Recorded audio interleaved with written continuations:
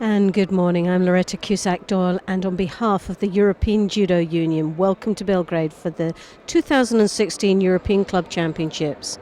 Today we will have the pleasure to watching 18 men's clubs and 14 women, representing 12 countries, all battling their way for a medal today, but more importantly a place in next year's prestigious Golden League event, which takes place this year in Grozny in Russia. The competition is to start at 9 o'clock for the women and approximately 11 for the men. So I hope you'll enjoy the final EJU event of the year 2016. So please sit back and enjoy, as I predict that this will be a very exciting day of judo.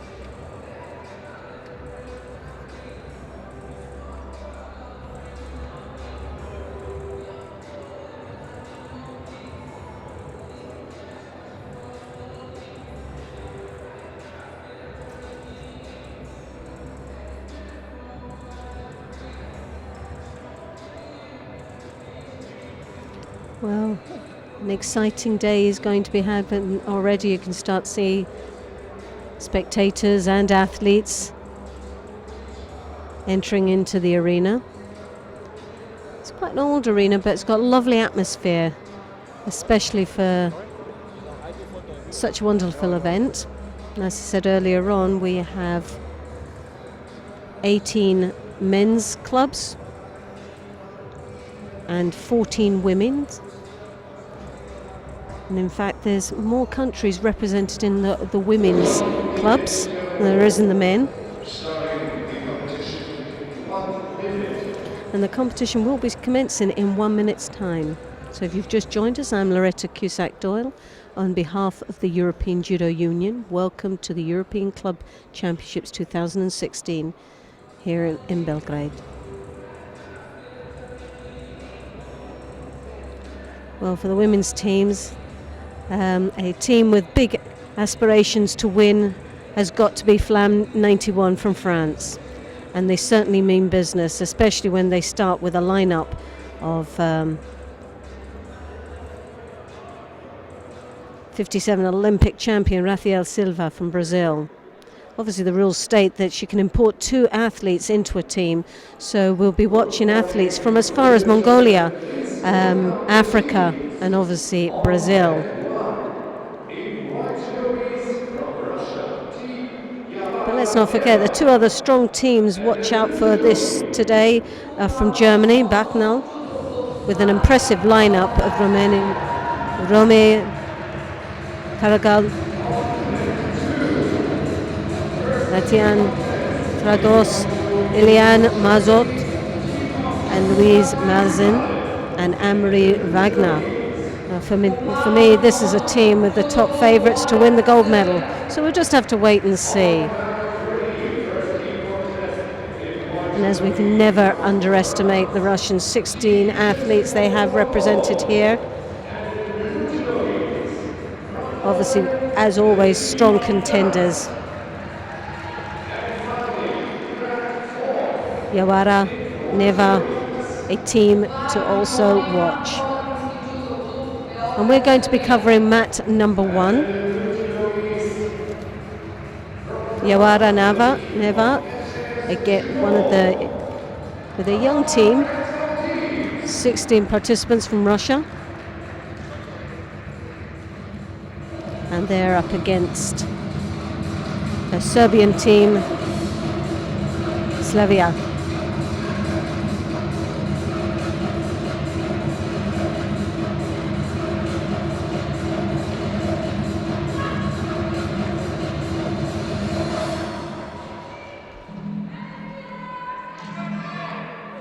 Well, there's always something very exciting about a team event and the atmosphere that it creates.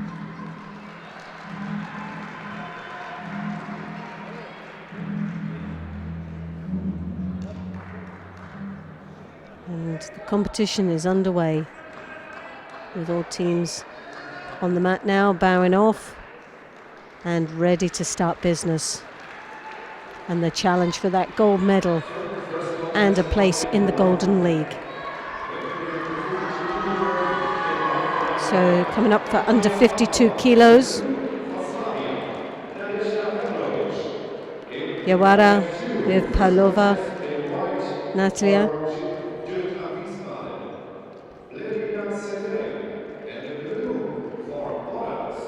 In the white gi, Petrovic from Slavia, Serbia, in the blue.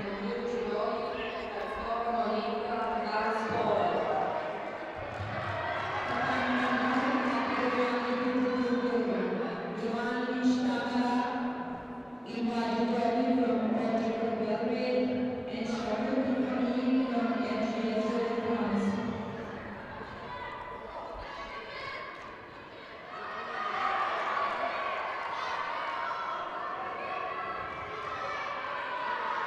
As we know from the past, it's not always on paper, the strongest athlete that seems to perform as well when it comes to a team event. It's all something about this team effort and supporting each other, and some just can't seem to cross over in a team event as what they do as an individual. Lovely sumigeish there, following through.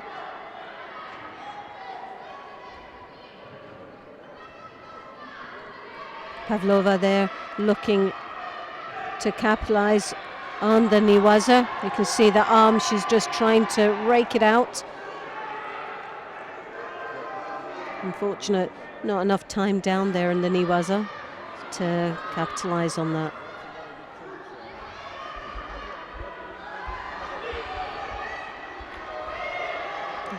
Again, both athletes engaged. A Makakomi attempt there as she rotates her opponent over.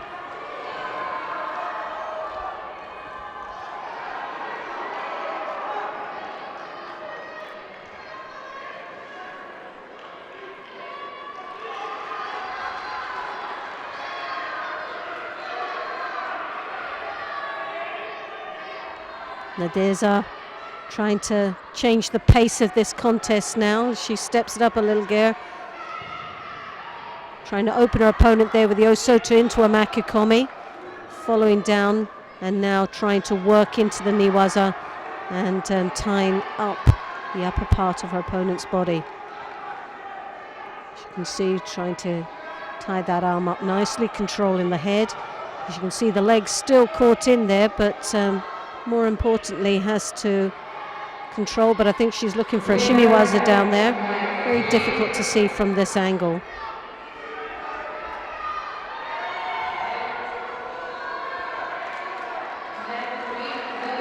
Well, a very close match between these two athletes.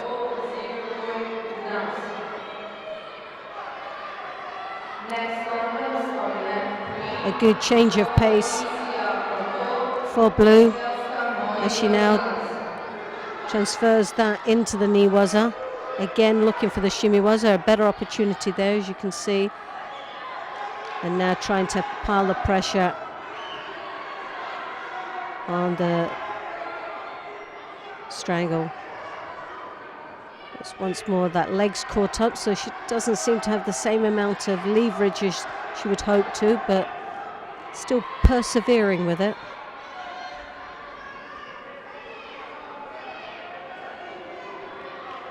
Natalia obviously under a lot of pressure, receives a second Shido now.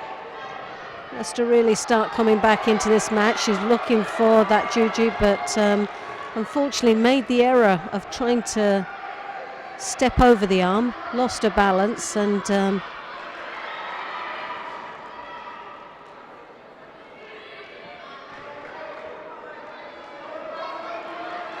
Nadiza there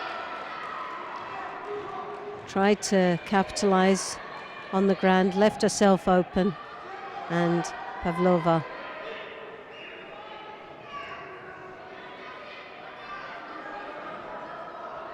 took that as the bonus after extreme pressure throughout this contest. Seemed to pull it back to take the first win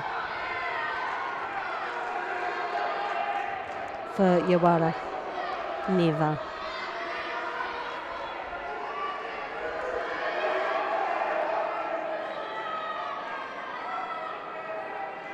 First gold medal for Yawara. In the result, Yawara Sanglasio. As much as Director 57 Yawara, Anastasia Kontina. In the blue side, Joanna Roach. So now we have Konkina in the white, Rogic in the blue.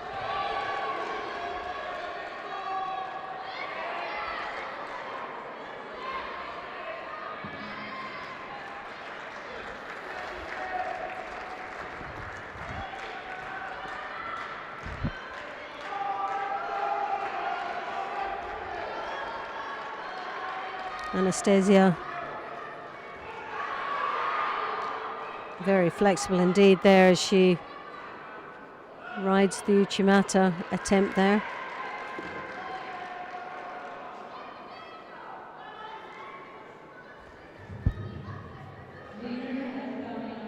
Anastasia Konkina in the white, left-handed athlete there as that arm comes over the back, but doesn't seem to capitalize on it as well as you would expect. Needs to secure that grip.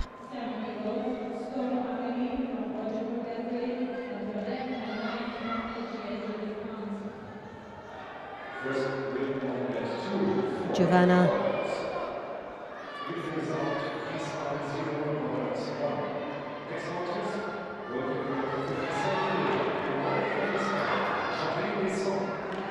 Rogic there. Slightly faster pace in this contest. Just seems to be just getting in that split second in front of her opponent, Anastasia. Again, that left arm comes up high, trying to get across the back of the neck. Doesn't. Once again, Giovanna hitting first with the Cianagi. Really unsettling Anastasia.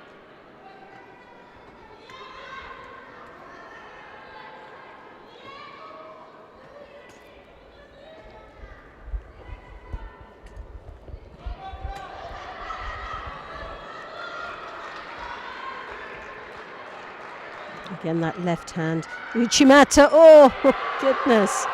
Well, there was an opportunity there, just lost control as the leg came through for the Uchimata.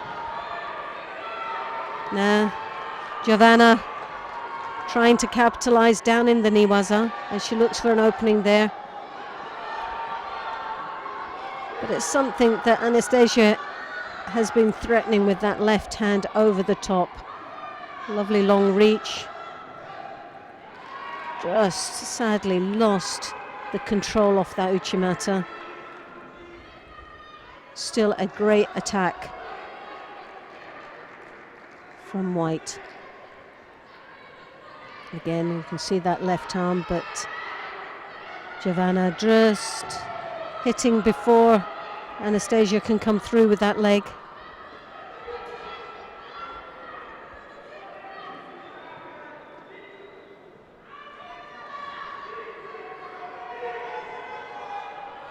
Again, as you can see it. Well, it's a real battle of grips here. Giovanna just picking her off every time. Just that slightly little bit faster than her opponent. Managing to avoid that Uchimata that's been threatening throughout this contest from Anastasia. You see that left hand as she draws in once again. Always makes the ultimate mistake there of the Uchimata and trying to come out. As we've seen many a time, a counter from that very move.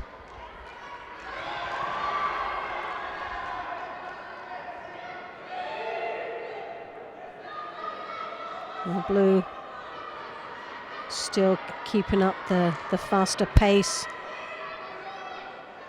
Very fit young lady. Has piled the pressure on and frustrated Anastasia throughout this contest. A real battle between these two young ladies. Once more with the drop Sienagi. Good movement, technically not as strong that I'm sure she would have hoped for, but still a good attack, keeping the pressure on White. And Anastasia's got to be careful that she doesn't receive a Shido. 6 seconds left in this contest. A very poor drop Sienagi attempt there from Giovanna. 0 points plus. Next partners, category over 70 kilograms. Well, seconds to go in this golden score now.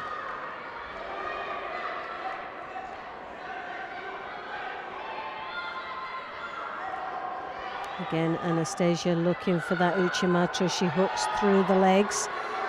Not got the left hand grip that she requires or is more comfortable with, but you can see shaking the head. She's totally frustrated with this match. Hasn't been able to control at any stage in the earlier minutes. Nevertheless, it's a real threat if she does connect, but there again is the counter.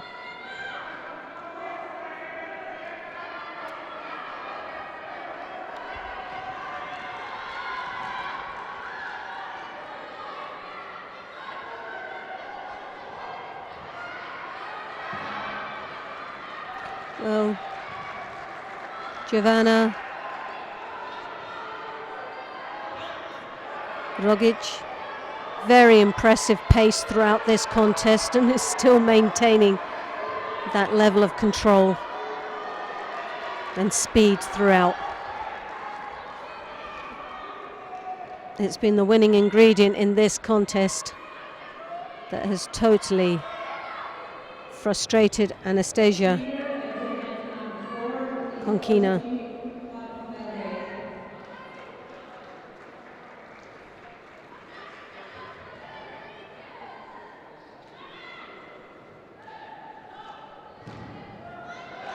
And that work definitely paid off for Giovanna, who takes the win for Slavia. So that's one each. Red one win for Slavia. So when is Japan 1, Slavia 1. Next contest, representing European in white for Japan, Ekaterina Valkova, and the blue for Slavia, Francisca Shadow. So now we have Katerina Valkova in the white, and she's up against Francisca Zabel in the blue.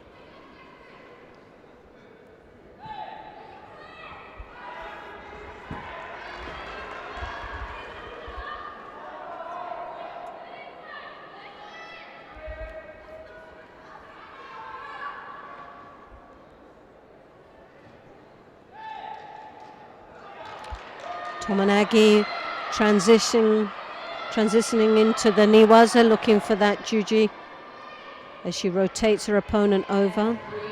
Valkova, nice move, piling the pressure on her opponent, Zabo. And a good opening attack there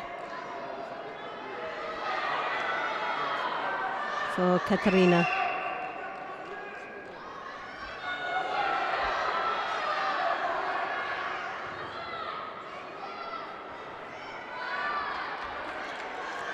This is the third match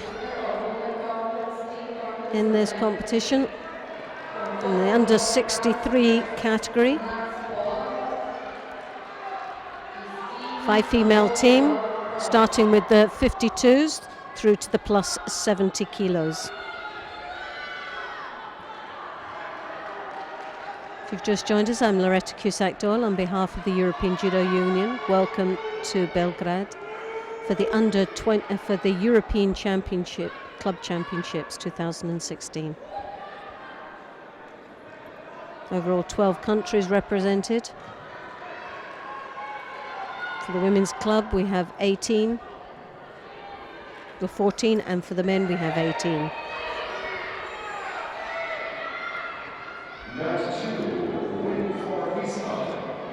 Next contest, in February 70 in white for Israel, Miriam Woodcock, and the blue for Wales, Nevada Lozic.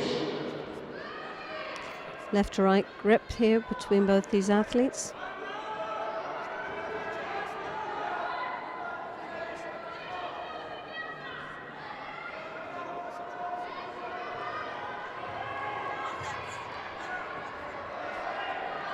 A little bit of lack of control there from Szabo as she turned her back her opponent. Now finds herself in a very uncomfortable situation down in the ground. Valkova piling the pressure on. 1 minute 45 seconds left in this contest. Very close match. A win apiece for both these teams.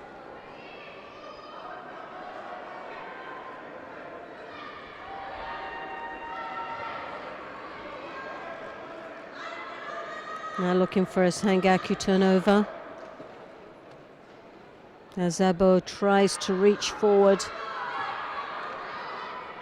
Really couldn't get that hand at the back of the heel in deep enough.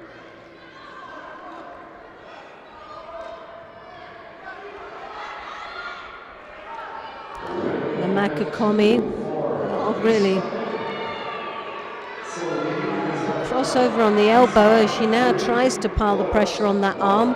It's looking very uncomfortable there for Valkova, who's rotating over. Now you're still persevering. Szabo, nice bit of niwaza there. Still has that arm for the Jujikatami. Just needs to start levering on the elbow, but Valkova did extremely well to get out of that.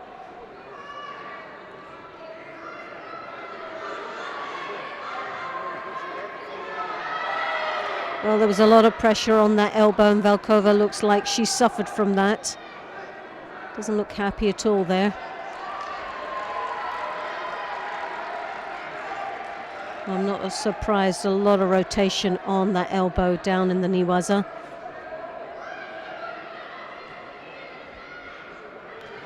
An attempt of a Tomonagi there. I say an attempt, but I think it's more a ploy to get into the niwaza.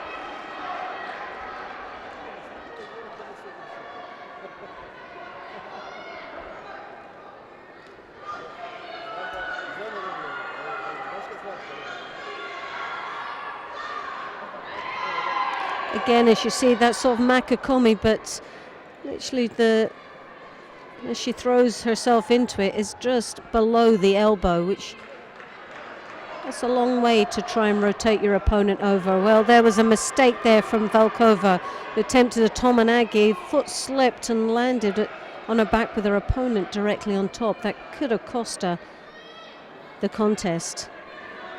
Now we're on to the golden score again.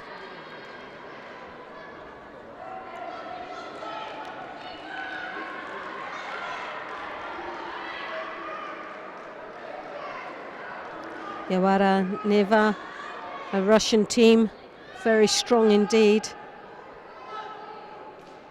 Slavia from Serbia. And the home crowd will be supporting this team.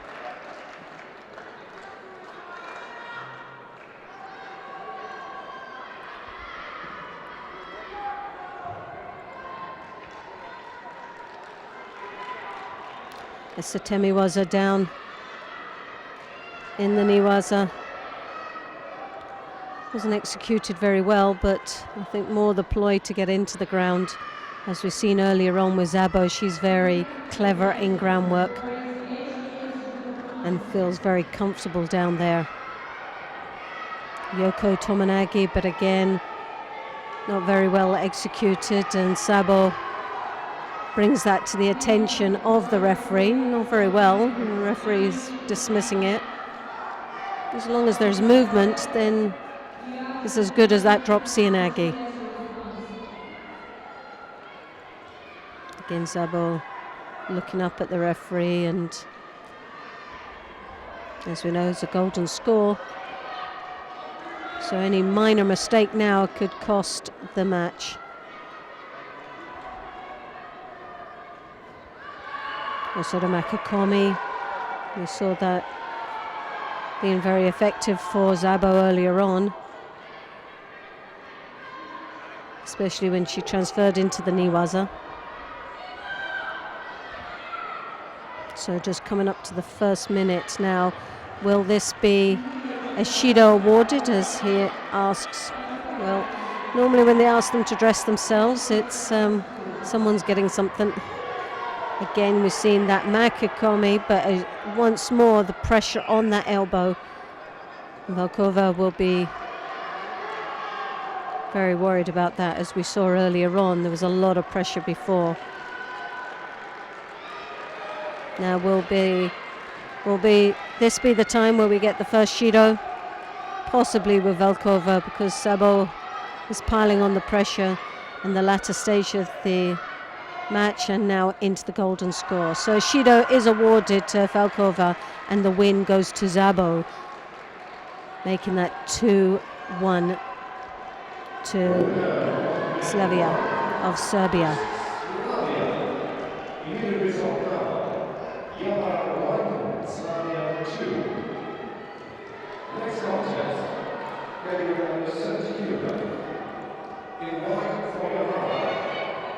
Elena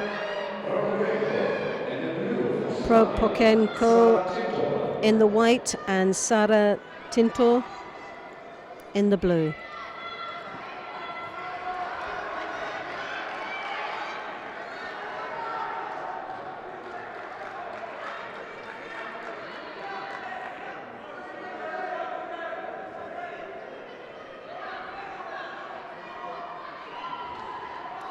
Oh, lovely combination.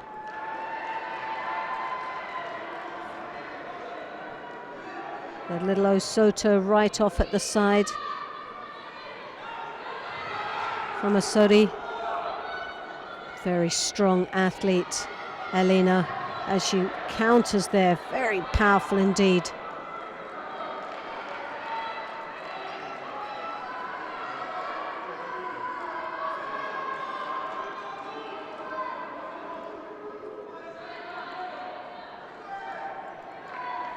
Prokopenko throwing that right arm over that shoulder, very powerful. They're hooking in from Sara with the Ochigari, changing it to the Makikomi. Again, nice and deep.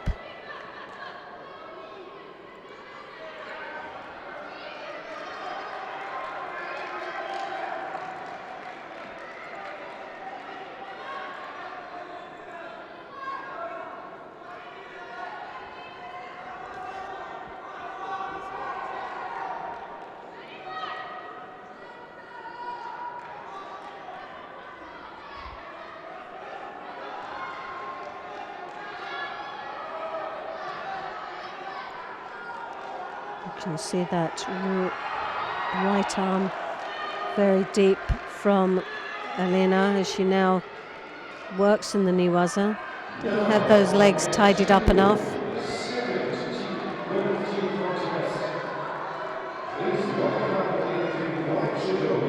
Well, Sara's up, ready to go.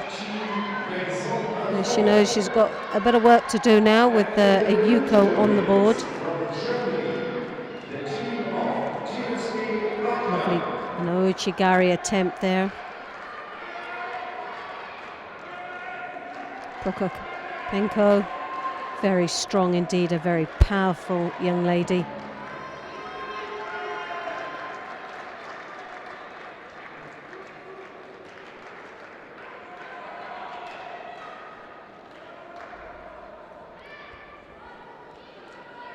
Right hand high on the collar there from Sarah as she tries Sodi into that Osoto we saw a little bit earlier on, this time more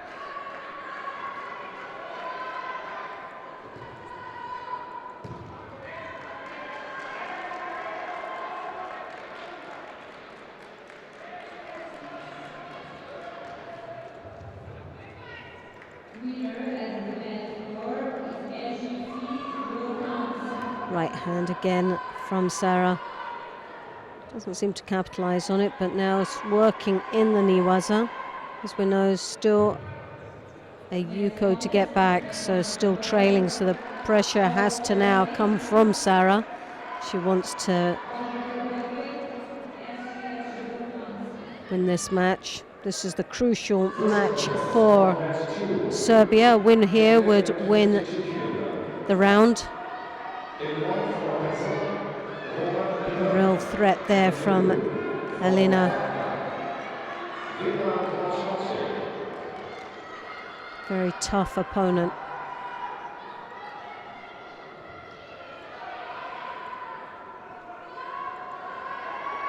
Again, the Ouchigari, we saw this earlier on. Very strong attack, but just doesn't have the drive off the back leg. Works again for the Makakomi. Some really good attacks coming from Sarah, but doesn't really have the opportunity to finish them. Elena proving to be a very tough, powerful opponent. Sodi rotates, follows through, looking for the Sangaku turn, keeping the pressure on, clock ticking away quite nicely, and keeping the win over to the side of the Russians.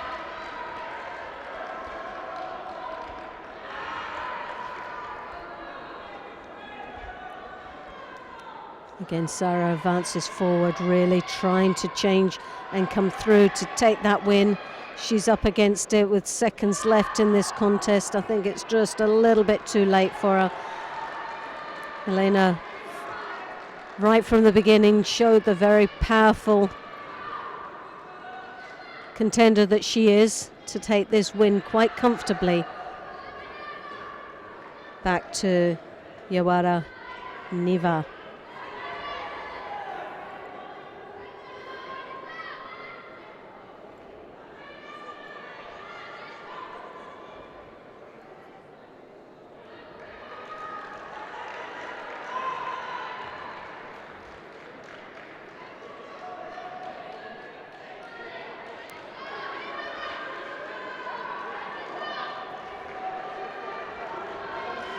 Well, it's 2-2, and it's now sadly down to the heavyweights, the plus 70 kilos. Shibizova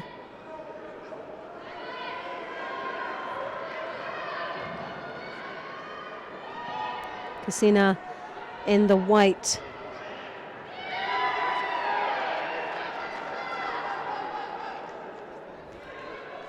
Kalalina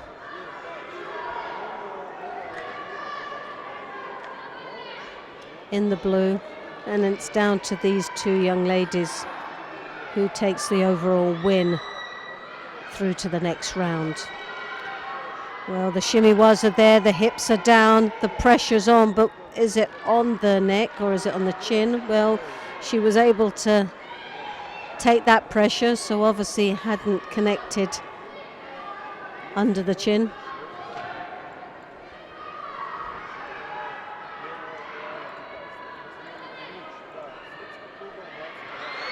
Oh, lovely close ippon attack there. Well, I wasn't quite sure whether it was ippon, but good wazari, but from this angle. I'm sure the care system will check on that, but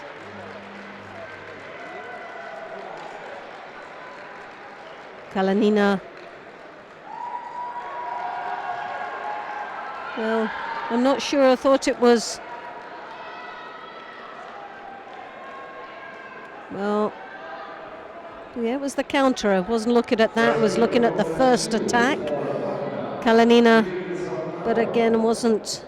Alfort 0, Wagner 1. Next contest, category up to 57 kilogram. In white. Well, it was definitely a counter. As we can see there, came round the back, and it was nicely rotated back to avoid the opponent. It was looking like white was going to get it, but definitely a good call from the referee of blue. It's just now deciding whether it was Ippon or Wazari.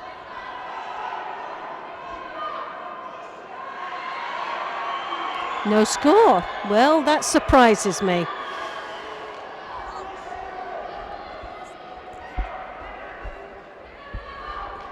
Well, there's a possibility with my colleague saying it could have possibly been out, and that was the reason why they didn't call it. But for me, at this angle, it looked like it was definitely a counter-attack.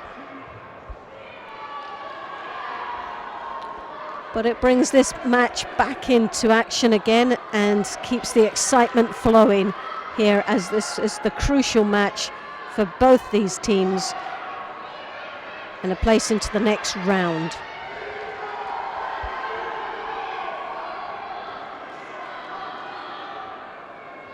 Kalanina looking there for the Niwaza and the Shimiwaza.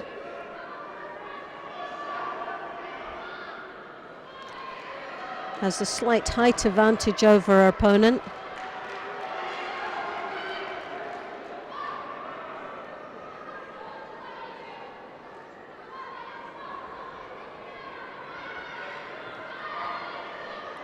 That right hand high collar grip there, controlling the sleeve nicely. A combination of the Tai Toshi and Ouchigari, then the Kosota. A flurry of attacks there, keeping the pressure on her opponent.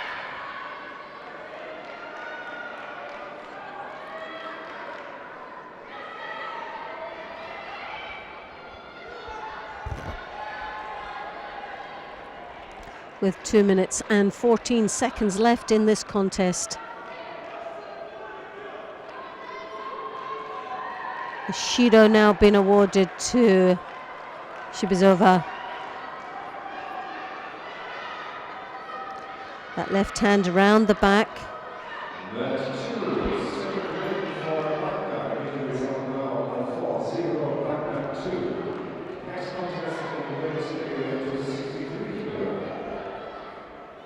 In white for Eloise Labushi, and in blue for Wagner, Lissy Gibbons.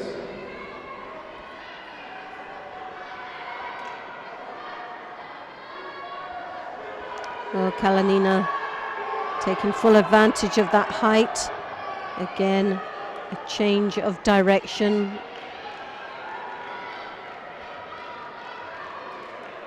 Needs to have more control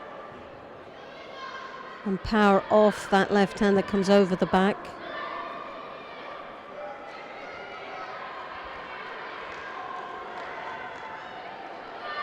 See that right hand there coming across on the lapel, blocking out the left grip of Shibazova.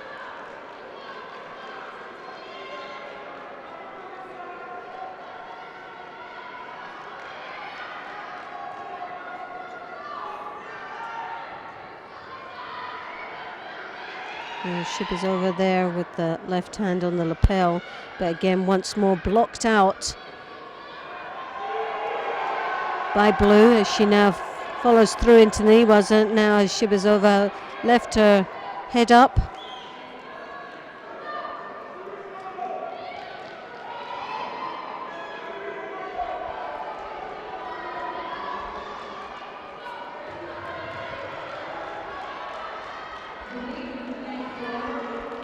Well, the excitement is going right to the end with 1 minute and 5 seconds left in this contest. Kalanina there, and a desperate attack from Shibazova.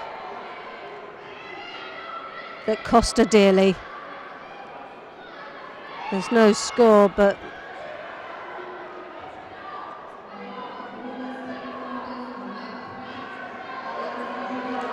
attacks like that are not clever indeed, so she has to be very careful on how desperate she becomes. It's only a very small margin, but still with 45 seconds left, the clock's ticking away, and now Shibazova finds herself in a very difficult position now in the Niwaza as the clock ticks away and Ishido on the board. Kalanina is just going to tactically take this win back to her club. So just under half a minute left. Coach Kunsei controlling. Another Shido awarded as Shibazova needs a score now. And we have seen it with seconds to go, but does Shibazova have anything left in the tank? Well, based on that attack, possibly no. And once more finds herself in the Niwaza. And this has got to be the seconds that's required to win this match for Kalanina. And she'll be delighted with that. As you can see in the background, so is her club mates, over the moon with it.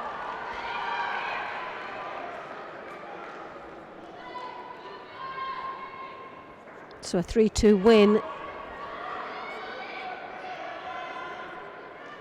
goes to Slavia of Serbia and a place in the next round of this knockout.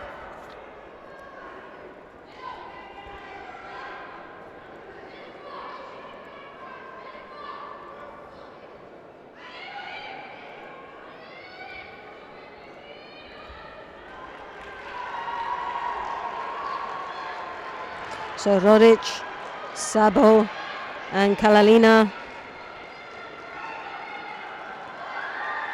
3 wins to 2, Pavlova.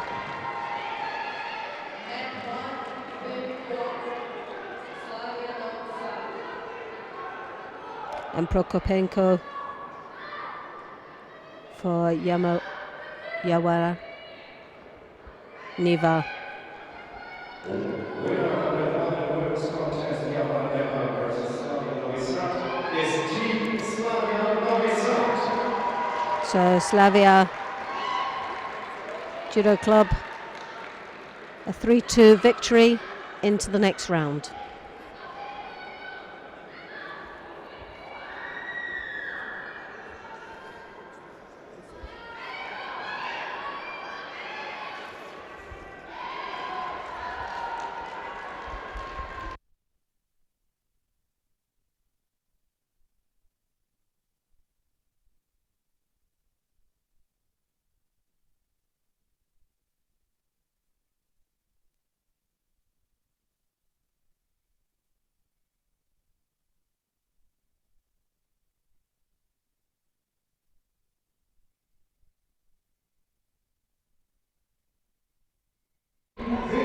So that was a very exciting start for the day. If you've just joined us, I'm Loretta Cusack-Doyle on behalf of the European Judo Union. Welcome to Belgrade for the 2016 European Club Championships. Today we have the pleasure of watching 18 men's clubs and 14 women, and representing 12 countries, all battling their way for a medal today, and more importantly a place in the next year's prestigious Golden League event, which this year takes place in Grozny, Russia. And the competitions obviously started at 9 o'clock, but the men's will commence approximately 11 o'clock, so we hope to enjoy the final EJU event of the year. The largest team we'd expect is from Red Star.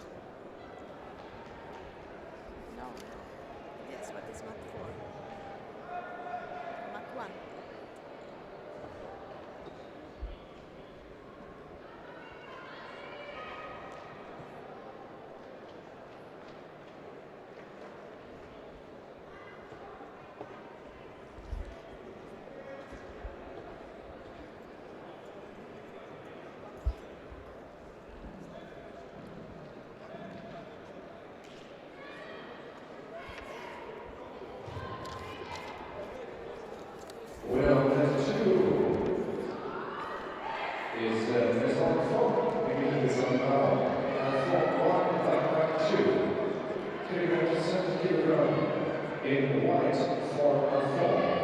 Trinity Boucher. So now we have in white Michael Vigna.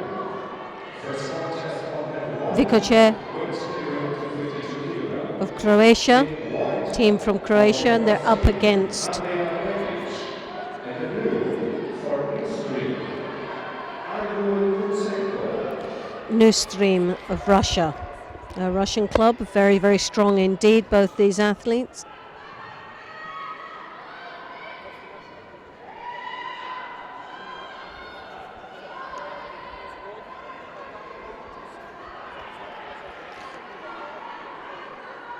Bekic Andrea in the white.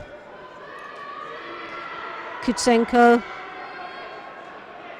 in the blue gi. Andrea taking the first Shido.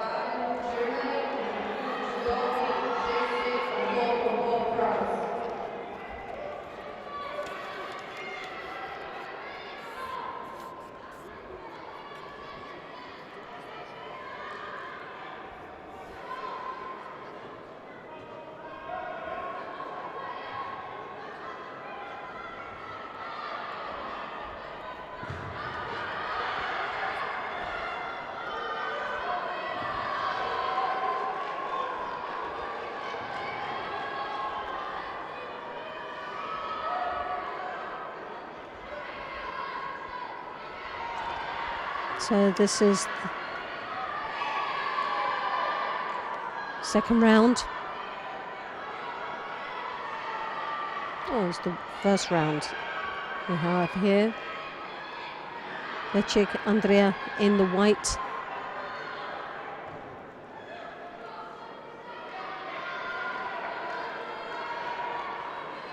Biju Kutsenko in the blue, very strong indeed.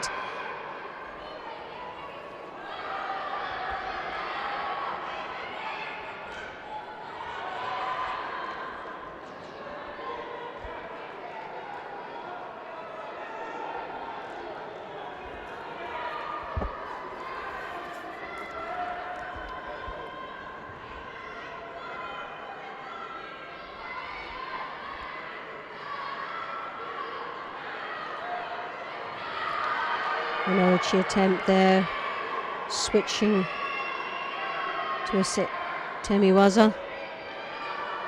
Didn't just have that final rotation using the upper body control.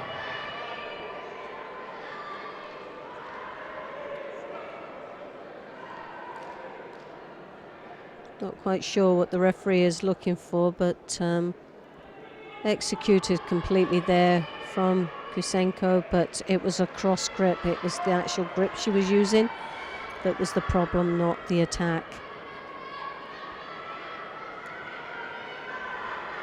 Andrea, the arm over deep into the Makakomi for a pon, and that was nicely executed there from Andrea, which takes the first win to Vinkovice.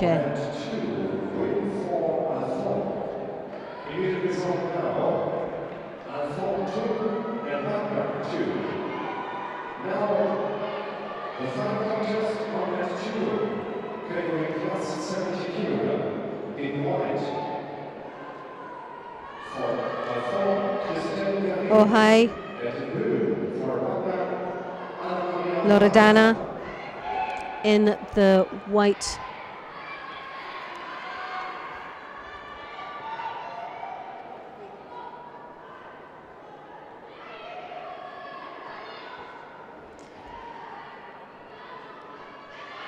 Mezechekia Daria in the blue.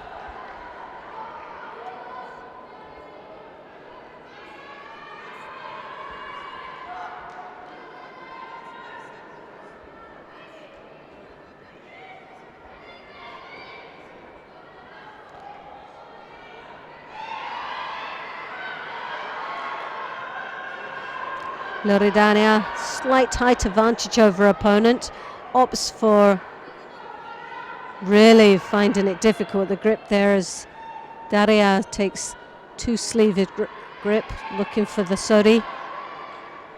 Very strong indeed, a little powerhouse this one. Very strong indeed. Controlling obviously those sleeves to avoid that long arm and reach coming over the back. Breaking down any advantage of the height difference.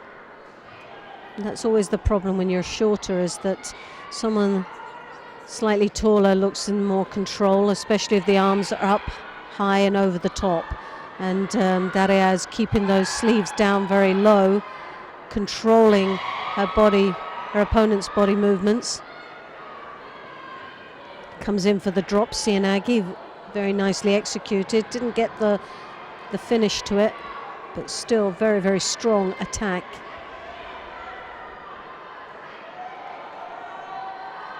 Loredana there taking the first Shido. Like that.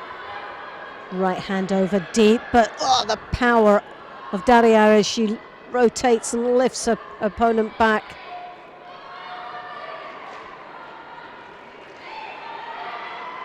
Very well. Great anticipation.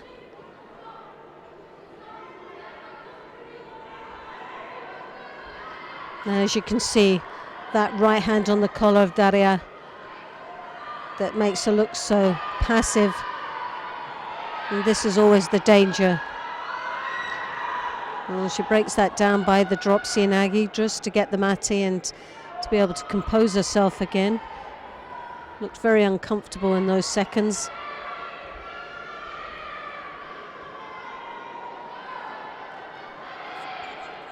Oh, a lovely Ashiwaza. Nice drop Sianagi again.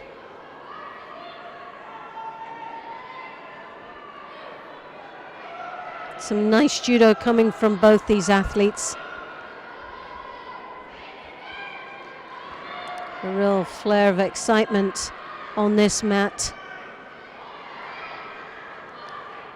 And a nice repertoire from both the athletes. Well, Daria takes her Shido, so it's one apiece.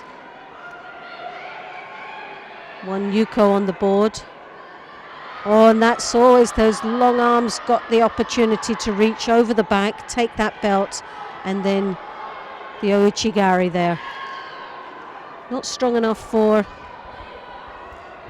the score, but still a great attack and piling on the pressure.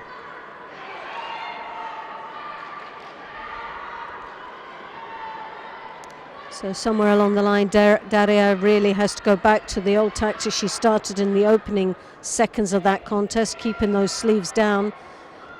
And she does so again, which you can see controlling her opponent's right sleeve to avoid the arm coming over the back, which has always been the danger, but it's trying not to look passive as well, which she has done there, taking the second Shido.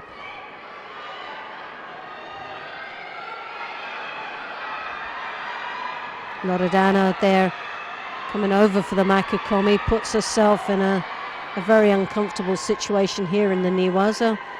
With 28 seconds left, Daria using the clock to keep her opponent down. Tactically with that Yuko on the board keeps her in the lead. But as we know, there's a real pressure there.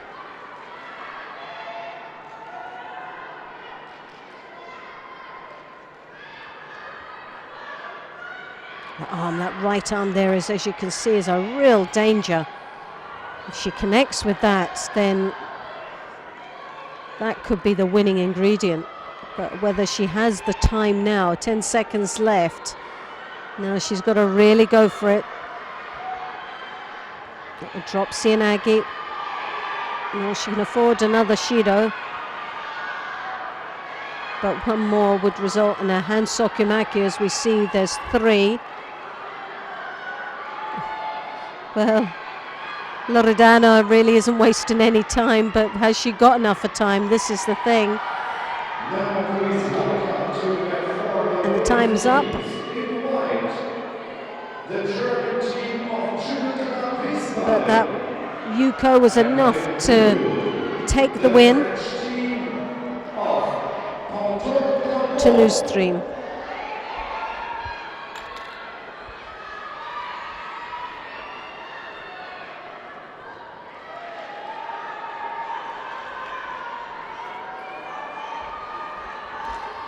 So it's 1-1.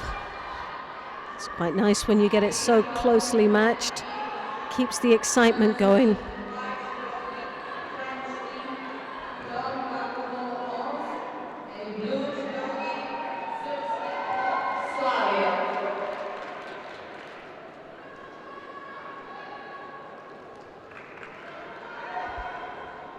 So now we have Mišković, Hazabegovic, 63s in the white gi.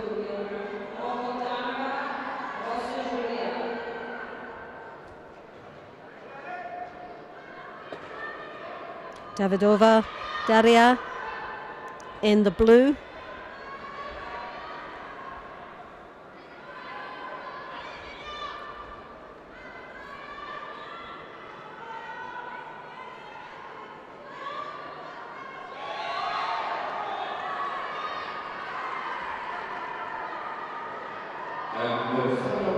Mariana.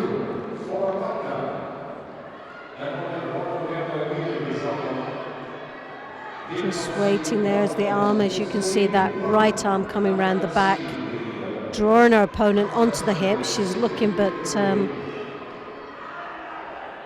Davidova again, very strong, good attack down there into the Niwaza. No score, but looking for any opportunity down to capitalize while she is there.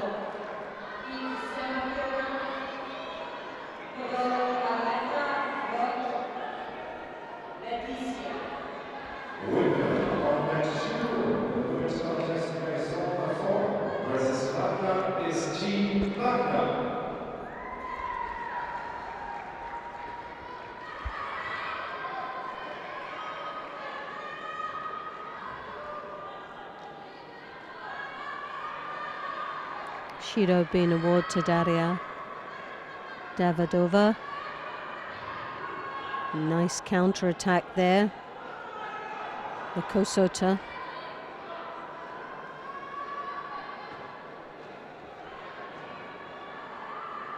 Again, that just didn't connect with that left hand. It was nice and deep over the back there from Davidova.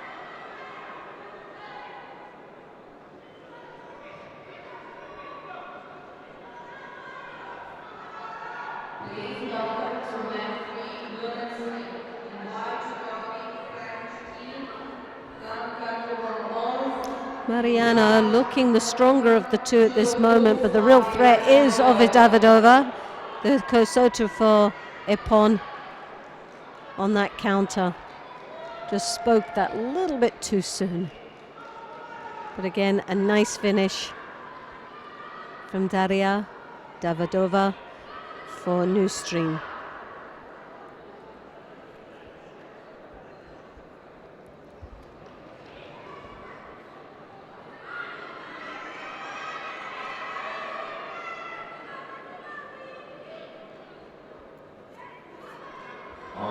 So now coming up we have Carla Prodan, the under 70s.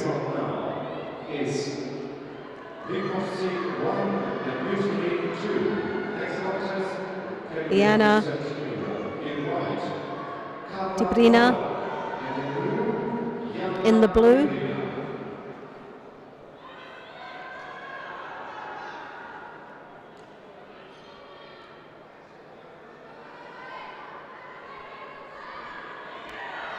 Sumigesh attempt there from Carla.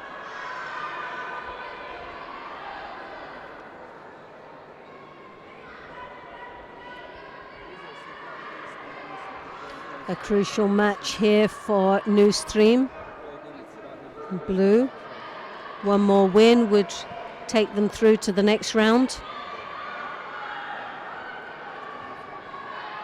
And Diana Debrina is piling on that pressure for that win.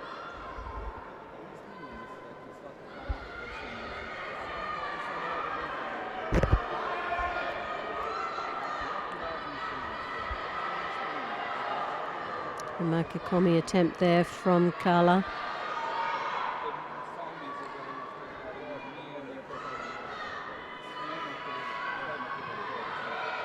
Diana looking for the Jujikatami. As you can see, the pressure is on that arm.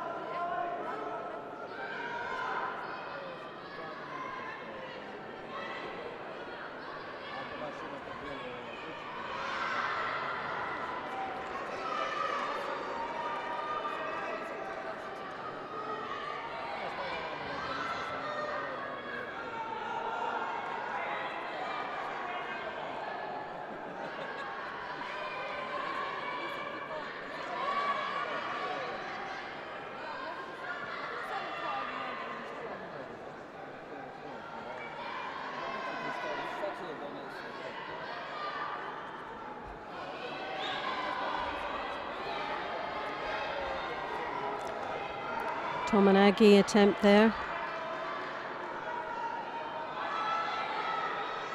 Diana piling the pressure on. Still no score for either of these athletes. Still very even, but it's a crucial match for New Stream. This would take them through and take the pressure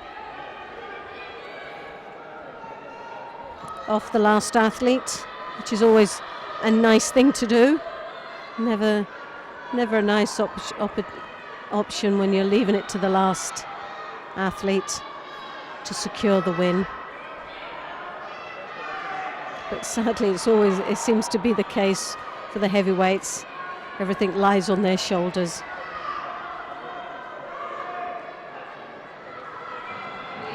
Amaka Sotomaka Komi there. Debrina blocking it quite nicely. Didn't see any opportunity there for her in the Niwaza. Just seemed more relieved to get off the Makikomi, but Debrina now with a Shido on the board with 1 minute and 18 seconds left.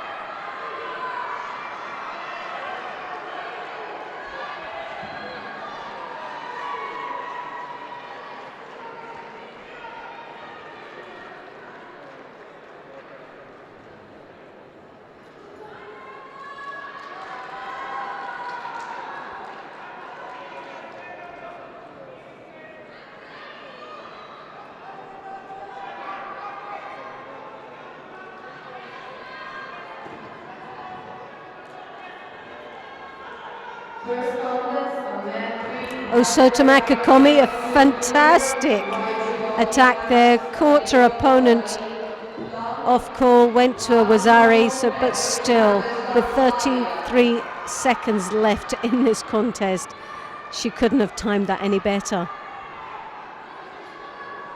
So Carla places her hands on her head. Sotomaka Komi, yeah, nice Wazari.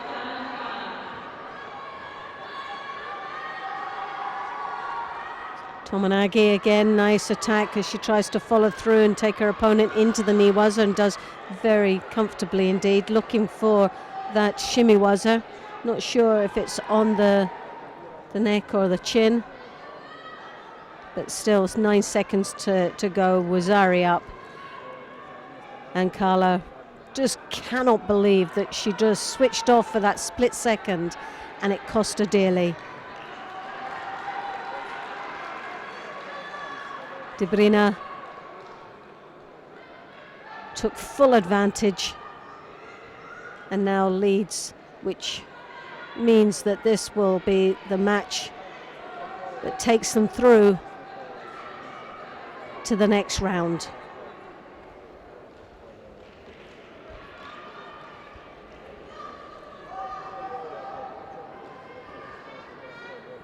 Now that takes the pressure off the heavyweights.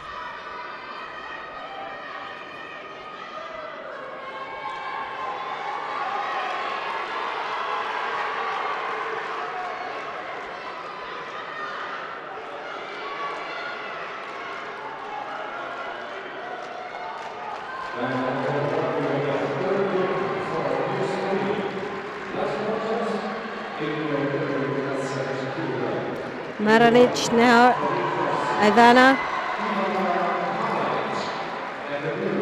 just about to approach the mat in the white.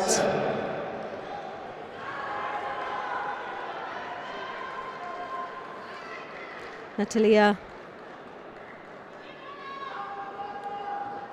Kazantsev in the blue gi.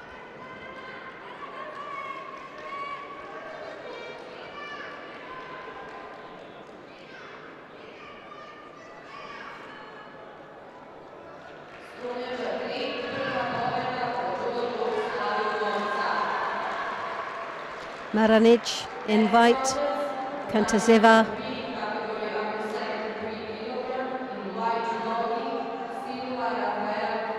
in the blue.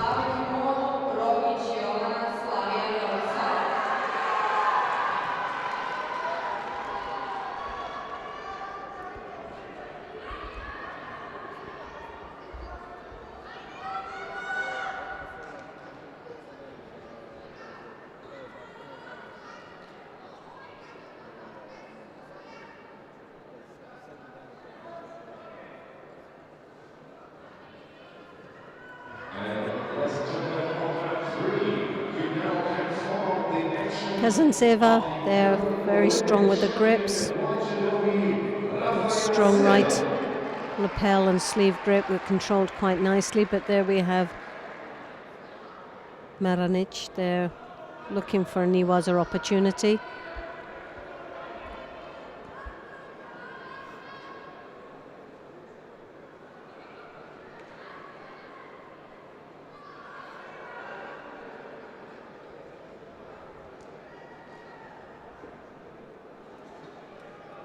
Kazantseva there with the left lapel, left hand on the lapel there, but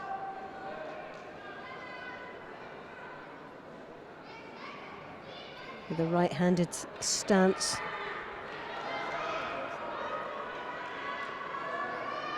Now switching the right, extreme right.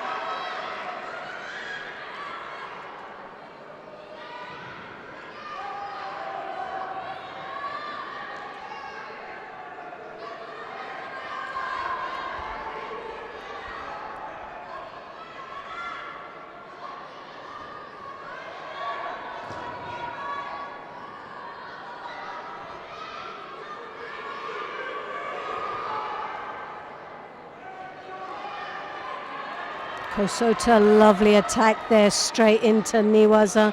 Doesn't even need it upon there. And to finish that off nicely for the team, a 4-1 victory from Natalia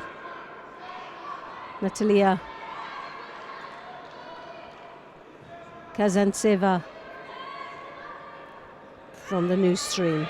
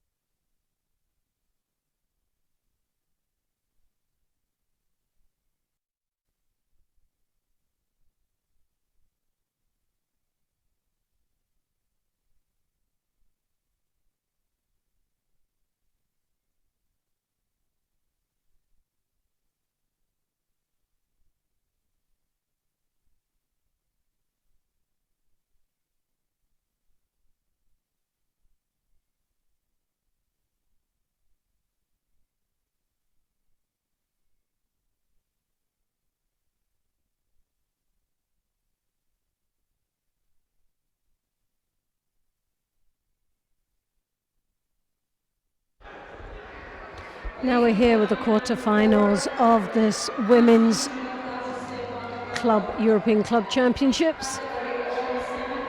Figaro Julia representing Club de Judo Valencia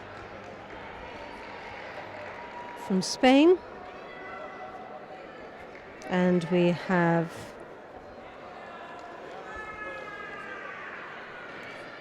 Freitas of SGS Judo, representing the country of France. And the win there goes to Julia Figaro,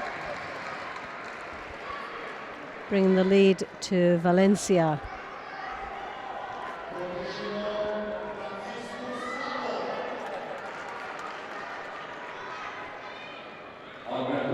Now we have Laura Gomez in the white, in the under 57 kilos, Letrodec,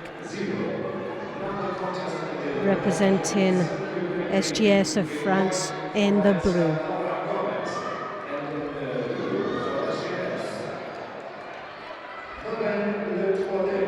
This is a quarter-final, a place in the semi-finals of this European Club Championships. If you've just joined us, I'm Loretta Cusack-Doyle on behalf of the European Judo Union. Welcome to Belgrade for the European Club Championships 2016.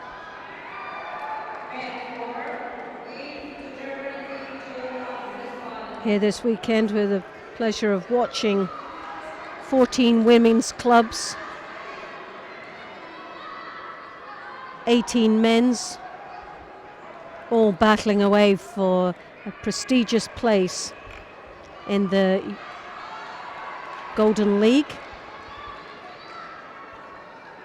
and obviously the title of European Club Champions. And Gomez is setting the standards high there, nicely controlling her partner into the Niwaza with the Yosokomi. As the time ticks away, Ipon scored, and the second win going to Valencia,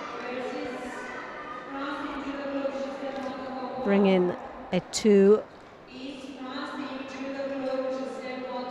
lead.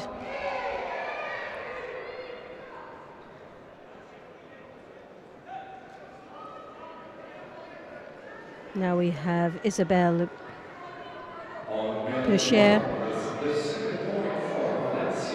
in the white. This is the under 63 category. And Yvonne Chloé of SGS France.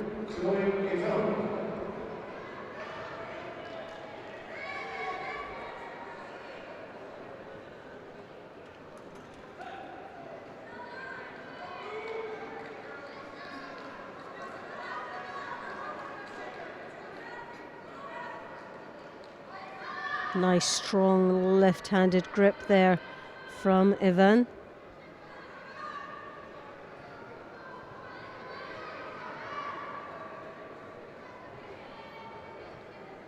As you can see, that left hand on the lapel controlling very nicely. Just taking her time. Isabelle looking very apprehensive there. Neither one of them, well, Chloe doing a little bit more than her opponent, Isabelle. And Isabelle has to start adding an attack here and there, otherwise she will pick up the first Shido. But that lovely controlling left-handed grip there from Yvonne is making it very difficult there for Peucher, which is lucky at the moment not to have picked up a Shido.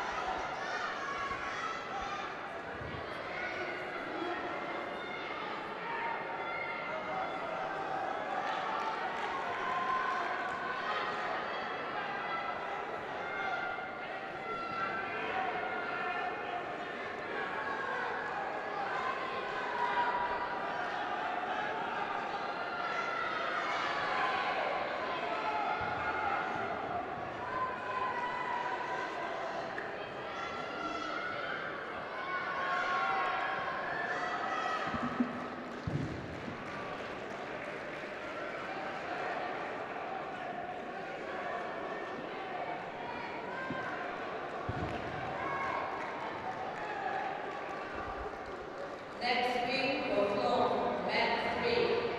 Immediate result, 2 floor, Guapuera, Slavia, Novi Sad. Next contest for the terminal number 3, category over 70 kilograms. The white judogi Papulka Antulia Floor, Catalina, Elisaveta, Slavia, Novi Sad. Now on mat 2, the quarterfinal in women's team competition. Please welcome the white judges, the Russian team of New Spring. And in blue, please welcome the German team of TSB Varna.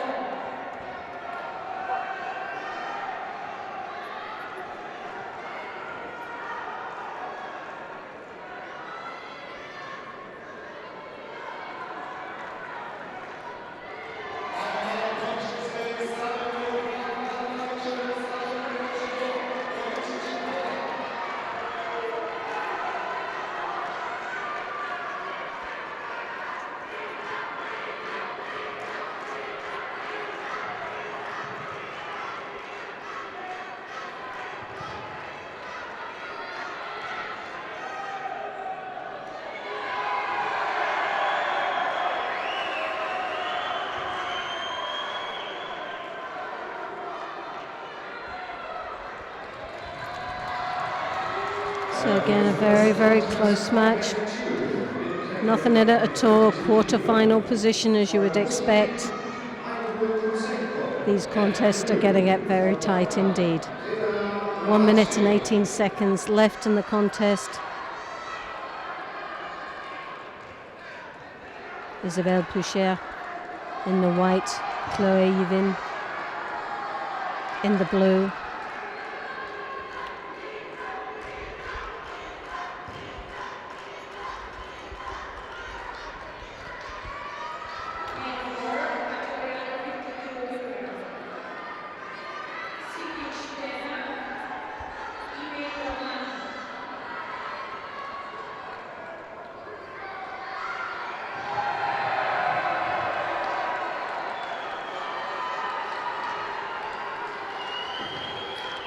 Also to Makakumi of the counter there.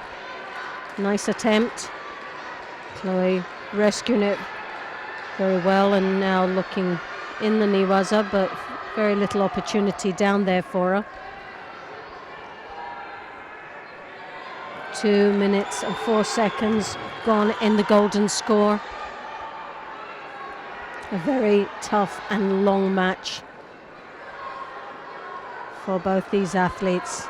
Great condition.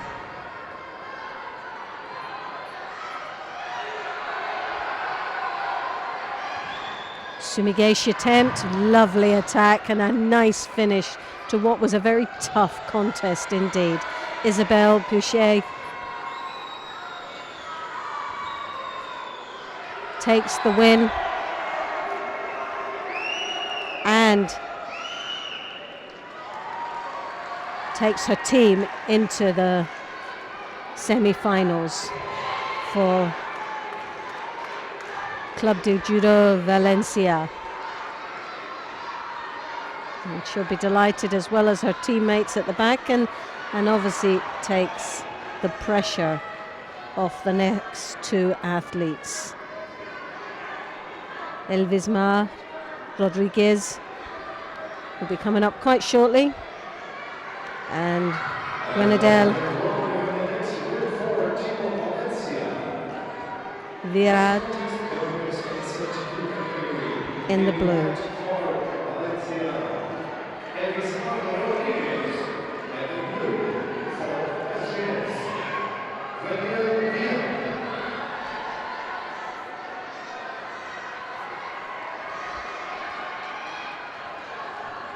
Virad in the blue, Rodriguez in the white.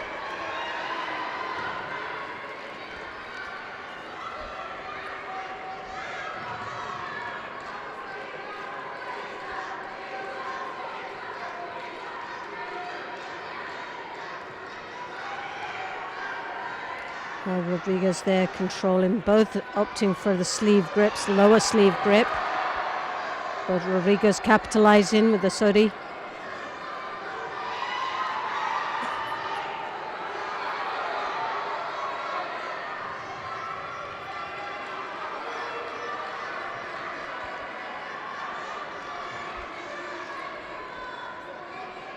Rodriguez around the back looking for the counter.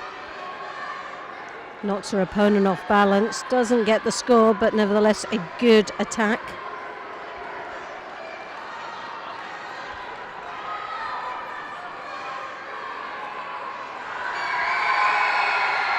As we know, the pressure off Valencia as they go through to the next round with the 3 wins already under their belts. But now it's, for SGS, it's about pride and not an overall defeat from what seems to be a very strong team from Spain.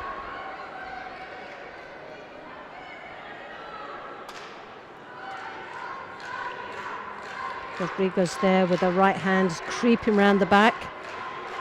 Nice control with an ashiwaza there from Virad.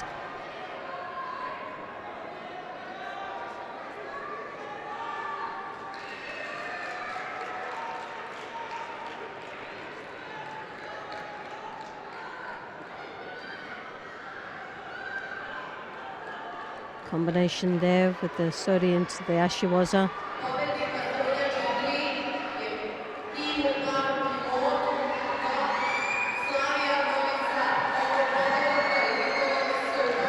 Rodriguez looking very composed there. Ouchigari attempt as she follows through, driving off that back leg.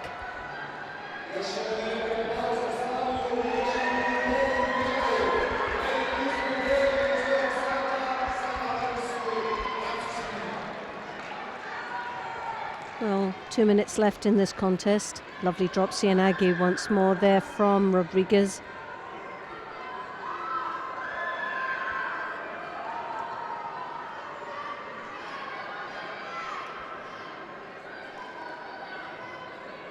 Gunella there with the Uchimata.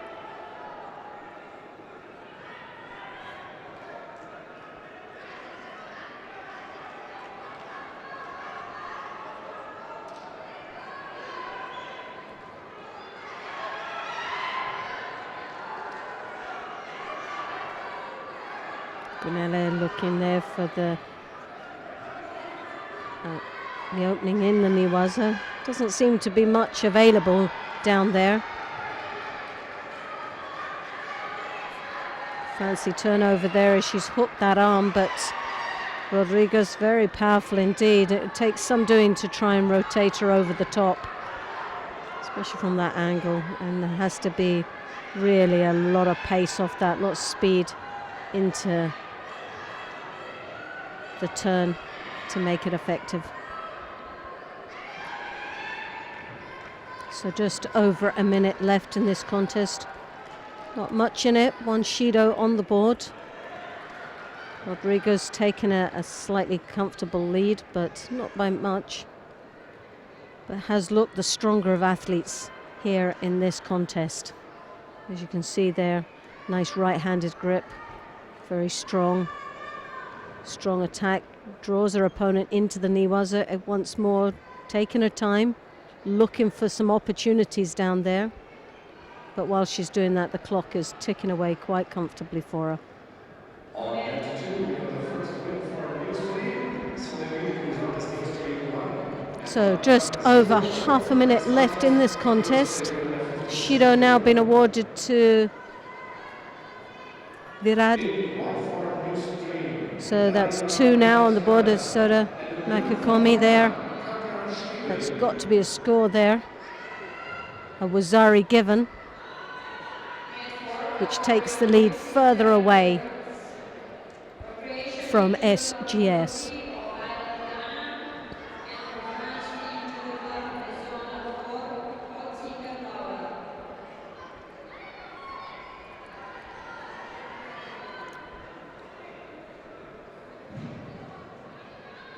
Nice touch of the Koichigari, but didn't have a real finish on it, but nice movement. So once more, another convincing win for Valencia, taking that to 4 wins.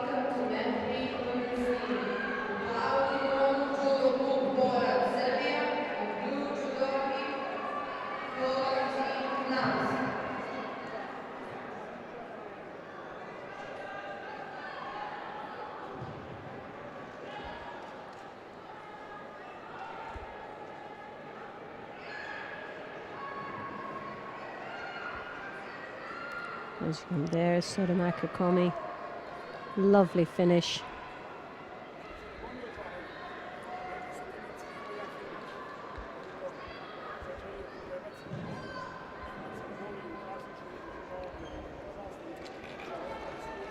Now we have to the plus 70 kilos, Rochelle Nunez in the white. A slight size difference here, slight weight advantage.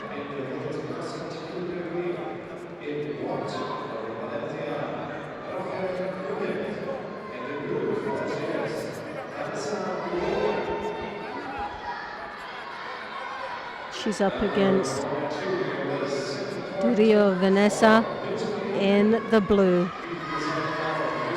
And Vanessa really with a lot of weight given away here. She's got to move her opponent.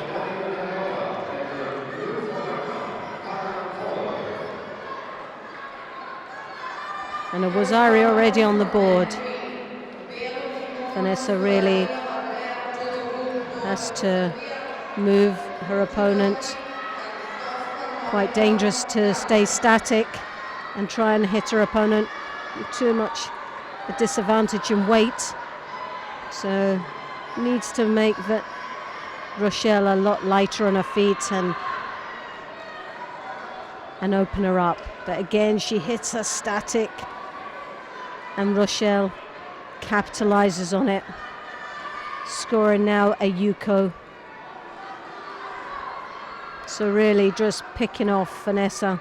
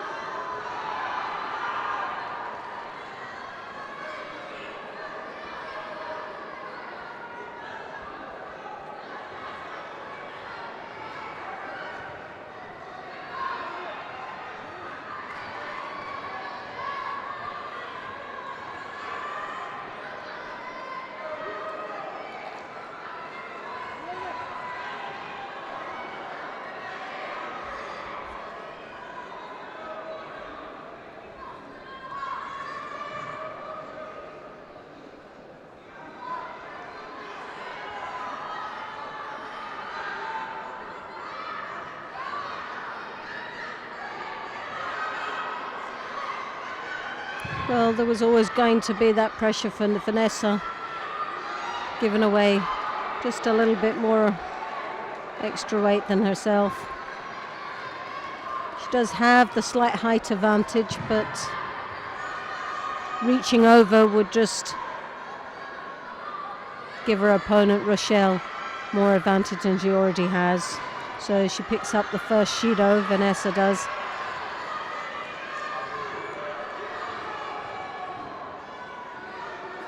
She needs to stay very grounded, but also trying to move her opponent onto the attacks. The more Rochelle will move, the lighter that she will be, in a sense, and the balance broken, but doesn't seem to be able to manage that somehow. We've just under a minute left in this contest. Nunez looks like she will maintain this lead.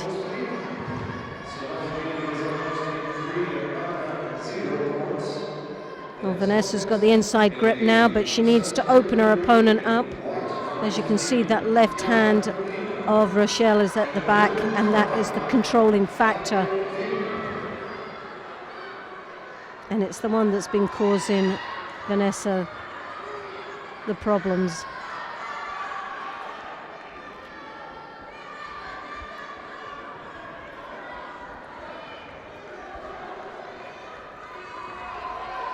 Well, a desperate attempt here from Vanessa to try and get back into this contest, but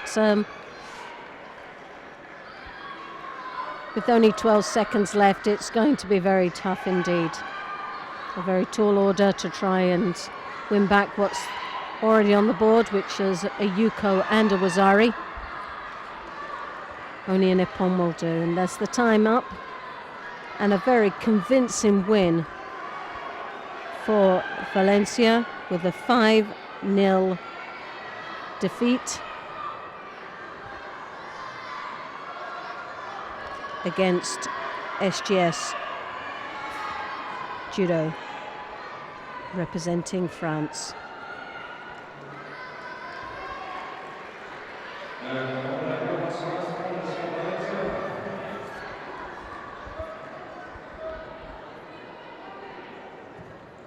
So the winner of the women's quarterfinal at 1, Valencia versus SGS Judo, is the team of Valencia and qualified for the semi-finals.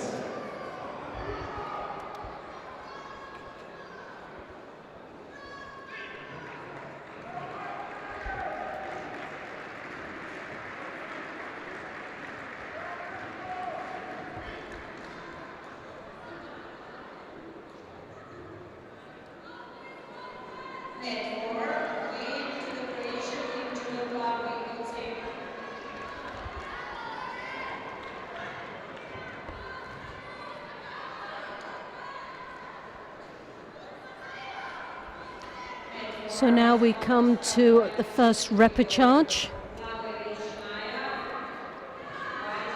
Yawara Niva in the white gi.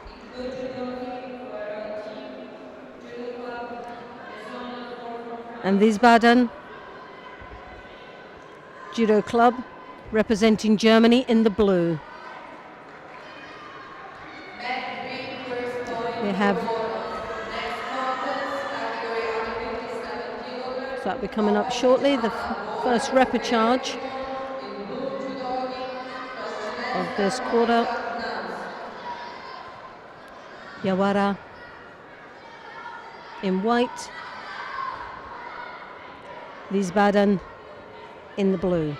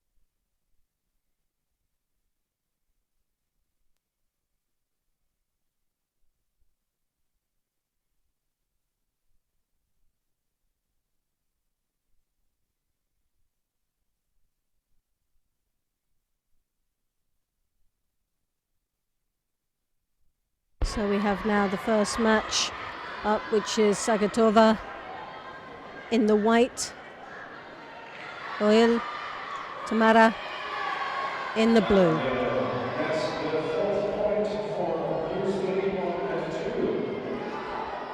And the last contest, plus 17 kg. In white for New Spain, Natalia Kazantseva. And in blue for Wagner, Ilya Piętecka.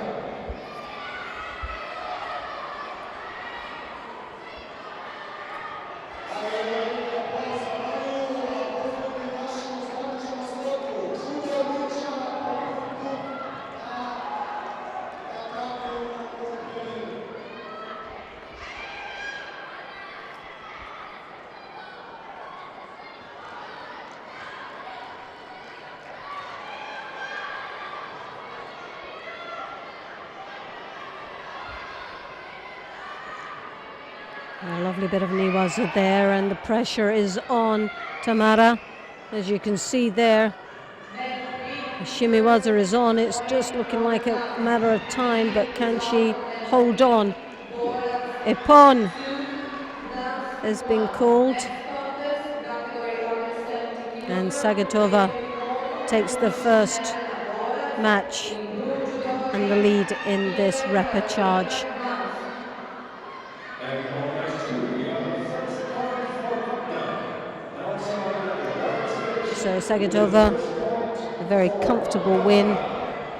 The result on that one now, Yamara 1, Venezuela 0. Winner of the Anastasia Konkina in the white now, approaching the mat. is the team of New Spain. Alita Qualified for semi-finals. Podolak in the blue. On match 2, sorry, match 1, the next contest in the 57 kg currently fighting Anastasia Konkina in white and blue for Israel, Alena Podolak.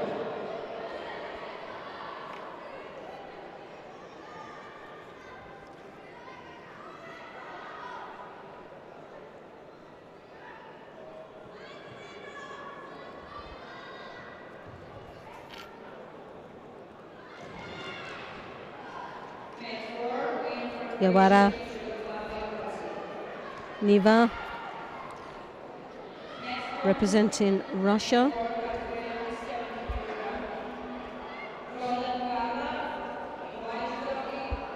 And Wiesbaden, representing Germany. Lovely counter-attack there from Podolak.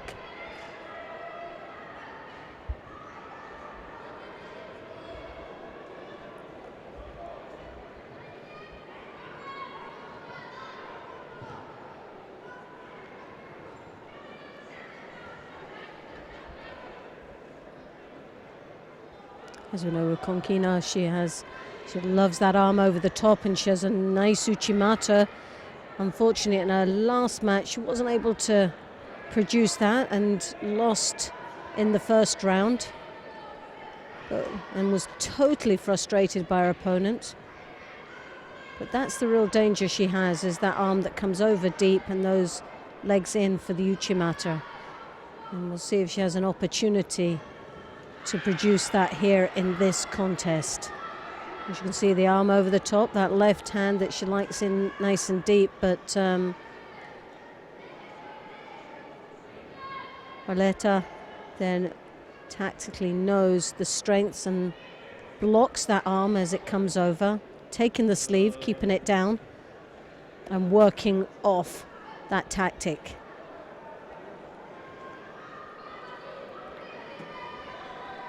Konkina again really frustrated, not managing to get across. So she is there nice and deep, but didn't connect with the grip. As you can see, as that arm throws in, the leg enters in for the uchimata. She hooks in for the ochi uchimata.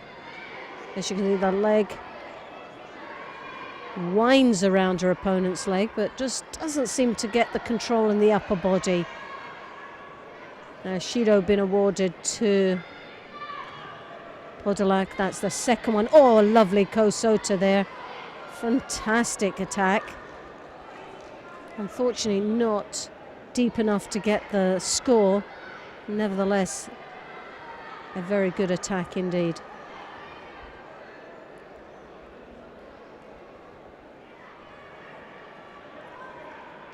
Anastasia there, as you can see that left hand has been held back, but as she perseveres, she's come in a little bit deeper, but still doesn't seem to be able to connect. Aleta tactically doing very well to avoid that deep engagement. Uchimata in again. Oh, that's it. We've been waiting for it, but it's not been forthcoming as much as she'd like. But as you can see, it's a very strong attack, and it's a major threat to any of her opponents if she connects. But it all relies so heavily on that left hand coming over deep, connecting as the leg's hooked in.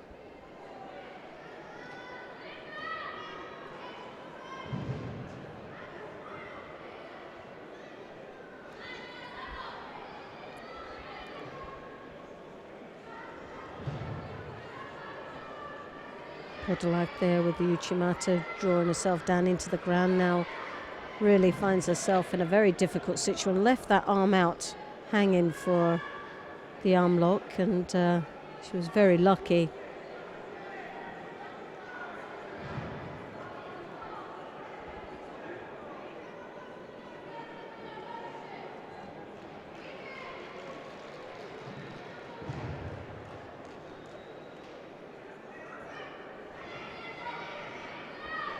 Well, Konkina Anastasia takes the win. I still think there's a little bit more in there. Just obviously is known so well and gets totally frustrated with that left hand. But we saw a glimpse of what she's capable of doing. But more importantly, she takes that win back to her side, which puts that little bit more pressure on Wiesbaden as they trail now with 2 losses. Match 3, win for Nuns. Immediate result, boys 2, Nuns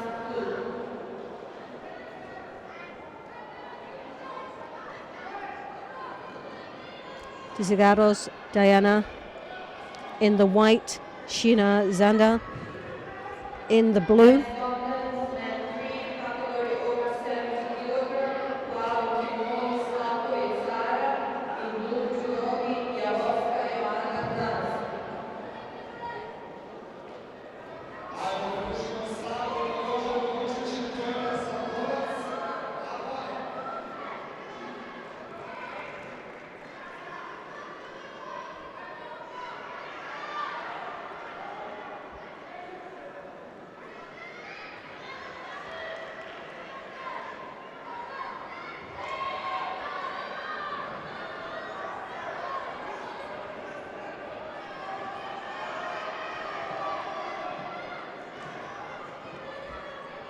Sodi there from Diana. Nice attack.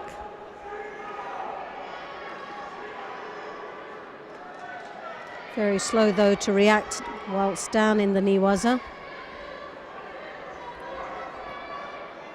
Sheena trying to capitalize down there, but wasn't too quick to respond. Sheena with a slight height advantage here in this contest. Will she use it to her benefit?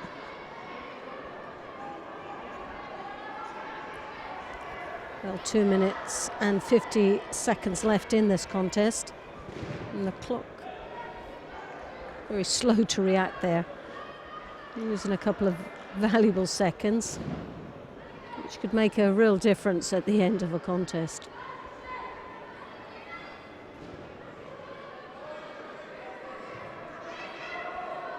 Now Sheena Zander bent over stance here.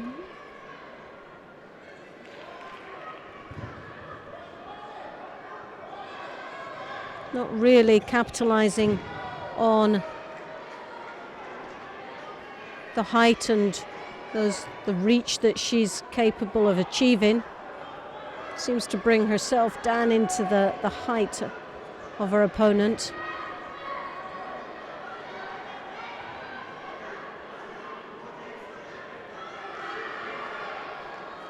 Obviously more concerned of tactically taking the sleeves.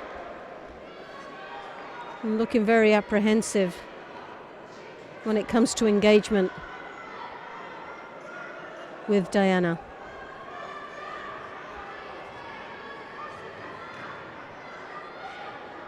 Once again, Sheena taking the sleeve grip.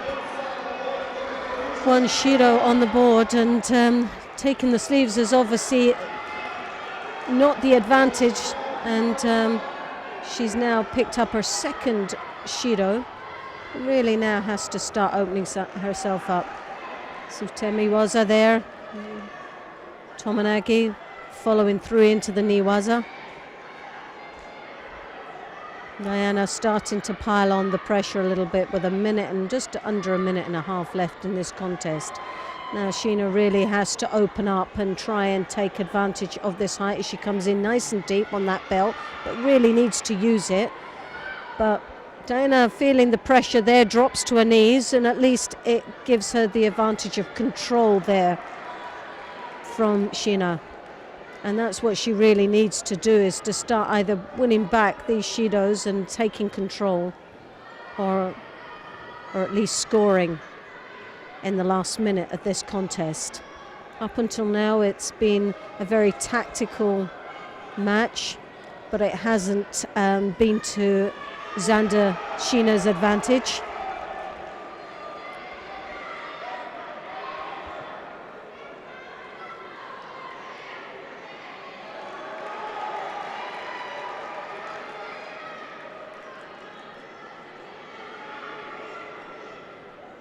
Zigaros there, very, very stocky, powerful athlete, and is just going to take full advantage of the two Shidos there that was awarded to her opponent. But Sheena piling on the pressure now.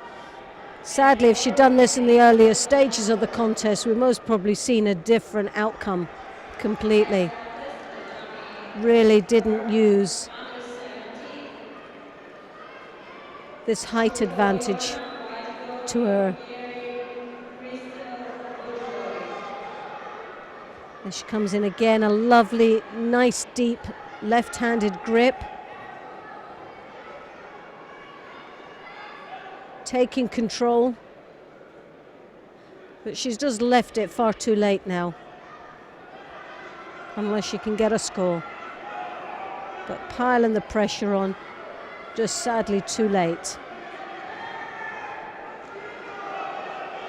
The Shido should be awarded now to Sheena Xander, but time was off, and the win goes to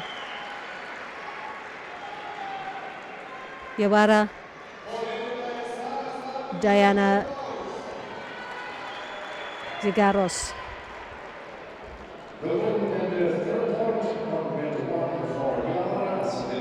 And that takes the win the next round of the repechage, leaving the pressure off the next two athletes.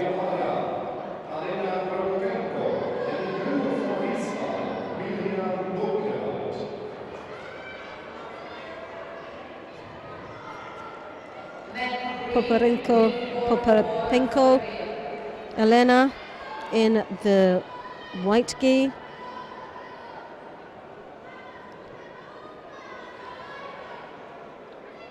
Bukrit in the blue.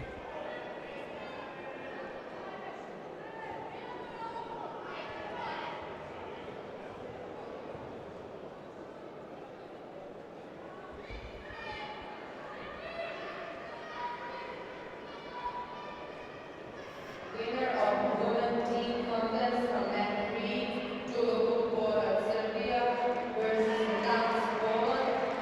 Makikomi there from Elena. We saw her in her earlier match.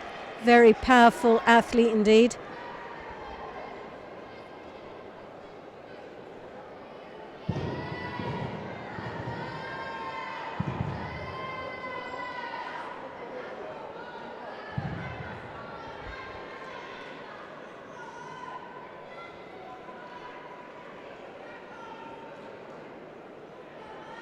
As you can see, Elena there holding on that sleeve, a lapel and sleeve grip, very, very strong. Leaves herself a little bit open there. That could have been quite dangerous. With a counter showing of an Osoto Gari. Those long legs of Miriam. As she hooks in nice and deep over the back.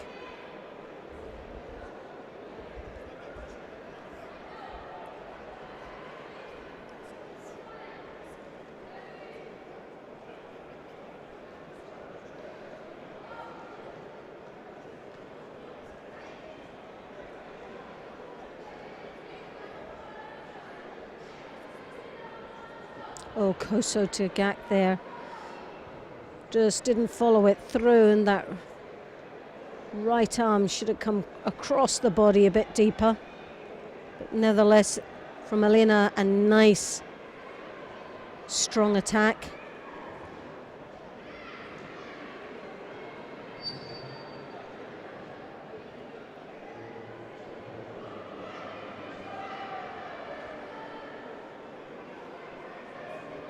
Elena Prokopenko, as usual, looking very calm.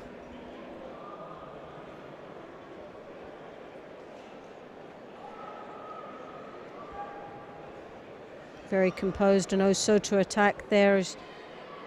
Throws the arm over the top, but the danger here with her opponent is the slight height advantage that she has over her. You can see that right hand deep over in the back. As she hooks him, now looking for an opening in the Niwaza with the Sangaku turnover. Unfortunate, didn't close in on the grips on the legs. Should have hooked in a little bit deeper in the back of the arm and controlled the upper body before rotating.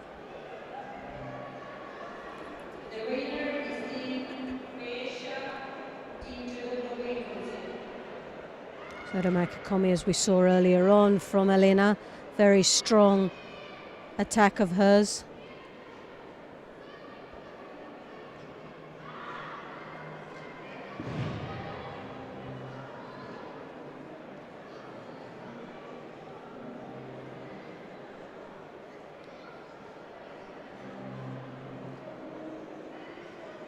Uchigari, their lovely attack. Once again, as she digs in deep, but just doesn't seem to get behind the back of the arm.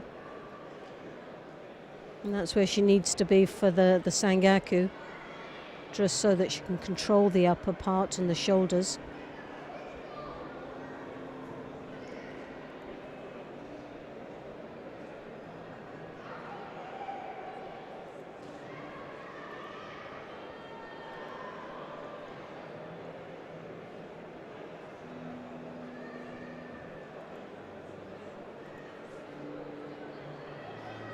Elena Prokopenko, not phased at all. She was so quite calm and chilled in this whole contest. Even under such strong attacks from Miriam. Those long legs as hooks in with the Ochi. Now we're going to the golden score. So far, a very strong contest between these two athletes.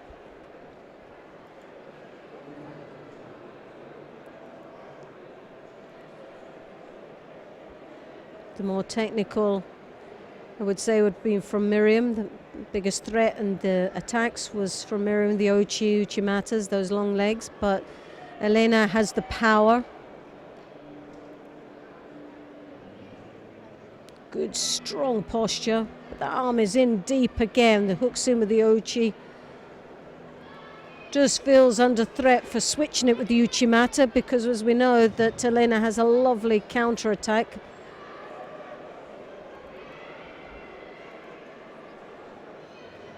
Kosota on both sides, fantastic. Change of direction, switching both left to right. Uchigari switching deep, and normally she would actually switch into the Uchimata, but just obviously doesn't feel comfortable now, and that's the Elena taking the win.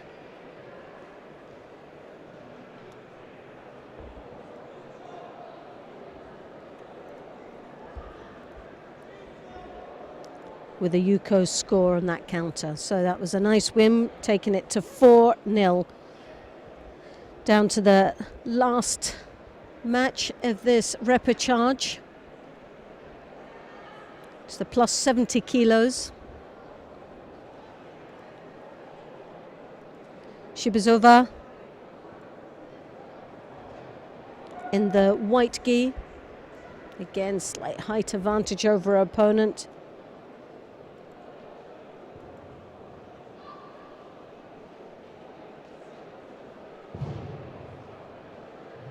Iranumaka.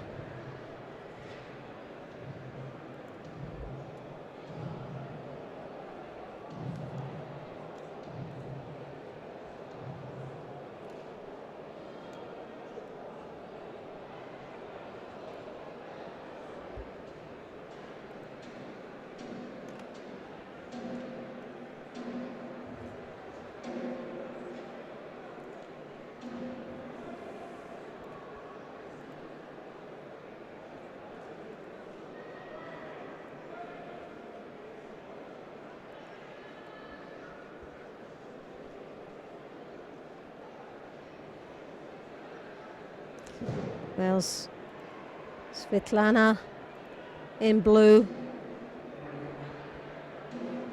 Slight disadvantage in the height, but is it a disadvantage? As we know, coming under the Cianagi, so she's got the size to come in powerful. And to the center of balance of her opponent, who obviously has that height, the arm coming over that left hand, digging in deep into the back. Drawing her opponent's head down deep, lower, drawing them onto the hips, looking for the opportunity again. What she needs to do is break her opponent's balance up. Akinsena.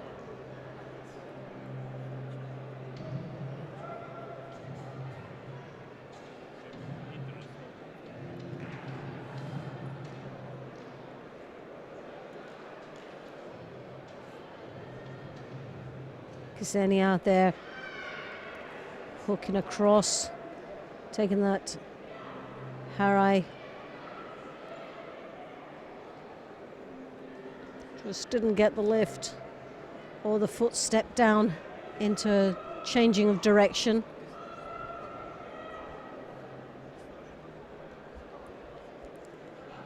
Oh.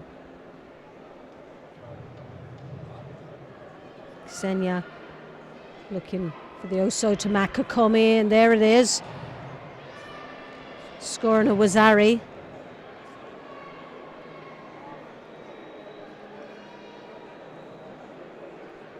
Shibazova looking for the Osakomi and takes that with Wazari Aseti upon. So a nice win. There's still 1 minute and 48 left. And an overall win for Yawara Niva.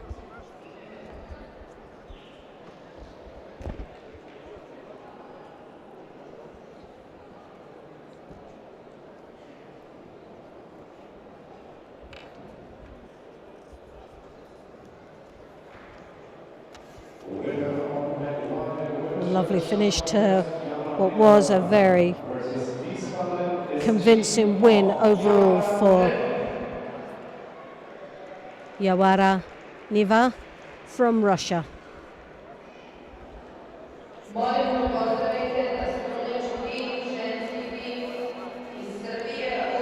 So we come now to the semi-final of this women's tournament, club tournament.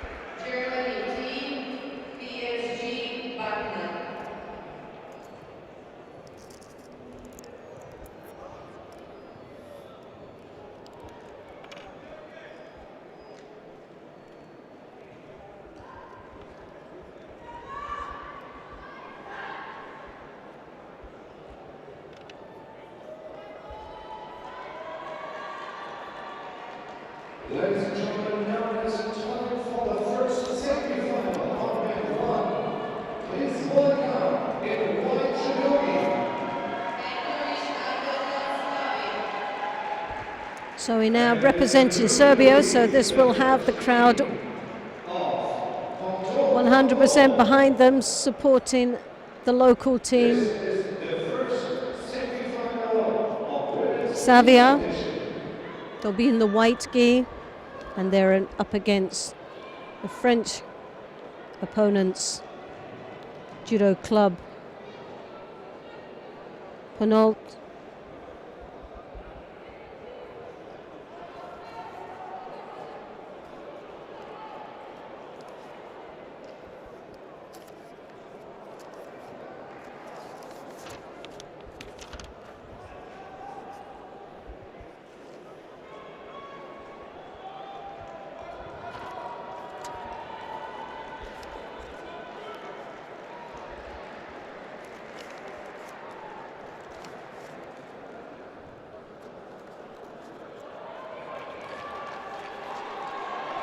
The first contest in the semi-final on mat 1. In white, for and in blue, for Portugal, Miki Watanabe. So we have Watanabe Miki, imported from Japan.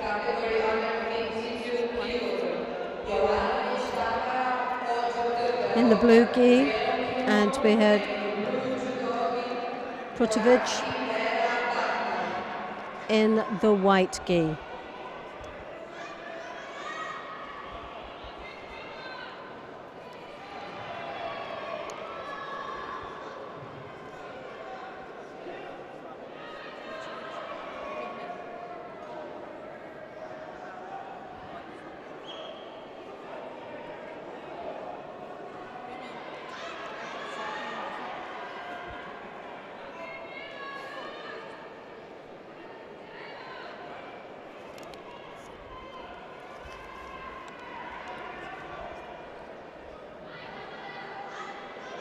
Oh, Watanabe there with that left hand over the top, nice and deep.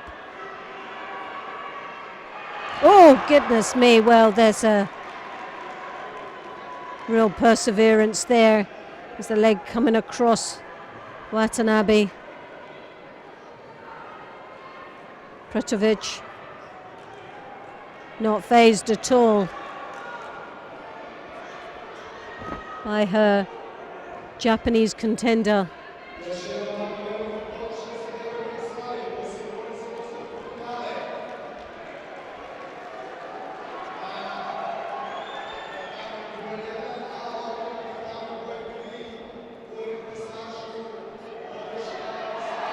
Ponto combo, as we know that the rules within this competition, they can import into their team from outside the club, and we've seen that throughout the day where we have representatives from Brazil, Mongolia, Japan and Africa.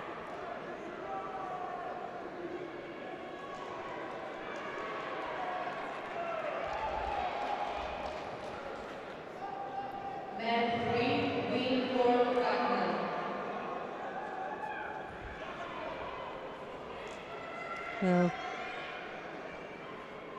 Miki Watanabe trailing with one Shido, looking for a Nippon Sianagi there.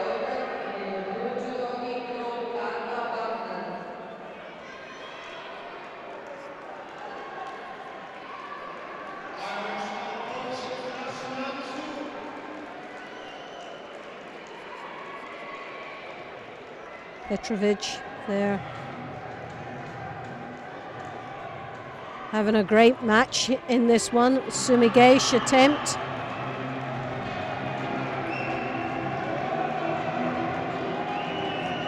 Watanabe trying to take claim for the attack.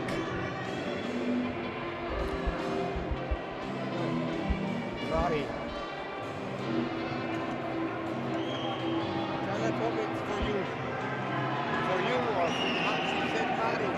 So this is the Mari. A nice strong left-handed grip as she's trying to control that head.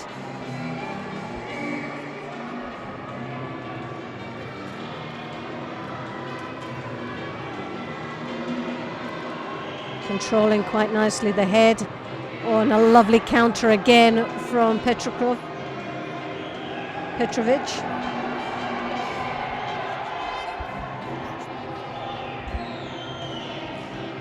Well, obviously they think that they'll dance while the music is playing, but quite off-putting, a little bit too loud here.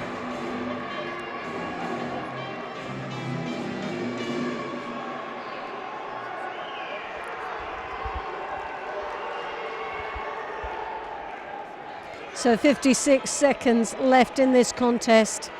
And like we were saying earlier, sometimes the higher profile of these athletes are based on their individual performances as athletes, and a team event is so much different. On paper, you would have most probably said that this match, even though it's still 46 seconds left and we can't talk too soon, but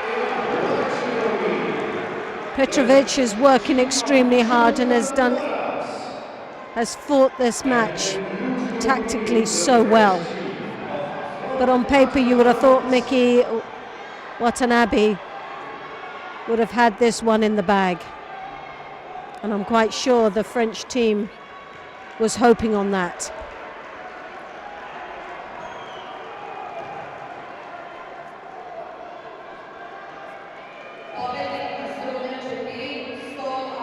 Well, Miki really piling on the pressure now with just 18 seconds left, but great composure from Petrovic, who works down in the knee waza and looking for the opening in the shimmy waza. Not sure, and it is there, but so the referee is going to let this go. But she just really needs. So the time up. Not sure whether she got that ippon. Doesn't look like it, but it was a matter of time. So Petrovic takes a very convincing win, a first one, which is going to be most probably one of the crucial matches of this semi-final.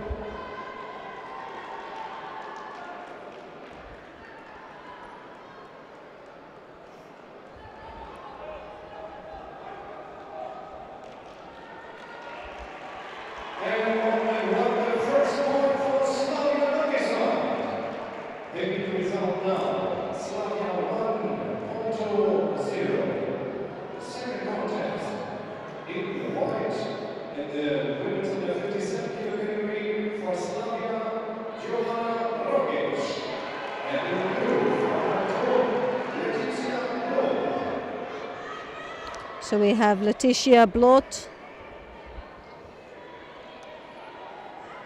Giovanna Rogic in the white, Lo in the blue.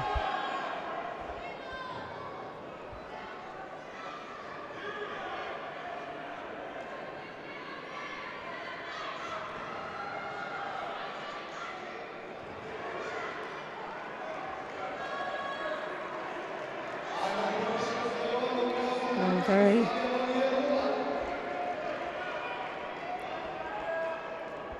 well, Shido going to both. Neither one wanted to engage and open up first. A Makakomi attempt there.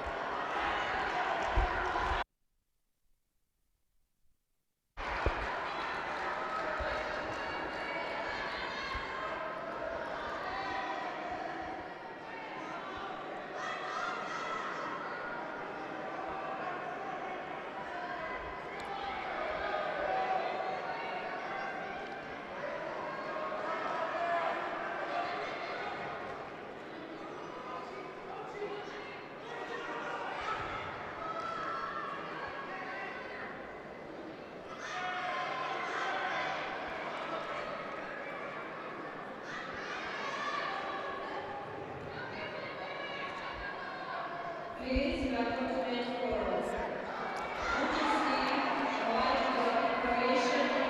4. So 2 minutes and 44 seconds. Giovanna under slight pressure here in the Niwaza from Leticia.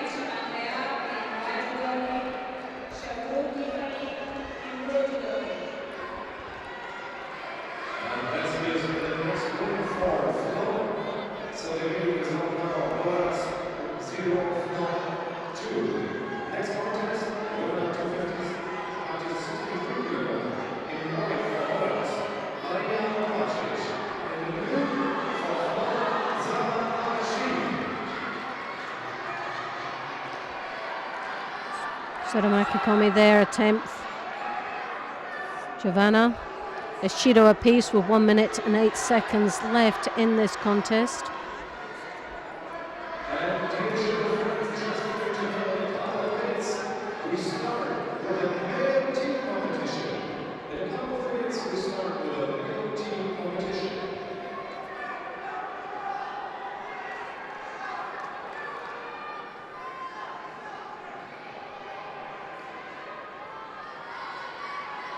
I'm sure you'll agree there's been some outstanding contests throughout the day so far with this ladies event.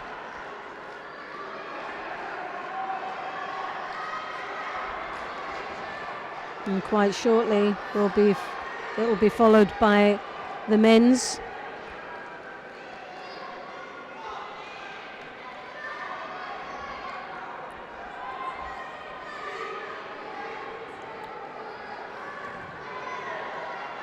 A real battle coming on here with last 20 seconds in this contest. A Shido apiece.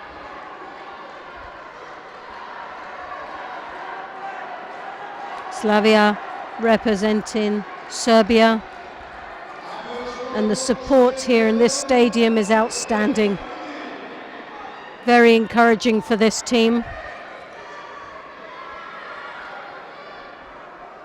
And a place in the final of the competition. Oh. And that's a real crowd pleaser there.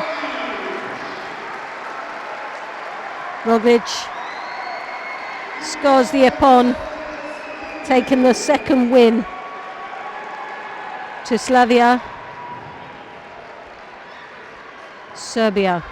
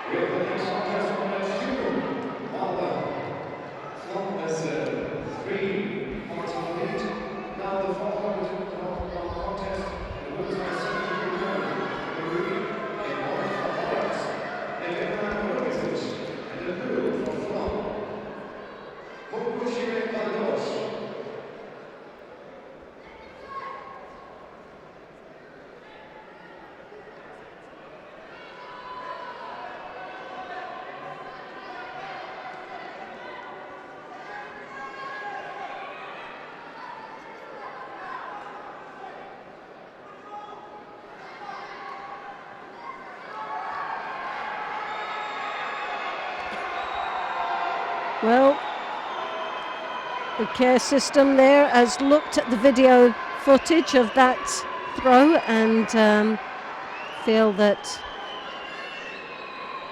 it wasn't a score, which goes now into golden score, which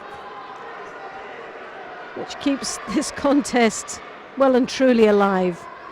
Letitia now stepping up into the next gear in this contest.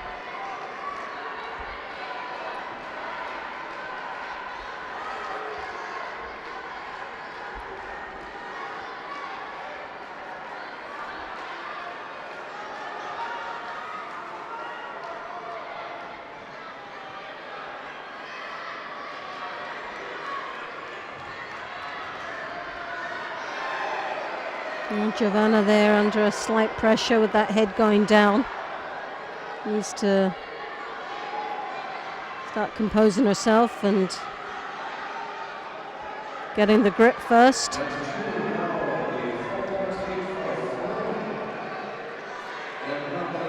Letitia piling on the pressure here, but a nice attack there from Giovanna. And the crowd, as you can see in the background there, supporting her all the way. And the Shido, the second Shido, is now awarded to Letitia, and the win goes to Slavia.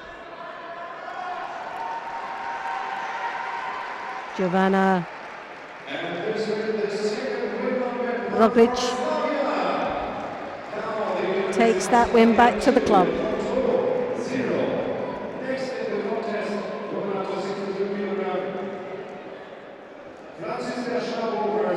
So now we have Francisca Zabo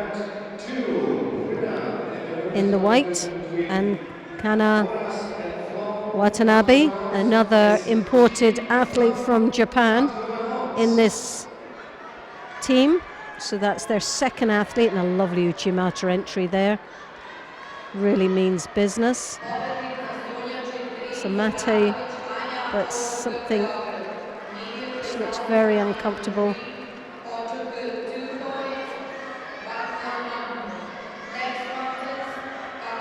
Well, Francesca looking very uncomfortable indeed there. Obviously, how she landed was either onto the shoulder or that wrist. Lift. Well, the hand went off. Well, the ultimate mistake, which you can understand, the hand went down, the pressure on it caused the injury. And we do hope that Francesca Zabo is okay, but she's getting the best attention here in the stadium, and I'm quite sure will be made very comfortable.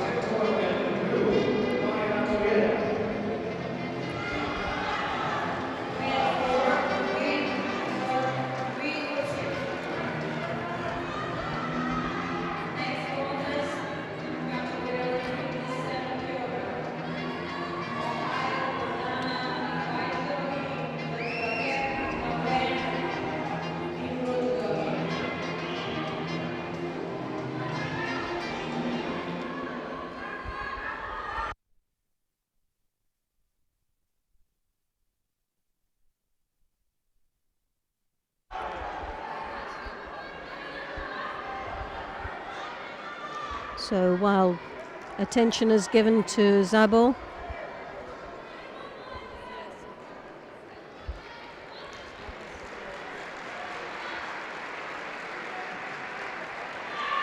slight pause. Shortly we'll be watching Sara Tinto, Maya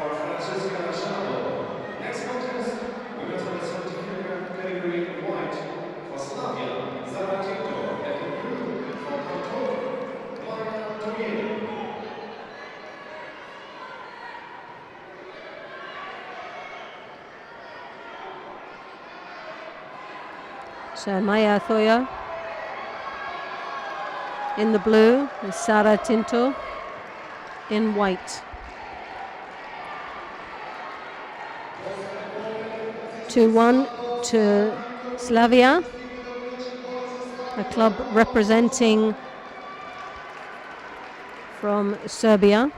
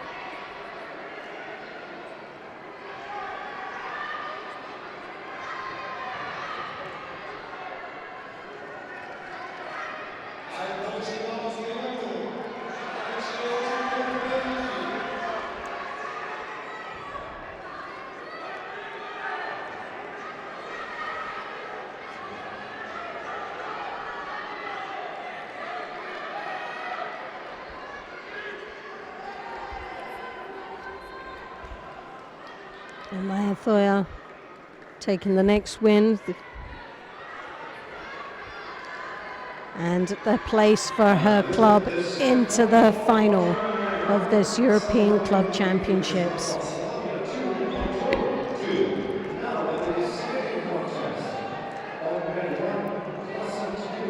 So Kalalina, now with the pressure off, can come into this final match knowing that a team have already taken their place in the final of this competition. Gustavo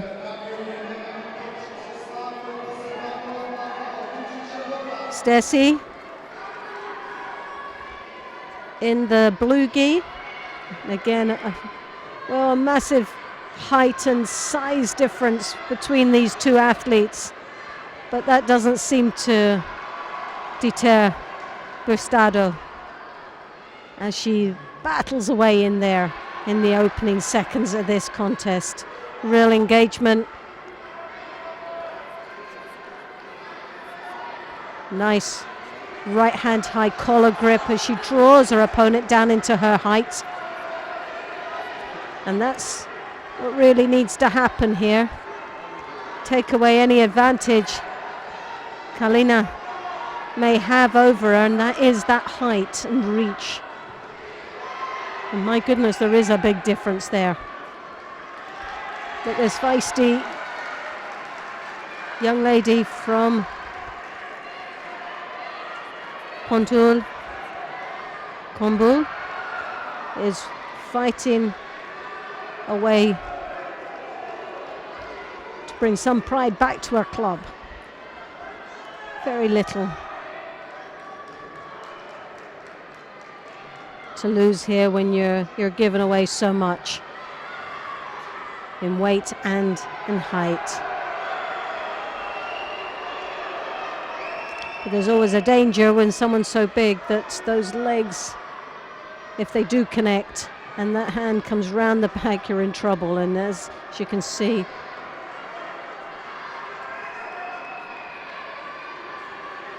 Osota, that's where the danger is, but it's the upper body control that Kalina needs.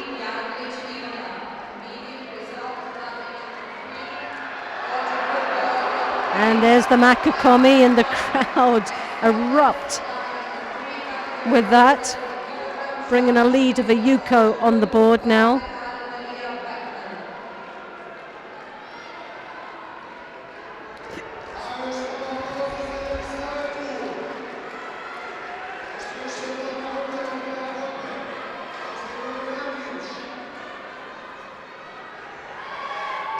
Well, Kalanina there.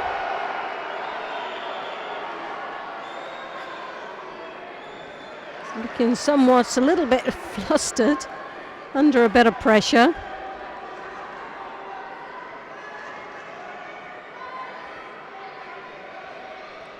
Needs to control her opponent.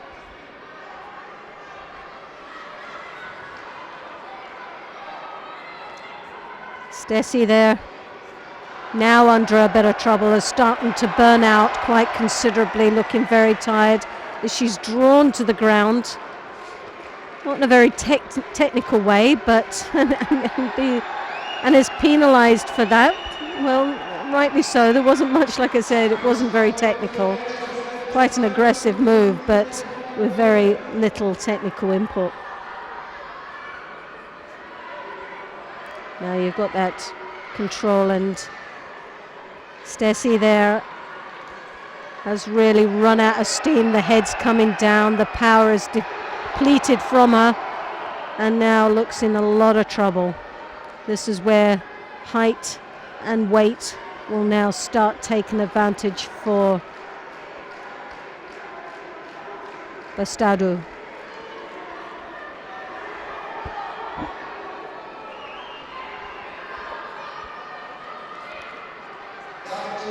Kalanina now just really has to compose herself, maintain that control. Bastado really fighting away, but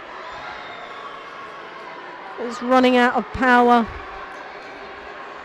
and steam here. The condition is starting to flag slightly. She's worked extremely hard, but now that height advantage and weight against her is starting to take its toll. Shido being awarded, so that's 2 apiece, 1 Yuko. But she still battles away with just half a minute left in this contest. You can't say it's all over yet. Stacey is really piling on the pressure. She's not given up. She picks up her third, but she won't care. She keeps trunching forward, and the Shido being taken off. Well, both these athletes are looking very tired, and that was the advantage now to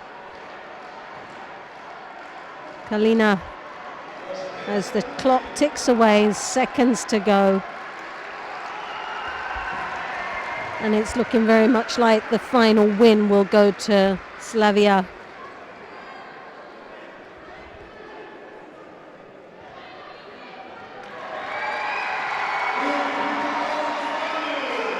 Yelizaveta punches the air, delighted to get that last win.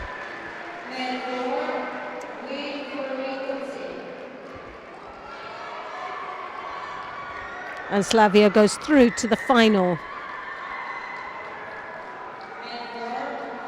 of this competition. And that will be a very exciting final. The crowd here very supportive, very knowledgeable. It's an absolute delight and pleasure to be here watching these events. And this will make a very interesting competition, an exciting one as well, later on in the final block.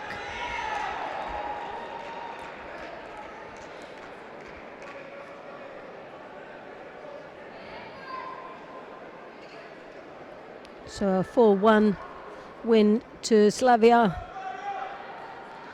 Novi Sad.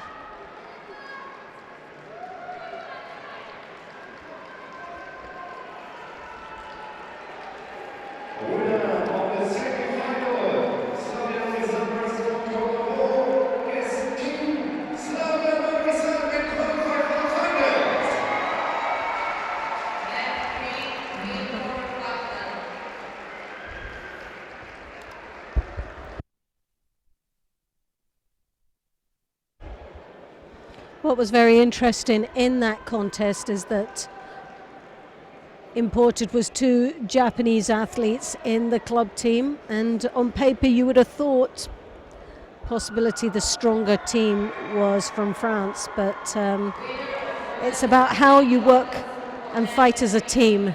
And I think what we've seen today in that match, the Slavia is a great team and a great team spirit, as you can see just there in the picture in the corner there, just under the screen. So it'd be interesting to see how they perform later on in that final.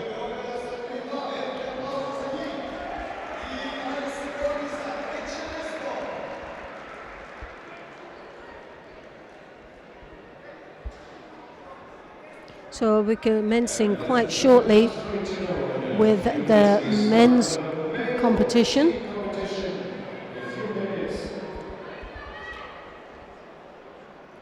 Start of the male team competition.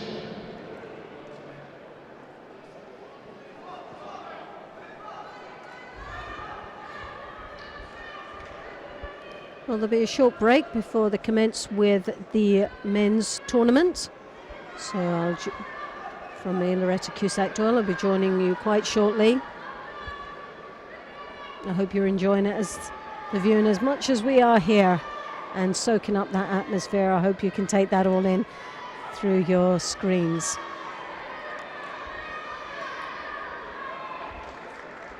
So from now, just for a few minutes break, and we'll commence in 5 minutes with the men's club championship.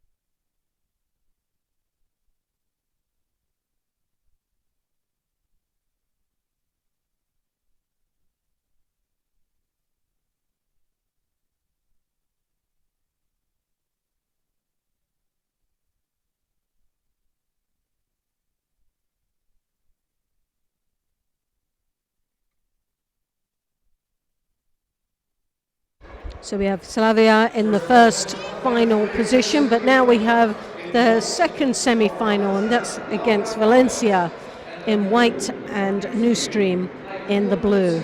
We have Laura Gomez in white, The first men's teams of this day. Kusenko in the blue. The Turkish team of Azme Soso. And in blue judogi, the Russian team of Orkestra Grozny.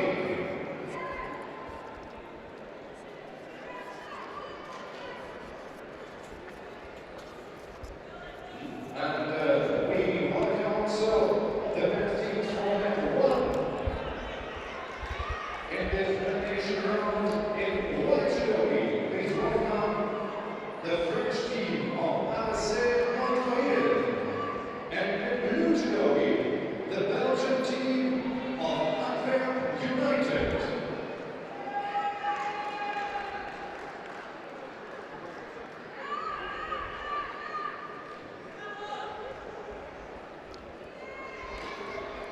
Please welcome to main floor, men's team, white judogi, Serbian team, judo club, Zvezda, Beograd. In the blue, white judogi, French team, judo club, Chile, Karachi.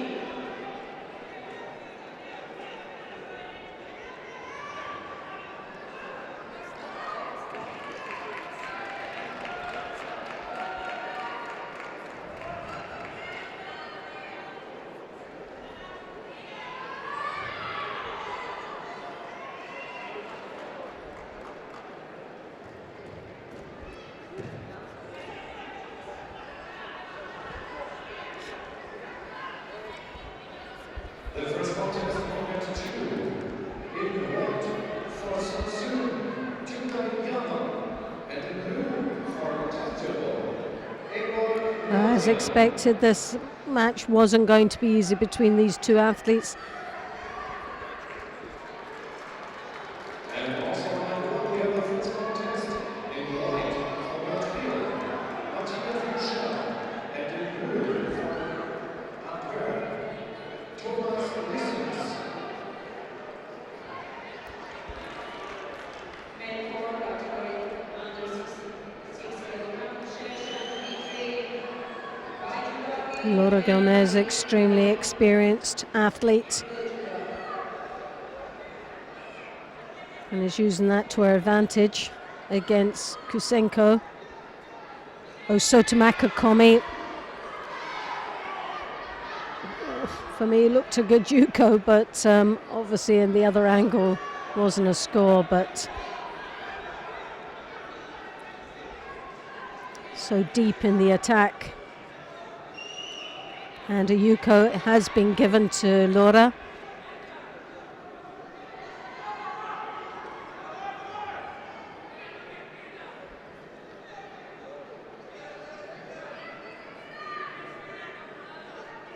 Very unorthodox type of grip in the elbow up, which would normally say would lose the power. But in Laura's case, has given her a little bit more strength and direction and entry on that attack.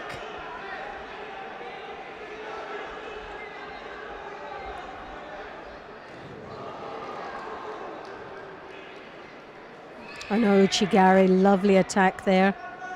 Scoring another Yuko. Kutsenko now looking for opportunities in the Niwaza, but it just seems to be picked off right now at this moment.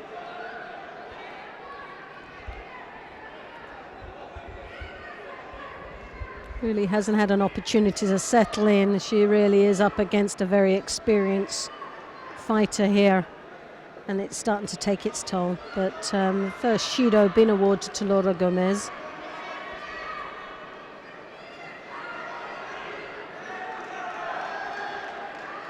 Kutsenko now looking to try and capitalize down in the ground, but she's looking up on the referees to say, I just want to get back up onto my feet. She's got two Yukos to try and get back.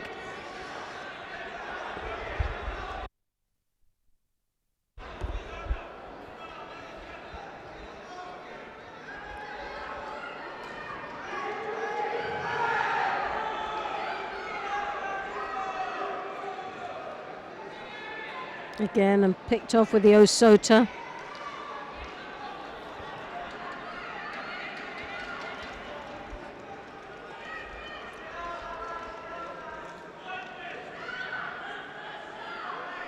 Aguilera really piling on the pressures, changed the pace now this contest. Stepping it up into second gear. Laura Gomez looking to turn her opponent over, does very nicely indeed, controlling. That was a fantastic bit of judo there in the Niwaza. Rolling her over like a wee baby, and as you can see, she taps up for a submission. Great fight from Laura Gomez, very positive, and that experience just really flurried out in this contest.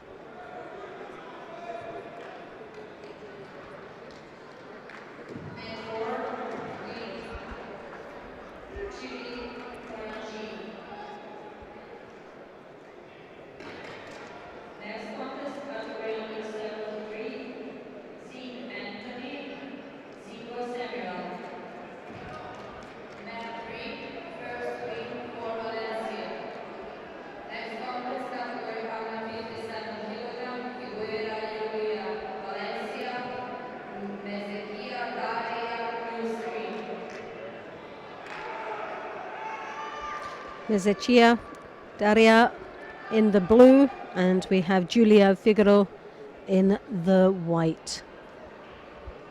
Figaro white, Mezechira in the blue. Oh, a lovely attempt there for Uchimata from Daria. Now we saw her in the earlier rounds, a real powerhouse.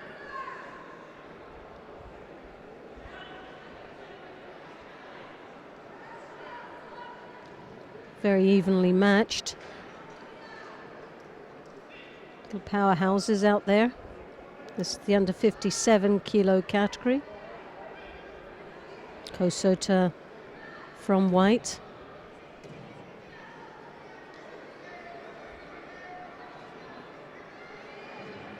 We'd anticipate that both these athletes, good center of gravity, good footwork. Very interesting match, I would imagine.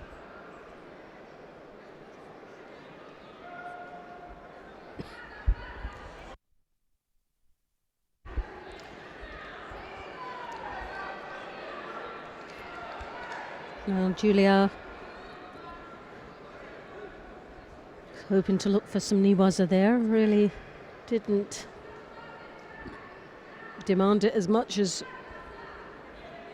when she started her entry into Niwaza, but lovely drop Sianagi there. Very low. Daria, as we've seen earlier rounds, opts for the Sianagis. She does have a fantastic counter. Her last opponent was slightly bigger than herself and had that advantage of getting under opponent quite easily. Now it's a little bit more trickier because her opponent's slightly smaller than her, so a different set of tactics to be used in this match.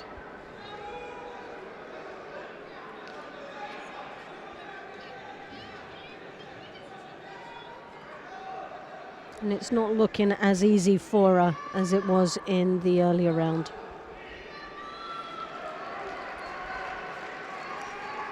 Oh, Chuchimata combination there. Oh, a lovely switch. Scoring a Yuko. It's fantastic, that switch of direction. Now using her feet quite nicely here. Julia keeping it very close. And any avoidance of... Well, the referee doing really well to keep this in play. So you'll see there's a lot of effort being made to try and get that leg out as well as the arm.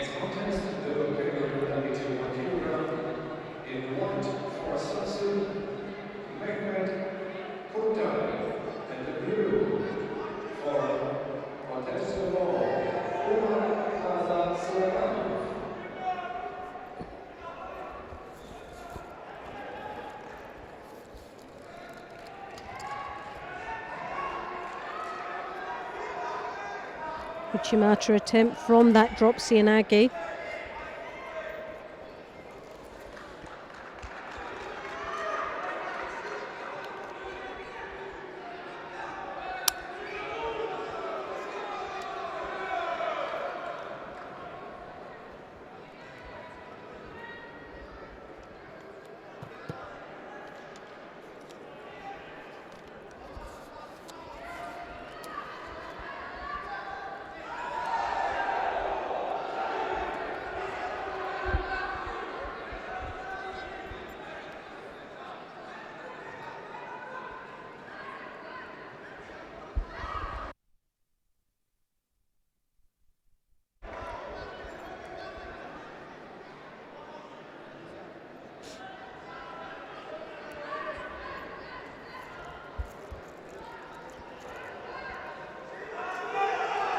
Harai Makakomi, lovely attack, trying to continue the rotation, scoring, and does so, and scoring a yuko.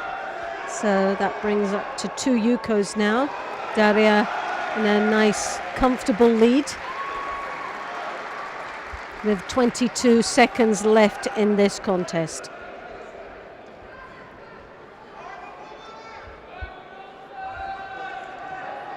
Again, another drop Sianagi. Wazari scored Osakumi, and a submission there from Julia. So a nice match. Daria taking the win to New Stream, bringing the scores up to 1 each.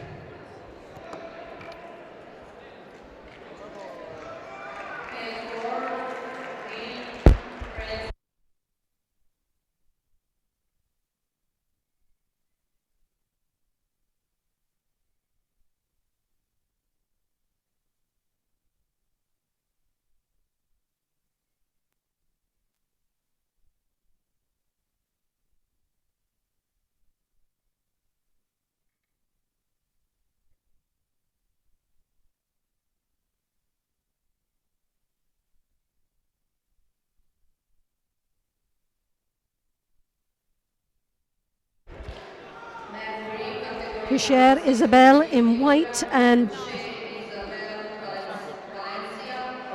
Daria Davdova in the blue.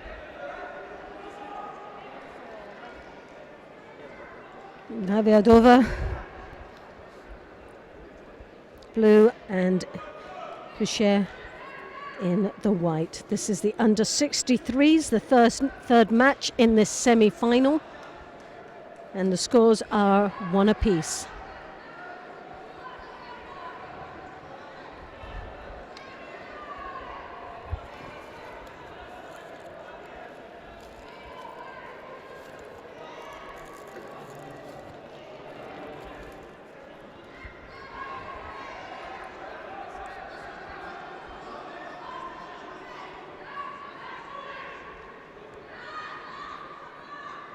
Nice strong left-handed grip there from Daria.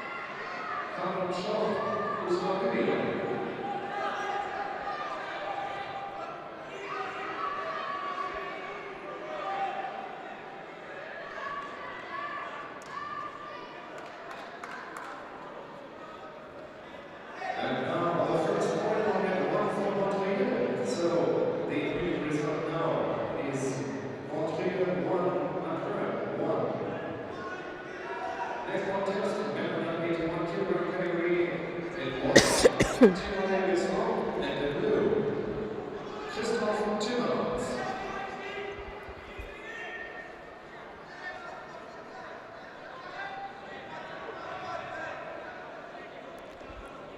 So Daria Davidova just seeking a little bit of medical attention. I think it's with a burst lip, but she's in a comfortable lead there with the Yuko and two Shidos on the board for Isabel.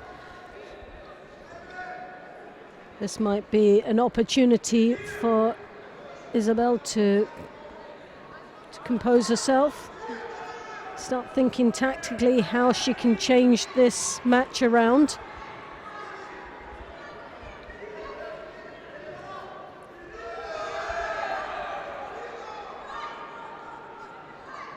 But it's not always easy, the ones that stays on the mat and the eyes upon you.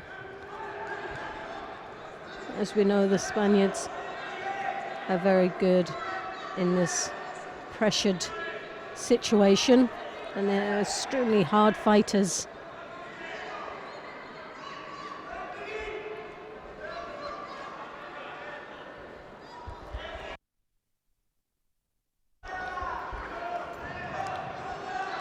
Attempt there of a Tayatoshi, but very low, but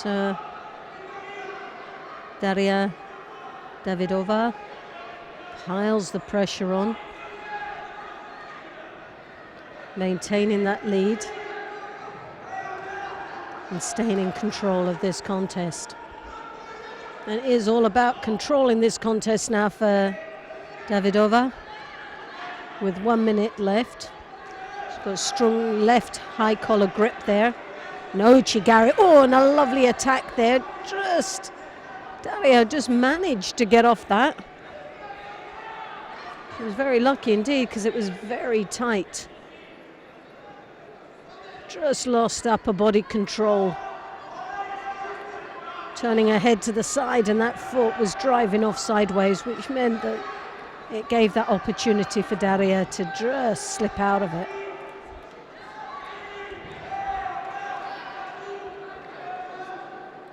Shido again awarded for holding onto the hip.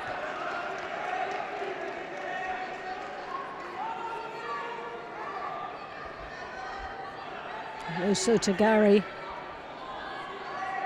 Davidova really just needs to just stay in control, and as she does here, the clock ticks away. Nice position for her to be in the Niwaza. But that little pause caused a mate.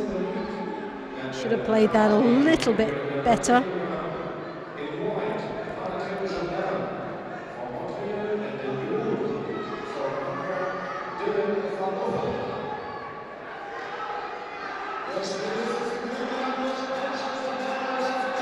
Well, 7 seconds left. Isabelle Pouchet still fighting to the end.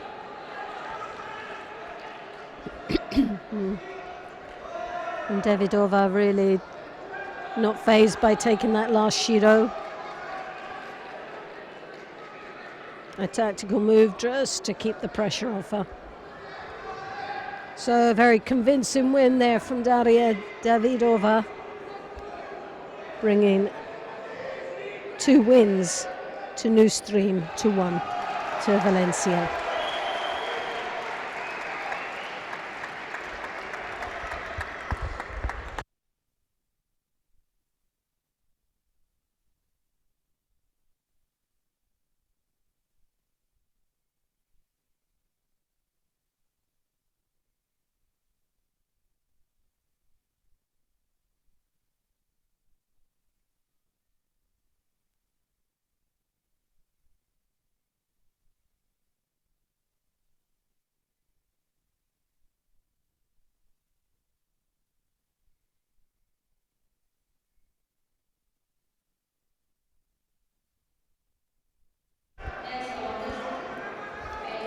So now we have Rodriguez Elvisma in the white gi, Ivana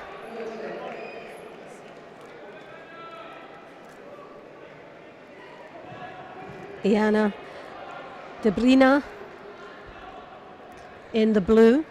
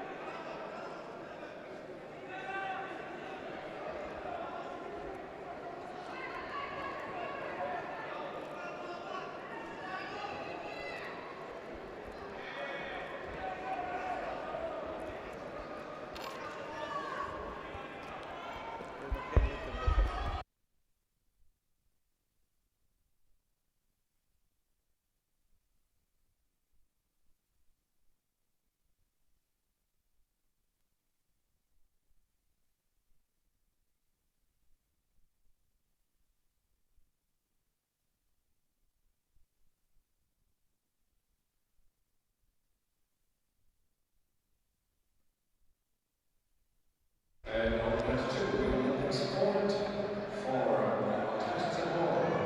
So now, Well, Debrina under a lot of pressure here in this contest. Rodriguez dominating throughout.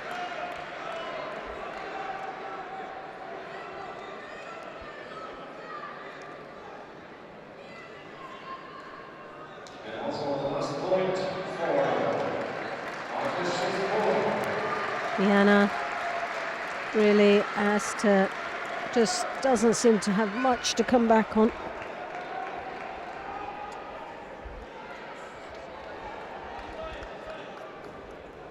So the winner of the men's contest, Aspen Samson versus Washington Grozny. Winner is the team of Washington Grozny. And for Queen Red Star.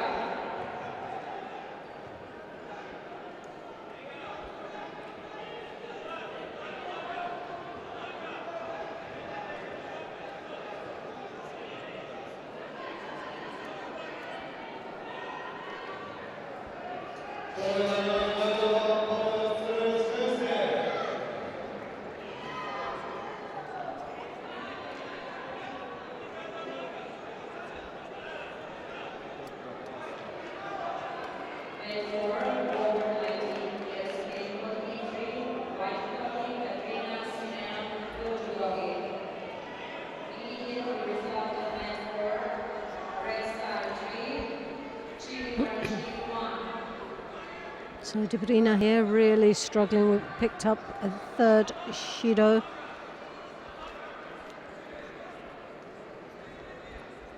One more, as we know, would result in a Hansokimaki with 43 seconds left in the contest. And this could be the final Shido.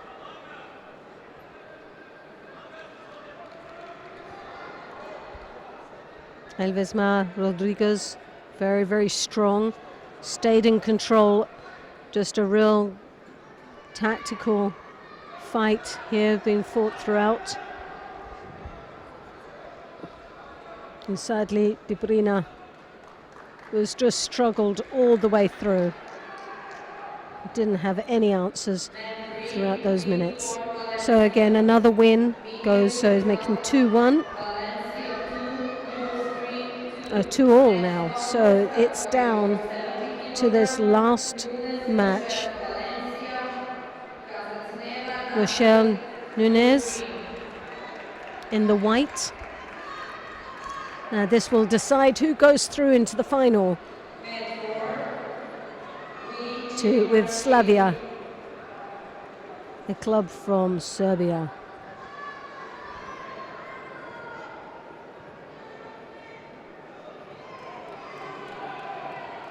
So Kazantsiev, Natalia in the blue. Rochelle Nunez in white. Drops the Yanagi there from Nunez. Good start for this lady.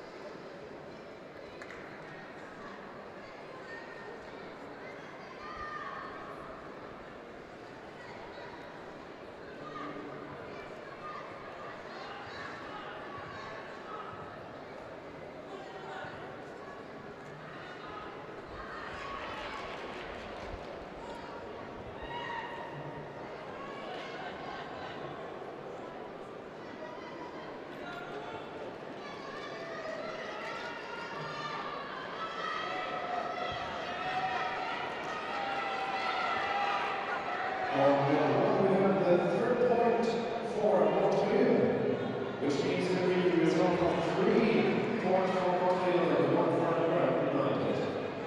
The last contest was anti-Ireland category in white for Portugal, Sylvie Ledoux, and in blue for Ireland, Marvin de la Cruz.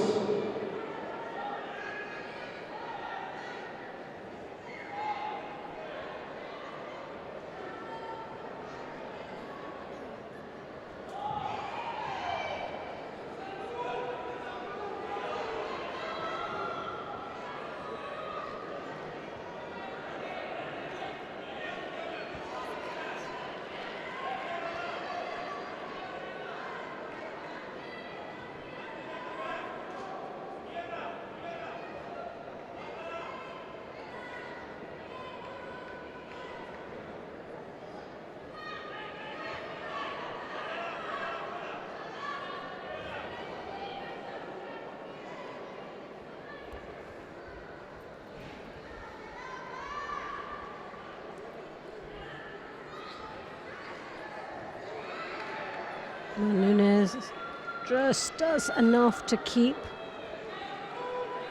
the pressure on her opponent.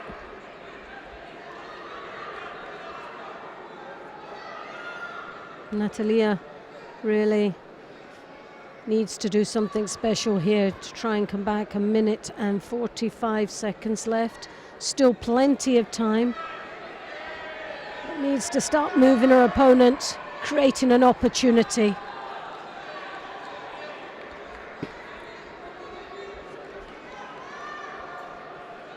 And Rochelle Nunez is very strong, great with the counters, but doesn't move much and is just playing a waiting game. Just it's been won. A lovely Ouchigari upon.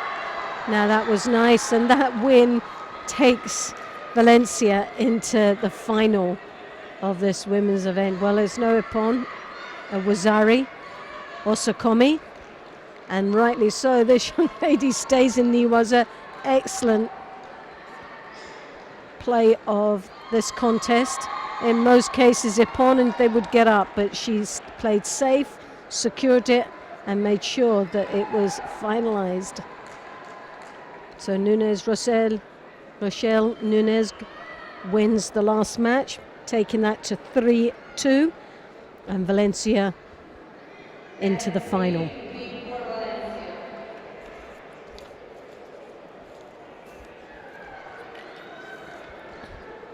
And they'll be up against the home team, Serbian team, Slavia Novi Sad. Winner of semi-final women's team contest on mat 3 between BC Corta Valencia and New Screen is Team BC Corta Valencia.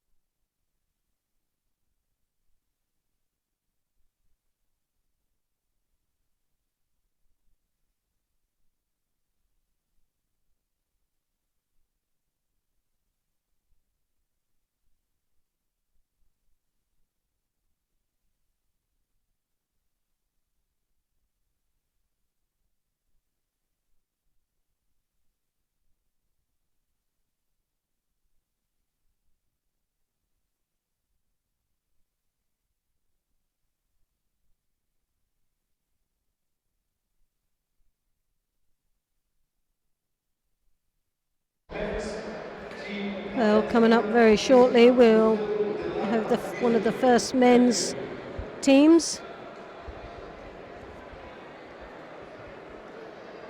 Kinesis Nish from Serbia against Leipzig of Germany.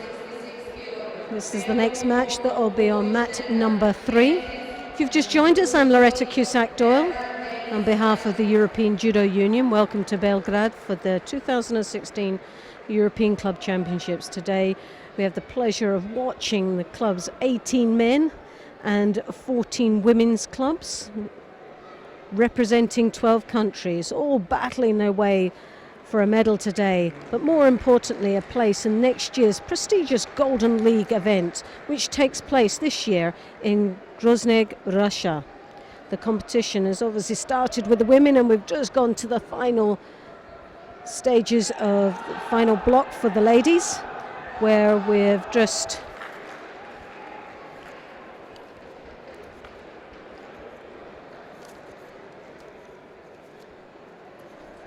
so we have already for the women Slavia from Serbia in that final, and now we're starting with the men's, as I said.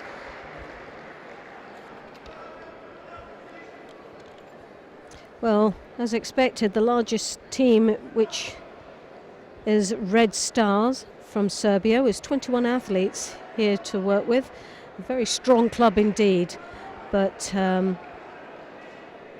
with a Dutch Olympian anchoring this team, makes it very strong indeed. So they're piling a lot of effort into success here today. Second strongest team, and obviously a favourite for a medal has got to be JK Rakovica. But like anything, it's not going to be an easy journey for any of these teams. And French has entered 4 teams this year, and to challenge the Balkans. SGS Judo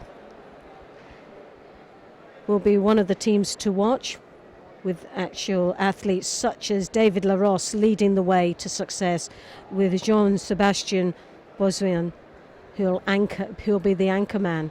So that's also another team that's going to be very, very strong and interesting to watch their journey through to the final block here today. But we are now with Leipzig of Germany in the blue gi, and in Kinesis Nish of Serbia in the white.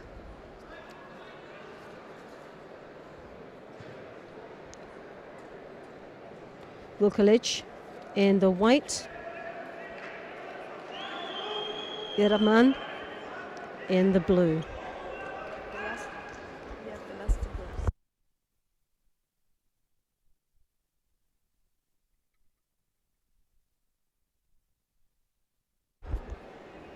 Well, a lovely drop, Sianagi there, fantastic, and follows through into the knee waza. And what a great start, and bring it back in line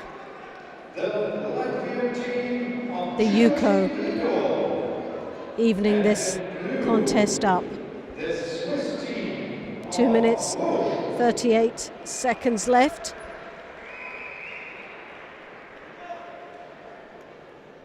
Vukalic in the white, Eraman a blue.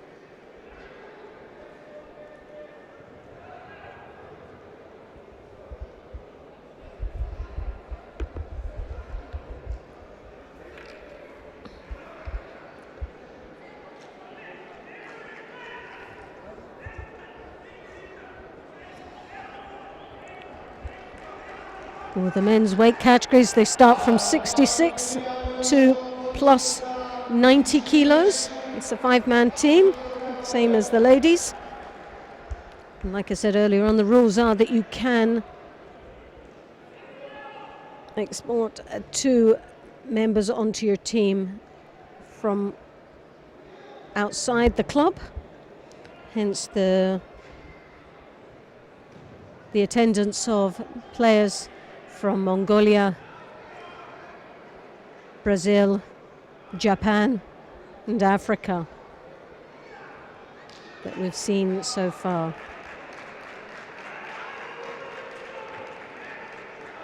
Some very serious attempts here to get a medal here this weekend. And as we know, a placing here in the top 4 would automatically take them over to the Golden League for next year,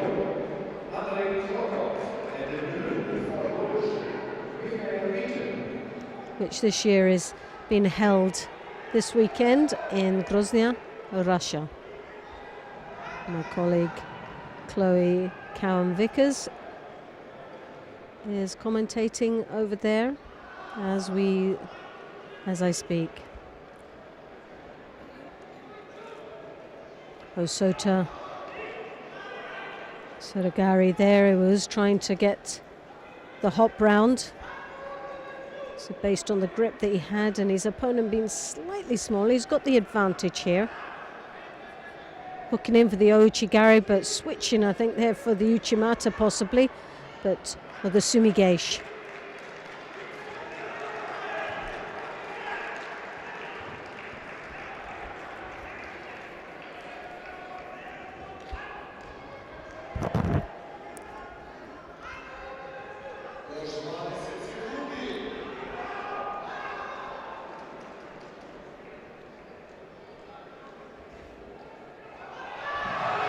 Oh, and a lovely attack there. No score given yet, but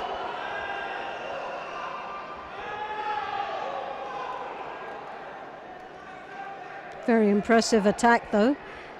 With seconds to go, we're going into the golden score. Well, this has been a very exciting match.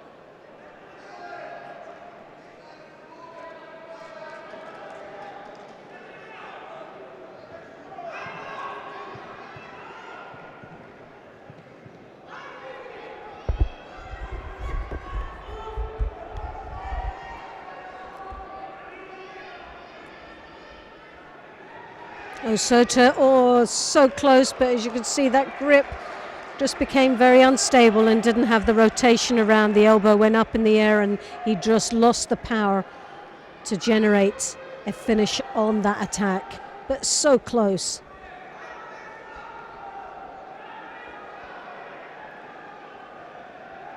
Well, the battle continues here. 1 minute and 48 seconds into this golden score. And I think we're looking at possibly, oh, Chigari, looking at the first Shido going to white and the win.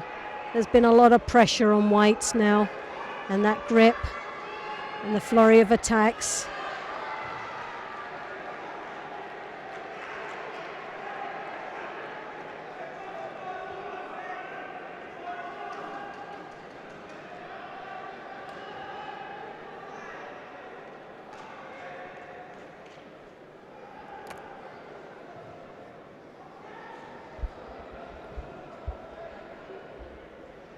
Well, it looks like Ninad, if he does, he's got to be very careful. He'll pick up his first Shido. And that would mean that that win would go to his opponent. And there it goes, and the win goes to Dennis, and rightly so. It was a good judgment on the referee's part.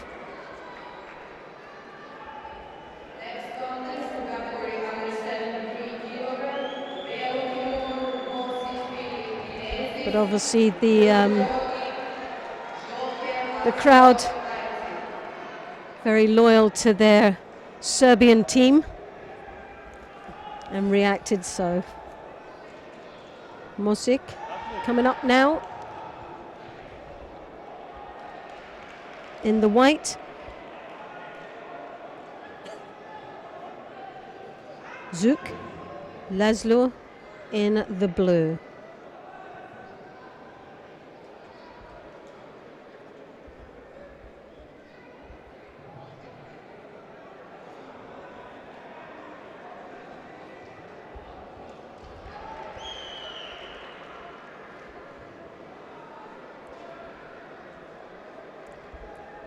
Just need to change the scoreboard.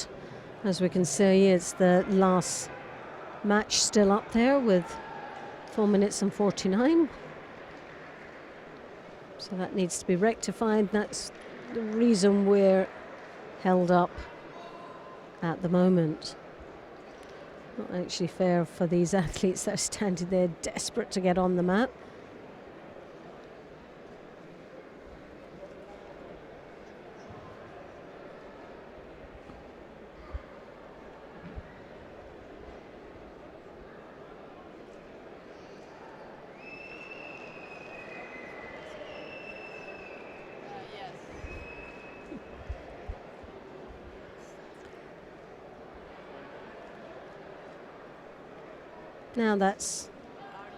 Now we're rectified. The scoreboards showing the right athletes up there. Music in the white. On that one, it was the first point for Lido. So now the end result of Lido 1 and the group 0. The next contest.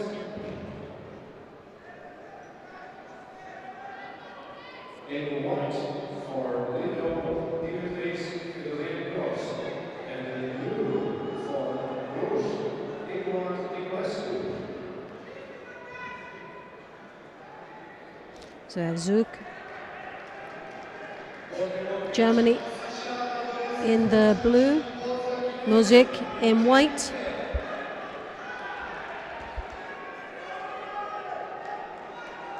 Kneznic Judo Club from Serbia. And a nice attack there, which the crowd enjoyed very much. And we have Leipzig of Germany in the blue.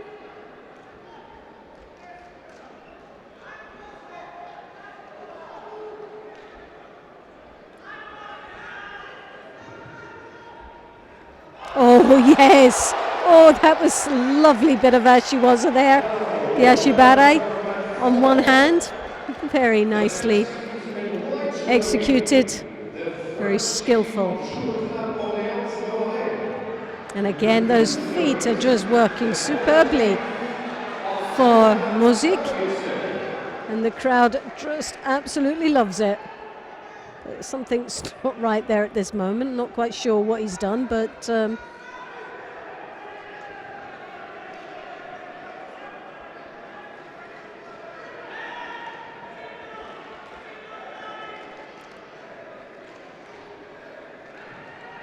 But it's just wonderful to see such graceful footwork there.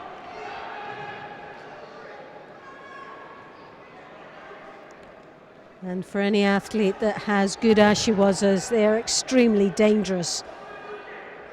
As you can see in this fine example from Muzik.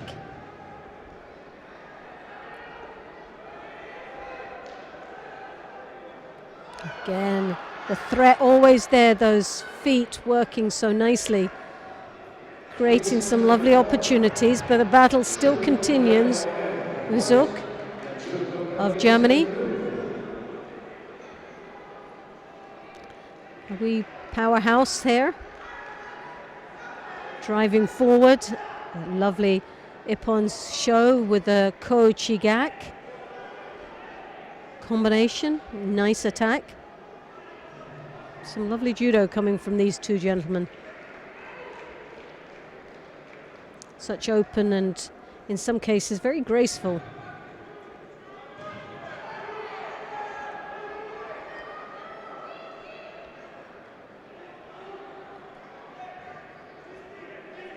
Osota, oh, lovely attack. Just didn't finish it, did so close, had everybody on the edge of their seat. Just keeping the excitement going in this contest. A nice wide range of technical ability from both these athletes. The advantage going to Muzik with the height. Oh, well, the battle is really on. And Laszlo is not giving up in this contest, as we can see here. Continuing to pile on the pressure. The only danger is the footwork of Philippe. As we've seen, that got that Yuko on the board for him in the earlier minute of this contest. But you have to admire the determination and the positive approach in this contest from Laszlo. First to engage all the time, the drop Sianagi. Nice strong grip there from Muzik as he comes in for the Ko Chigak. Unusual attack for someone who's so tall onto someone who's so small.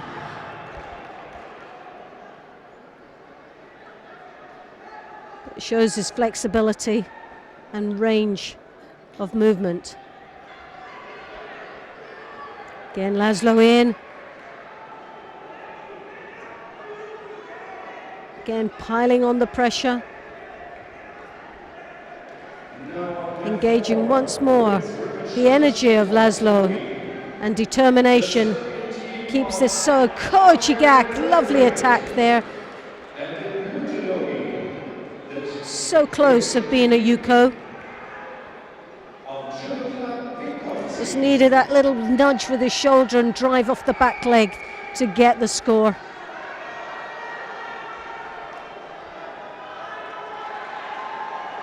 Again, another good Koichi. Just lost his balance. Going off onto his right side and not driving onto the left.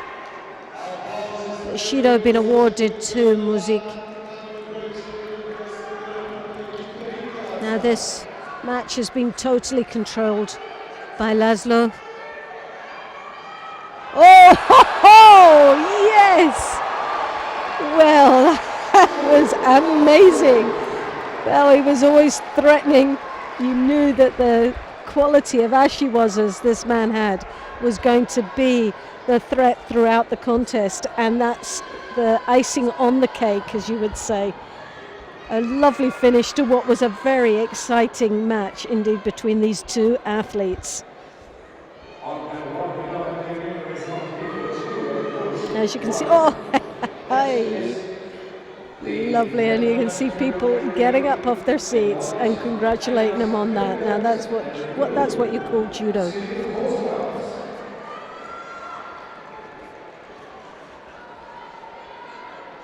Hooks in the Uchme. Oh, takes both feet away, sweeps him right up in the air, levels him for Epon. Kinesis, 1 point legacy. Next contest, category under 800 kilogram, David Frank Kinesis, Copenhagen, gold So we have legacy. DeWitt Frank On that one, currently fighting in white for Portugal. from the Netherlands, and we have For Brazil is Dana Zikic.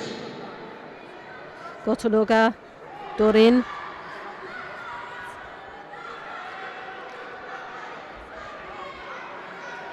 In the blue gi, DeWitt Frank in the white gi.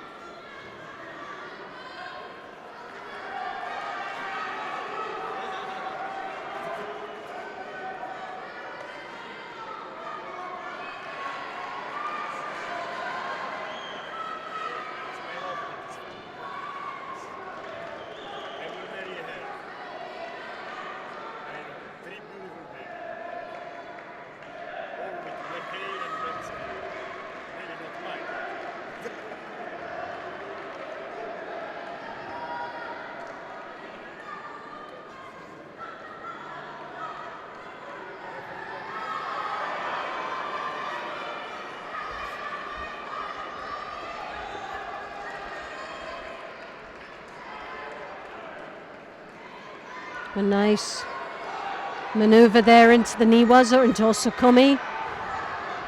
Controlling that very nicely indeed, and it doesn't look like Dorin will be able to. As you can see, the shoulders are out, but he really has to completely take himself out, and he does. Well, that has got to be so close to Epon. And it was, their time had gone, so Epon with the just wasn't enough time.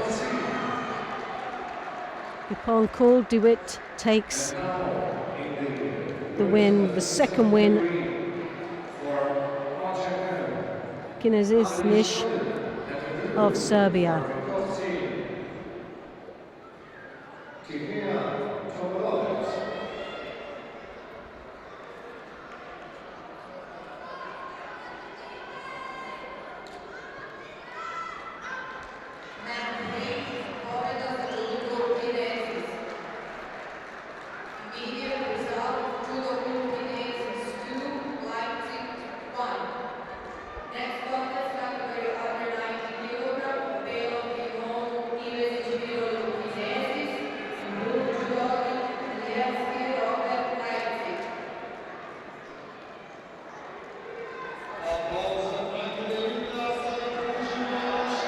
Ivizic in the white, Univisky in the blue. The Russian team of Yamaneva, and in blue, the French team of Franck. A lovely rotation there in the Niwaza.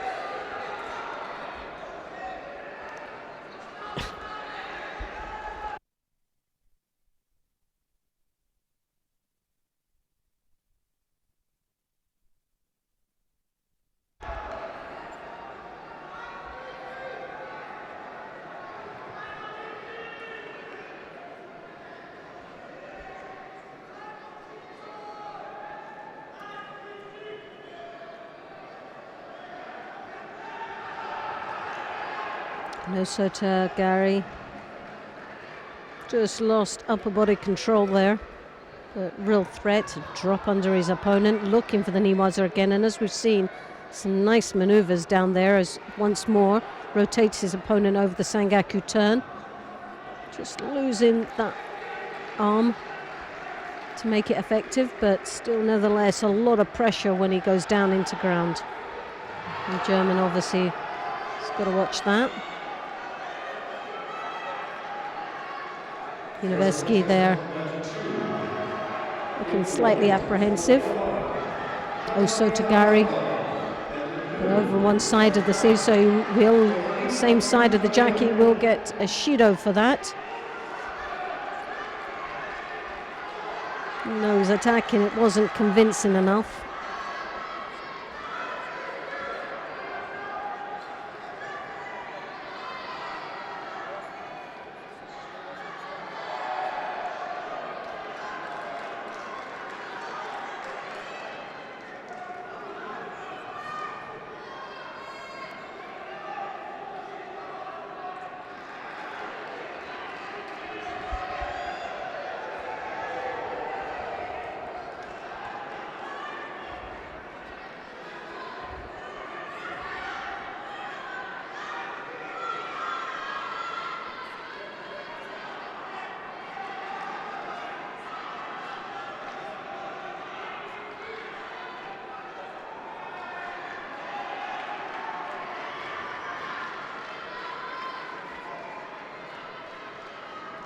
Again, a drop Cianagi from Ivazic.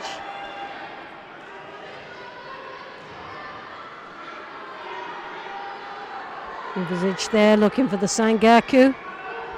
This time he's actually got it tightened up, the legs are crossed, he's tightened it even more. Now he goes for the rotation over the body. The German working extremely hard there to try and keep now Sakomi, but he has to control it. He's doing it. Nice maneuver. We knew this was a real threat. He has to bring him over a little bit more. He has to change direction this time, I would have thought.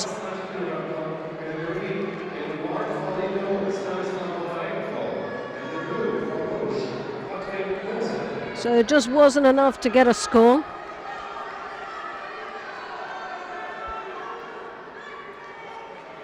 Univeski had a lucky escape there, but that was always threatened throughout this contest.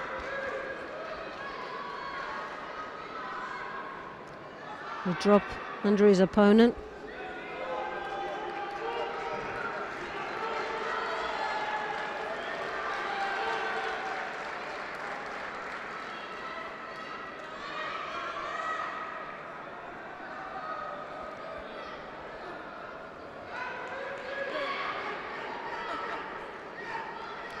Koichi into more of a gak as he hooks very deep in that leg, but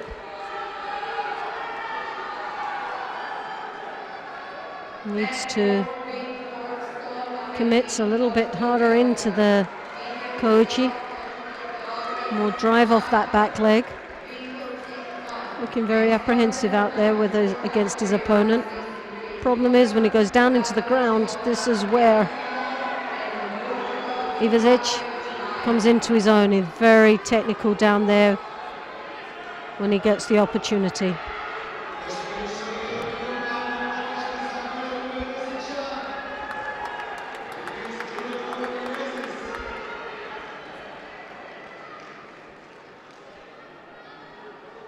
It's been a very close match. Really closer than expected. Ivazic there, again the drop Cianagi. Some great opportunities had.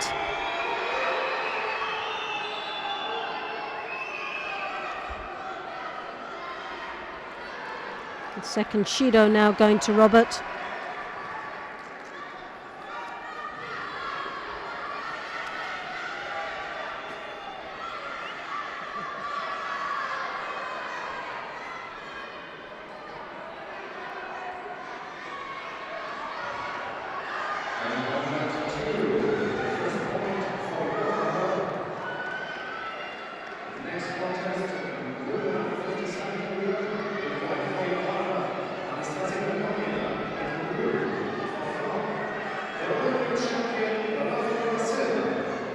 Nearly drops Yanagi there.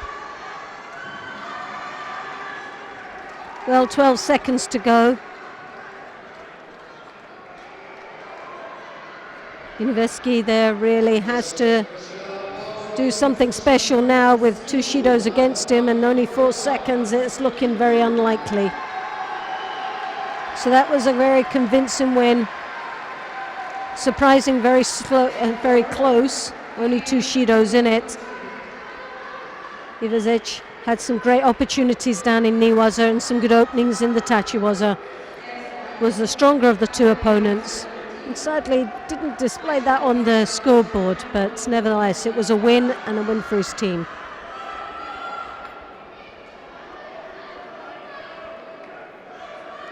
And a place into the next round, which is more important. That was the crucial match for his team, taking the pressure off the final teammate that's coming out now. Krakowiecki, plus 90s. And Konrad in the blue.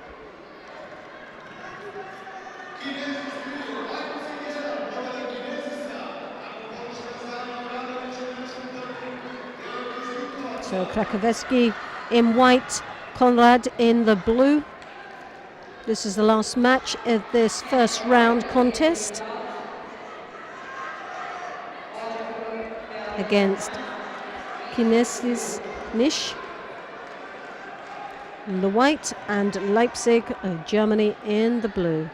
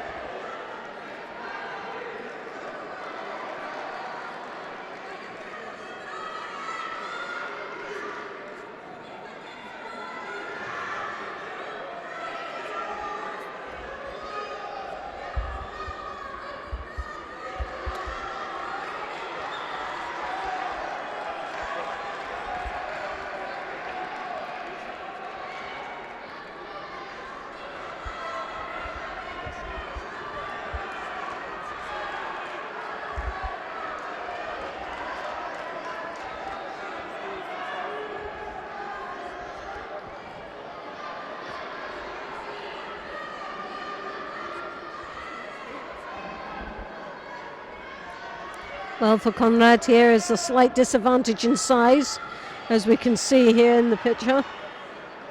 And is in a lot of trouble right now. Did well to get out of that situation.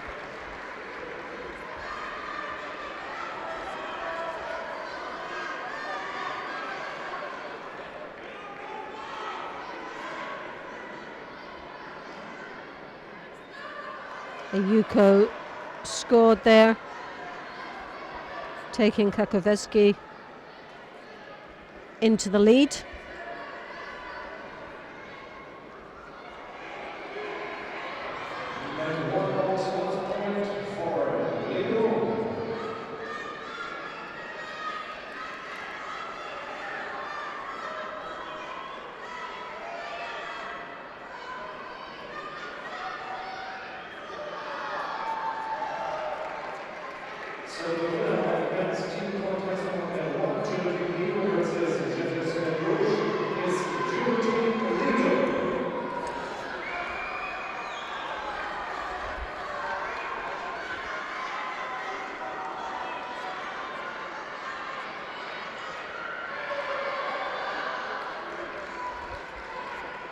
Well, there's the power of Krakowiecki here as he piles his opponent backwards for the second Yuko. And definitely, in this case, the size matters.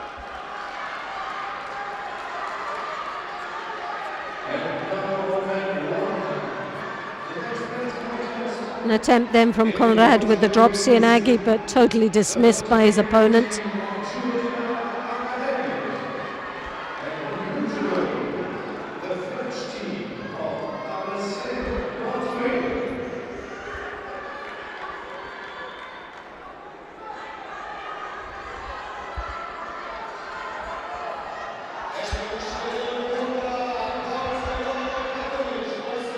Well, 1 minute and 42 seconds left in this contest.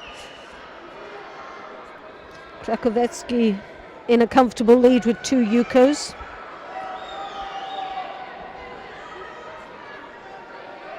And the size of this man is becoming unstoppable for his opponent, Konrad, who's had a lot of pressure and has been picked off every time he's attacked. Once again, another score, this time a Wazari. Three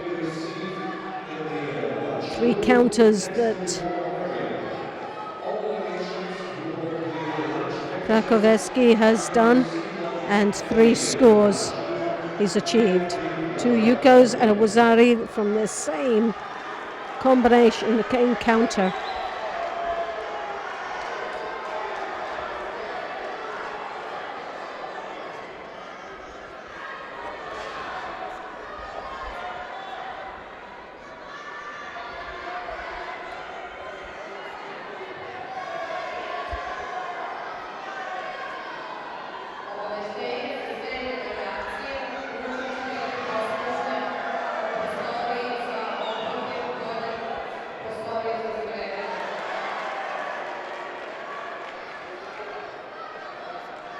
So just under a minute now, 47 seconds left in this contest.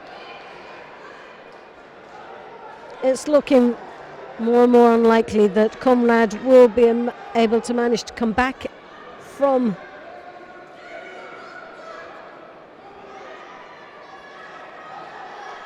this. 2 Yukos, 1 Wazari, second Shido, with 24 seconds left in this contest.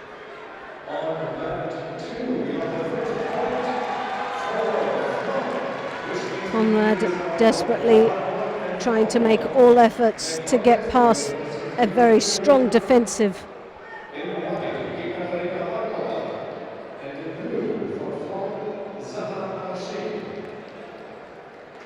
Well, the Serbian is really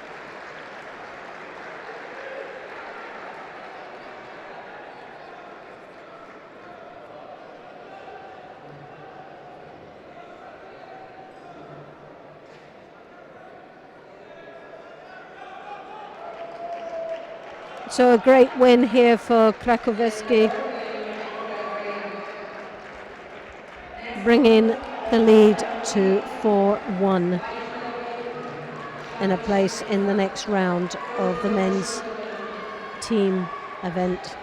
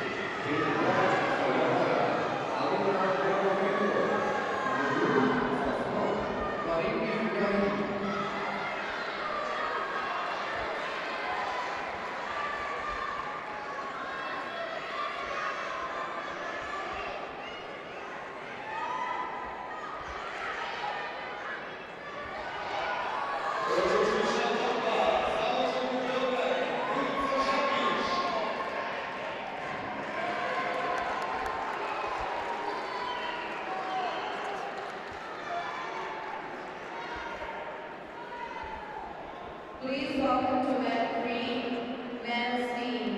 In white judogi, new stream from Russia. In blue judogi, Grand Cornu from Belgium.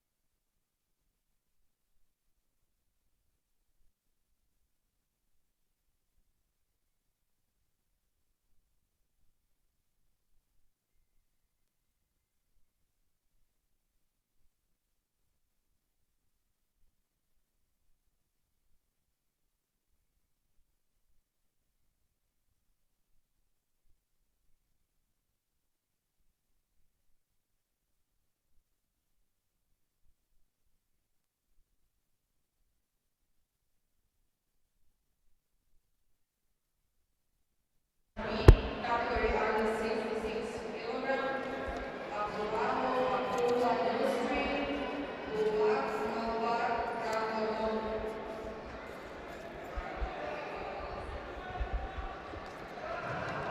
On a lovely Sianagi there.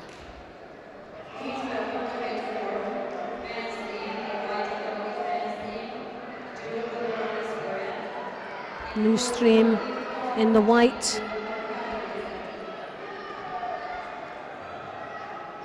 And Grand Honu Judo Club from Belgium in the blue.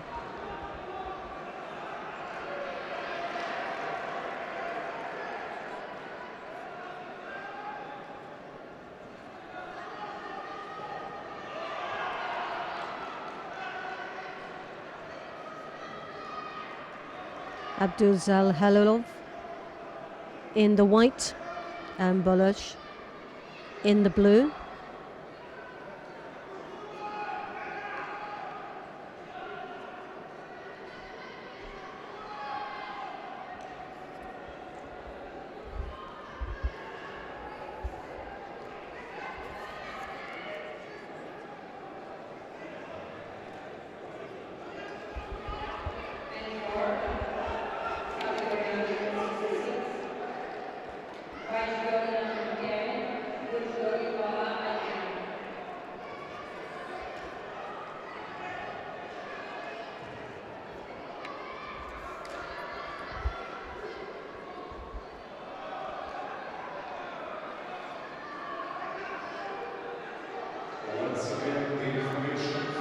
Abdulzal Halilov with a Yuko on the board now, taking the lead.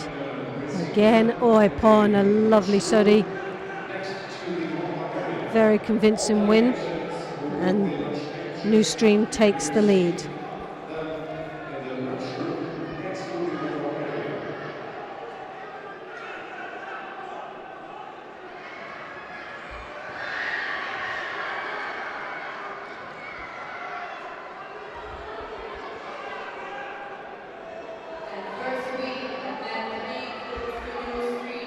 Beautiful. That's some nice judo there. Now we have Onda, the under 73s in the white, Boutiou in the blue from France, which is Grand Honu.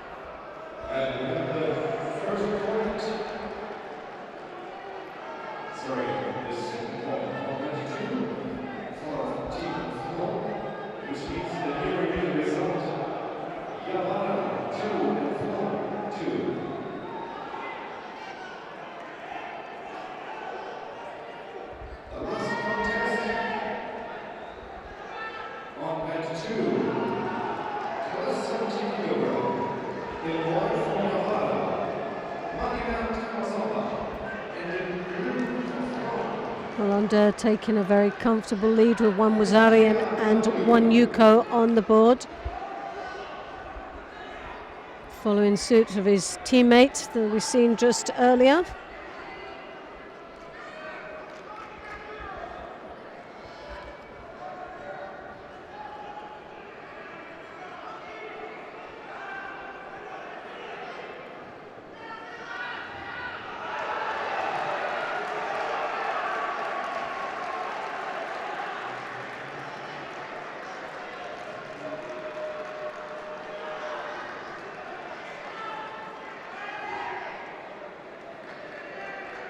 Tominagi attempt there. A desperate attempt to try and get his opponent into the groundwork.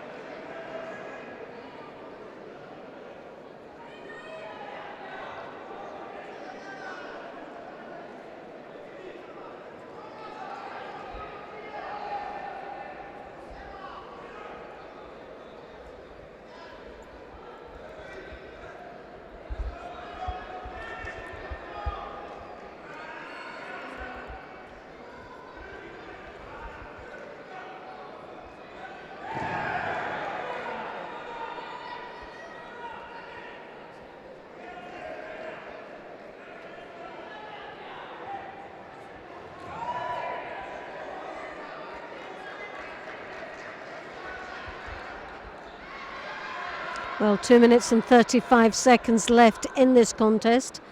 New Stream taking the lead quite comfortably and is so in this match as well. Onda.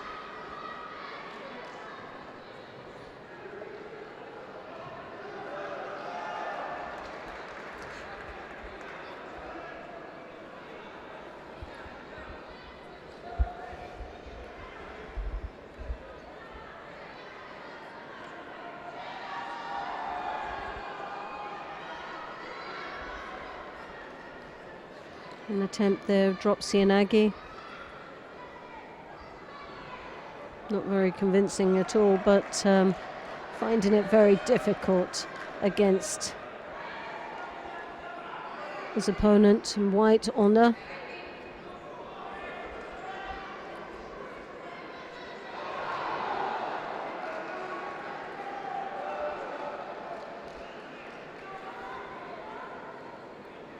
Good strong right-handed lapel grip. Desperately trying to get his opponent's right sleeve. Opts for the lapels, drawing his opponent down into the ground.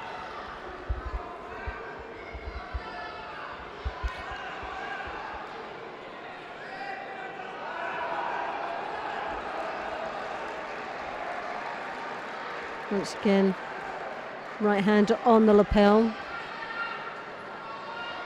Taking his opponent's right sleeve, but not seems to be too happy with that grip. Osota, oh goodness. Well, he nearly fell into that counter. Attempted to execute an Osotagari, but drew us completely off balance. He was very lucky not to be countered. Shows the actual strength he has just to be able to get him out of what was a very tricky situation.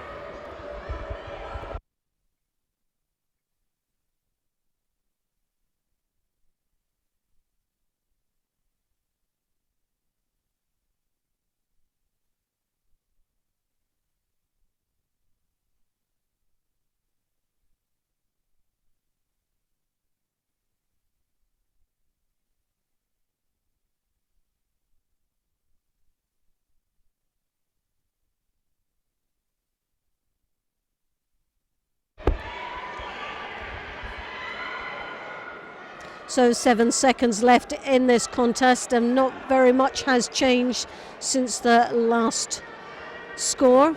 Tushido's been awarded to Onda, but it's not going to make much of a difference now. And Butio really didn't have anything to come back on Onda.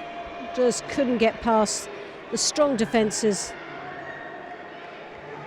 and the threats that he had throughout that contest. So that takes a second win to New Stream.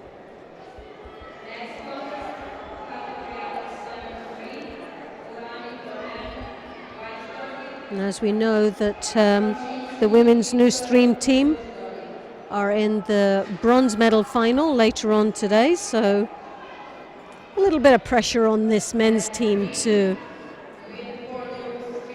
get up there amongst the medals. Got a hard task ahead of them. There's some very strong teams in this event this weekend. We'll just see how they get on. Semenov now coming up in the white gi, and Jeremy Butio again from France in the blue gi. And one of this, well, there's three gentlemen with the same surname, and I'm just wondering if it's all same family.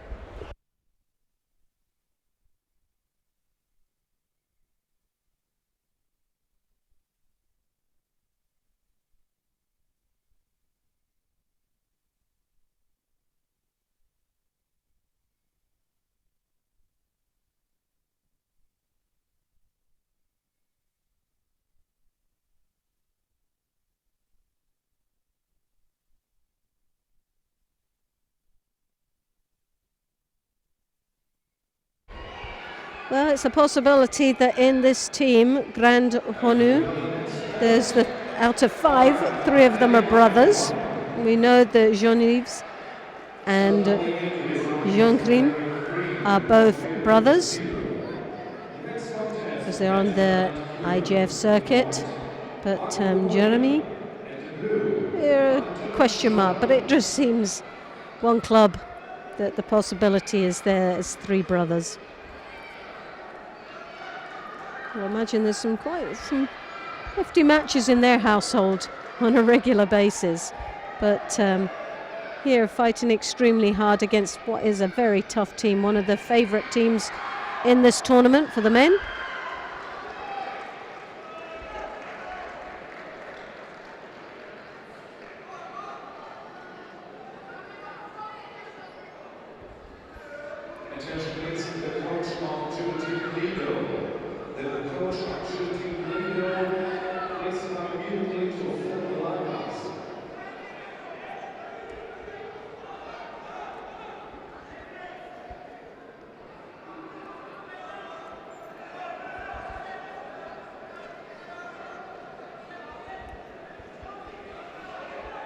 Grand Honu, a Belgium team. New Stream from Russia.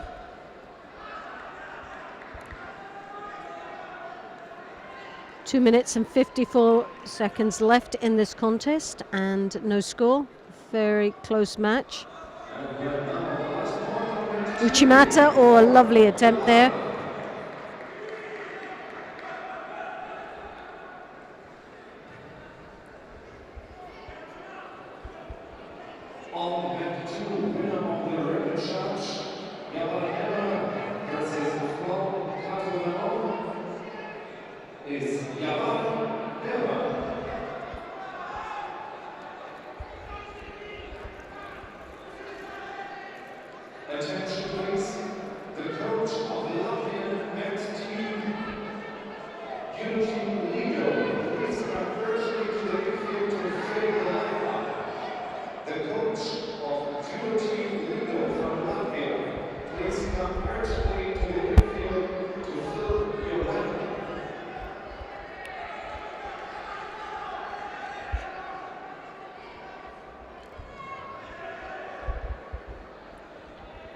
Well, Jeremy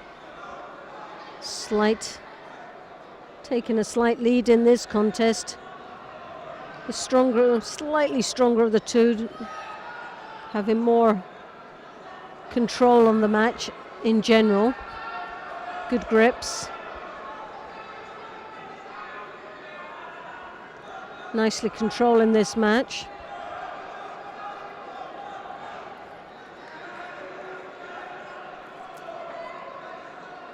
Stanislav just trying to control and get the grip that he's wanting, but he's getting slightly frustrated with Jeremy.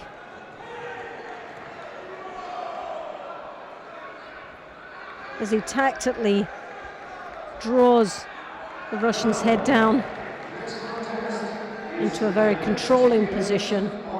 Not a lot being Posota there from Semenov.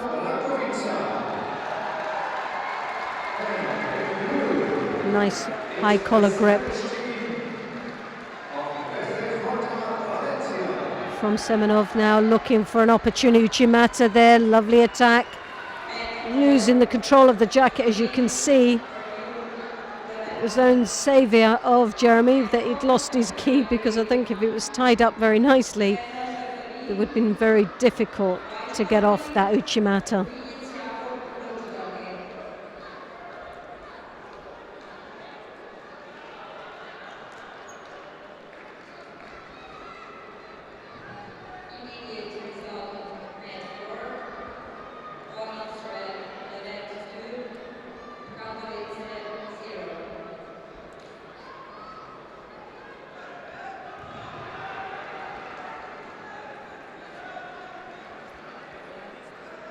Oh yes, lovely Kochi with a cross grip. Upper body showing a Cianagi move, but an Uchimata again, and just switched it. Nice combination there. Again.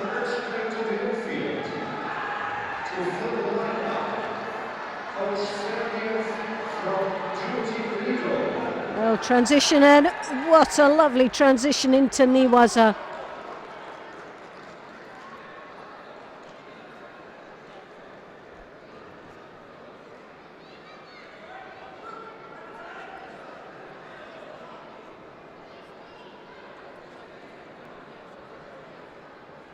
Well, that was a lovely transition into Niwaza, and Jeremy Botu capitalised down on there.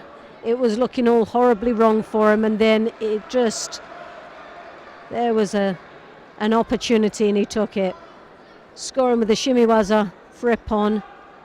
Semenov really left himself open when he went down there, and sadly paid the penalty for it. So a nice win there for Gran Honu.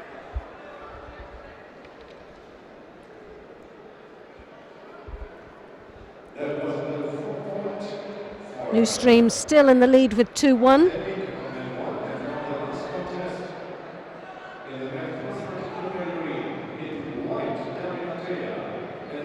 Kalamuzev now in the white for New Stream, and against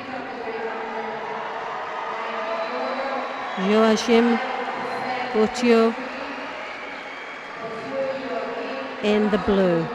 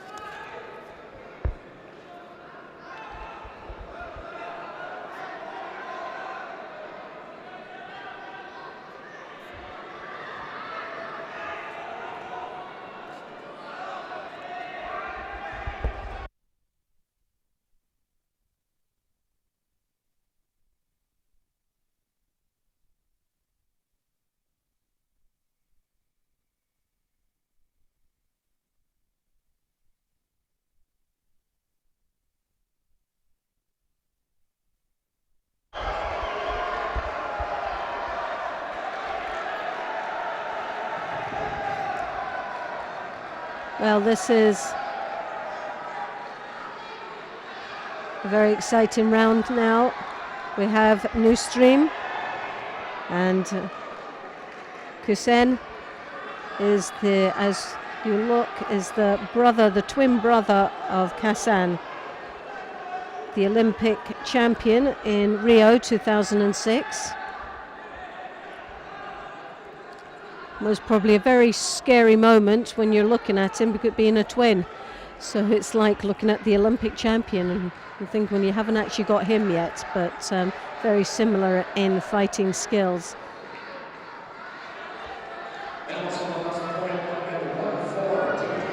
And the expectations to live up to, being the brother of an Olympic champion. So the winner of men's team contest tournament 1 to Academic versus is Judo Academic. Lovely drop, Sianagi there, drop.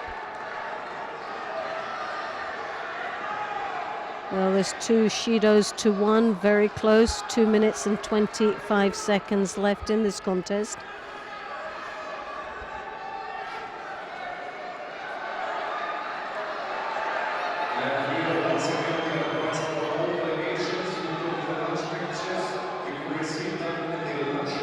Well, Kusen here could possibly be looking at another Shido. This would even it up as the pressure is on now at the moment. Putio.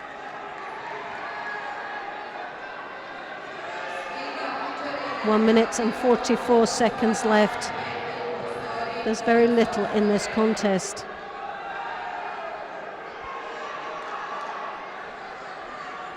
As I said earlier on, the twin brother of the Olympic champion, Husan Kalamusev.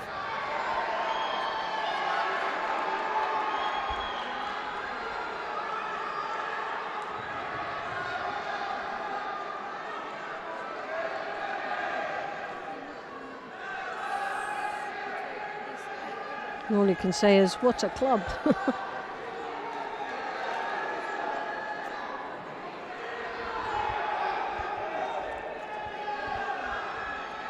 Now for Nystream, this is the vital match. A win from Husan would bring them through to the next round.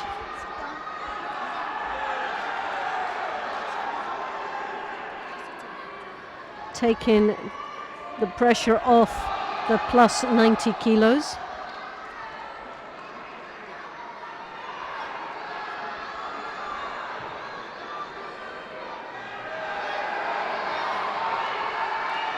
So into the last minute now, 40 seconds left, and it's 3 Shidos to 2.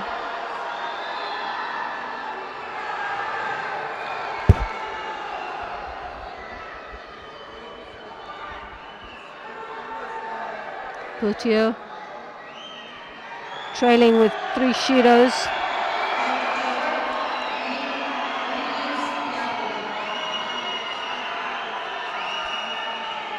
Good strong grip there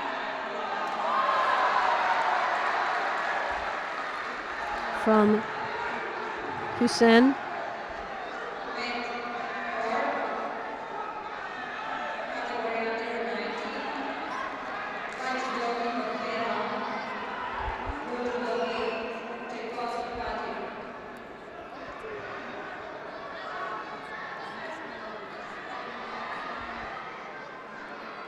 And sadly for this Belgium team, that was the crucial win that will take Nystream into the next round.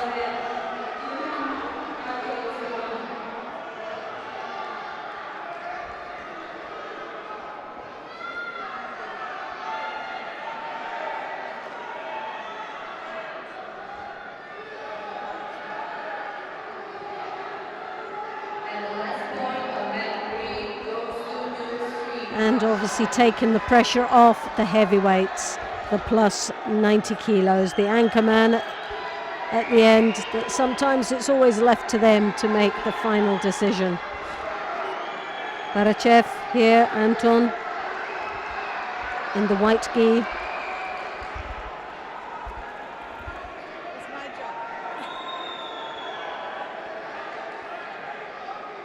And Amr Ali in the blue.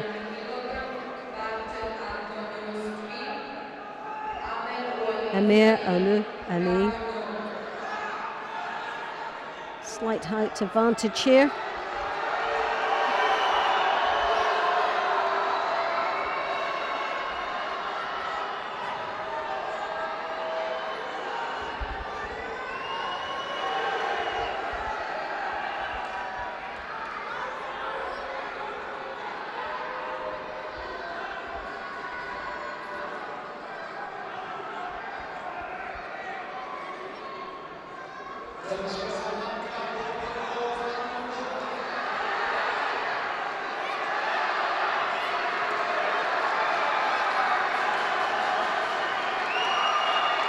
There's a real battle of grips here at this moment.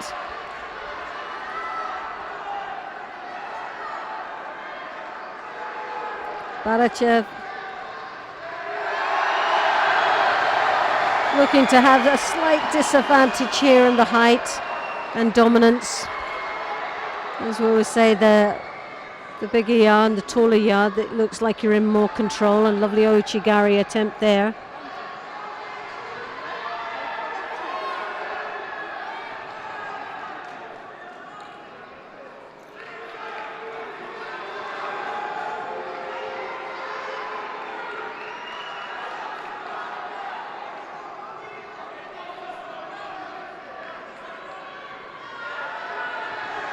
Amir Ali. And now on mat one, the men's quarterfinal in the the Serbian team. Well, Barachev has the height advantage here. Not doing so well in capitalising on it.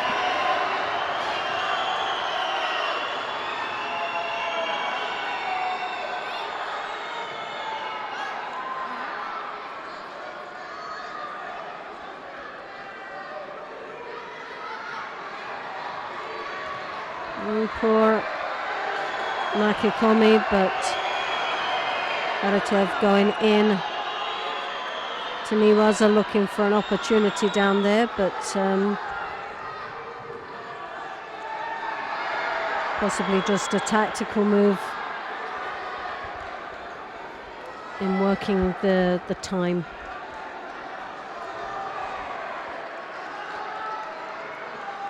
Another drop from Amr Ali.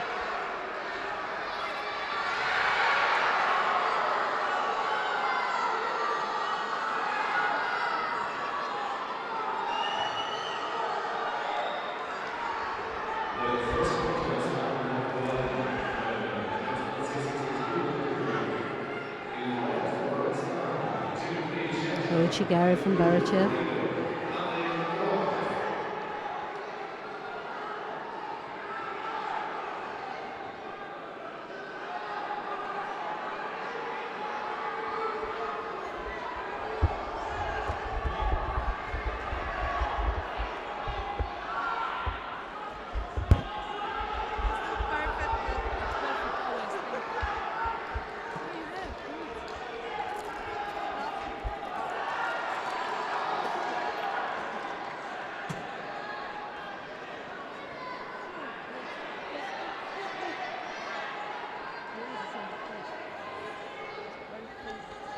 So now a Shido being awarded to Anton, making that 2-1. 1 minute and 45 seconds left.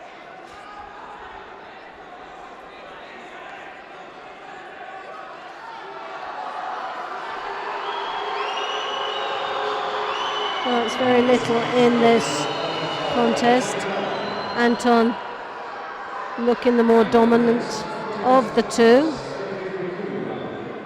purely by size and height advantage.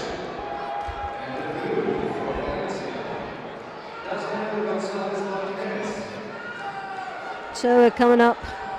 We're in the last minute and a half now of this contest.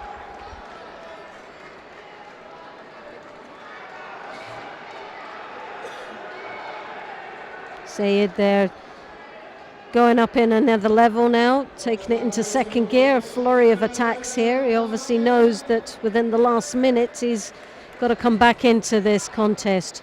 Only one Shido, but now there's the second Shido, third Shido now placed on the scoreboard. One more would result in a Hansokumaki.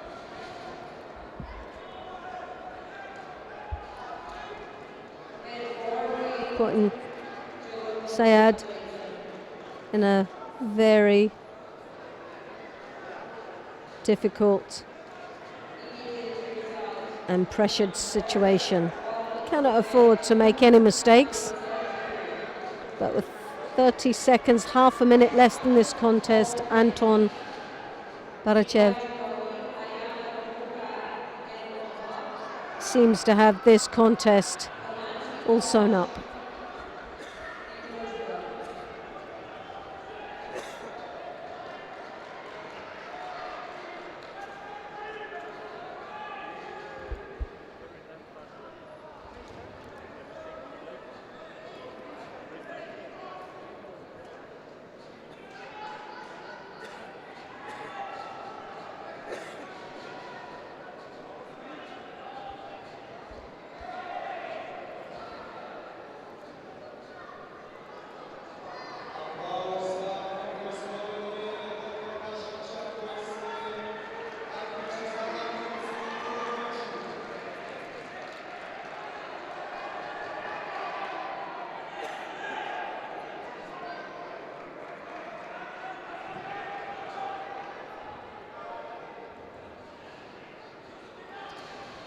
So that's the win for Anton Barachev.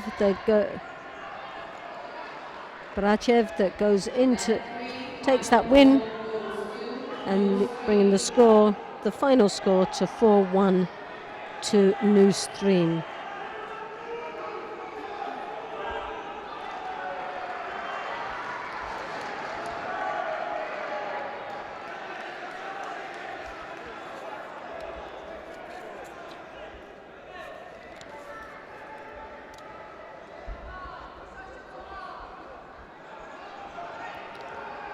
So the men come back into play. Final result 4-1 to Newstream, representing Russia, that will go through to the next round.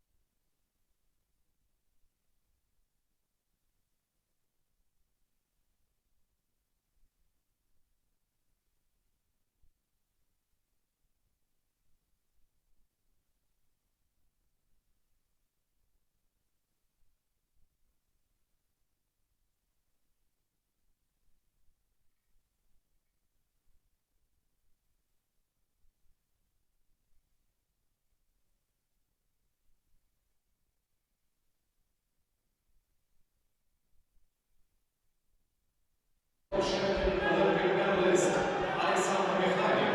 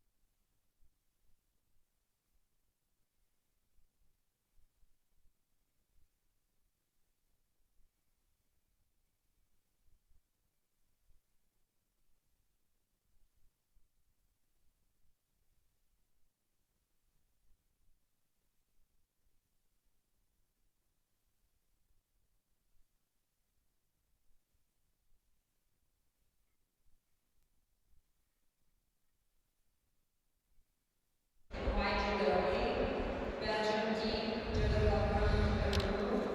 In blue derby, Holland team judo club Katowice. Winner of the men team contest on match number 3 between Montpellier and judo club Leipzig is Montpellier.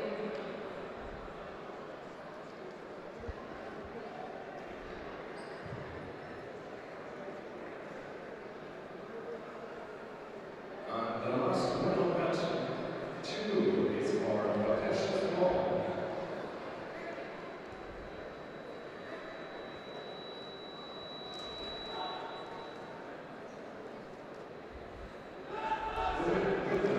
Well, that was a win for the Russian club Otechestvo Grozny.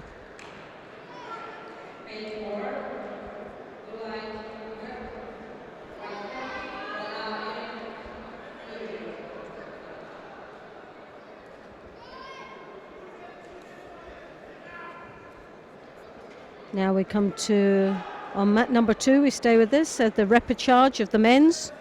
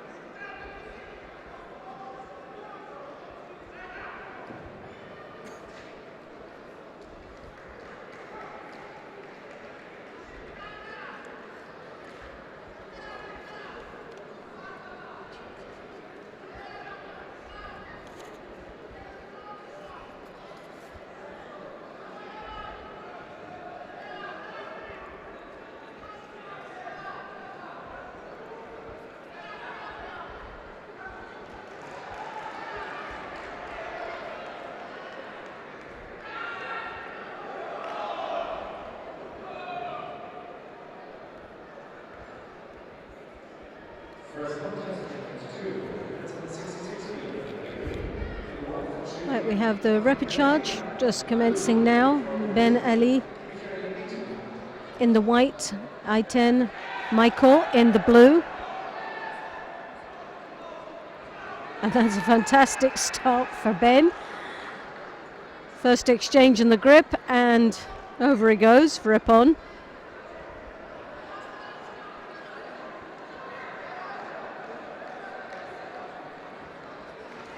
And this is between Chile Morangues in the white and JJC Bruges in the blue.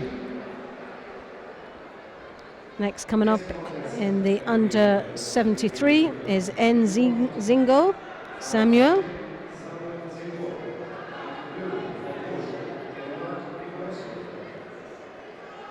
And Nicolaescu Edward in the blue.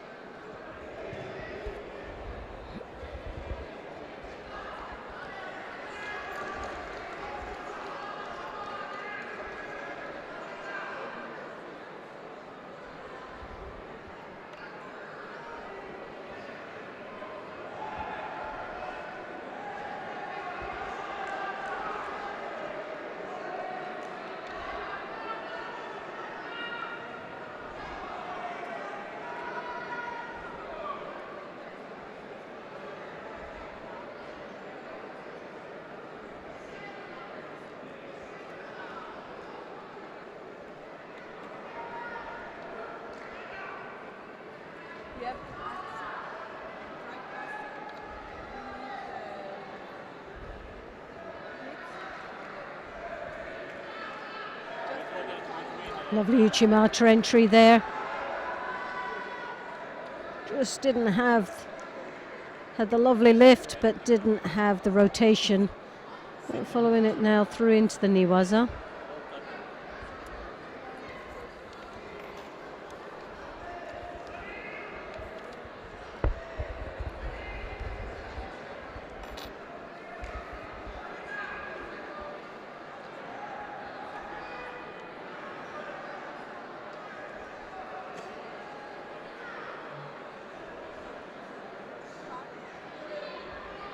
Samuel Zingo. Very agile, very fast on his feet.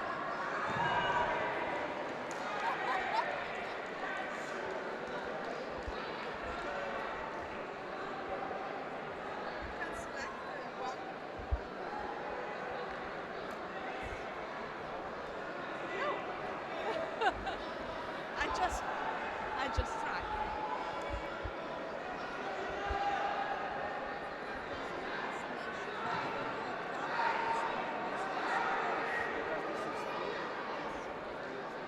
A lovely drop Sianagi there from Nicolascu Edward.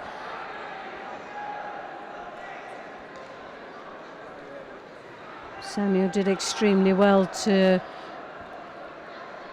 his aerial awareness just to get off that. Very, very cat-like. To draw his opponents down to his knees. And Edward picking up the Shido. So 2 minutes 27 seconds left in this contest. Samuel Zingo leading with the Shido.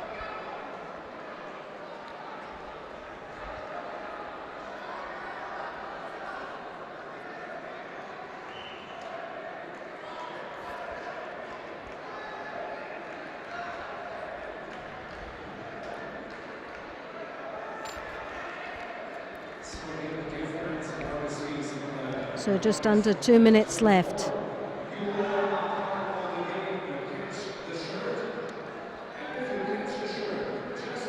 Both have been so very close in some of the attacks they've been putting in.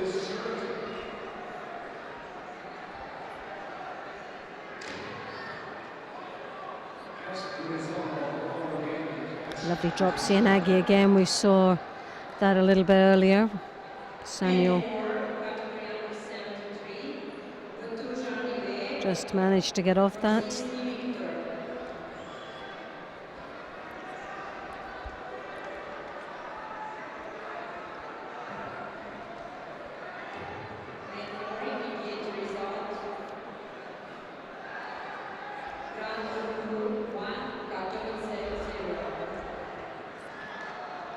Exchange there of Ashiwazas. Not as effective as they would hope it would be, but now into the ground. Samuel looking for some opportunity down there, but referee feels that there's very little. Oh yes, well that was a lovely. It started off as an Osota, and from the counter attack, then manoeuvred his body round in a position that he got the actual score eventually.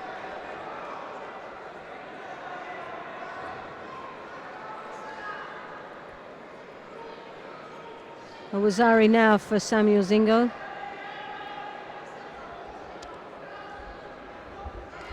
Putting him in a nice, comfortable position here with 43 seconds left in this contest. Can't really write this match off just quite yet. Edward Nicolascu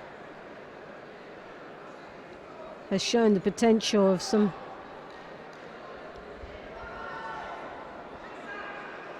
excellent judo, so there's an opportunity here to come back, but with 37 seconds he's got to really do something special.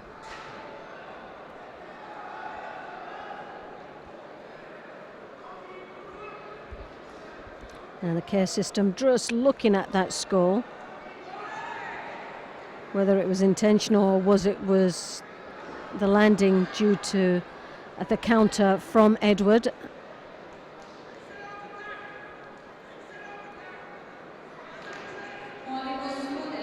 From the angle that we're looking at, it did look that Samuel had executed the counter from the rear exchange, but refereeing has decided no,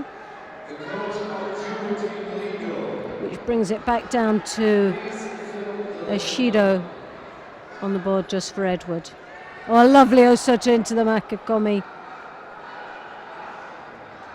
It's got to be a score, my goodness.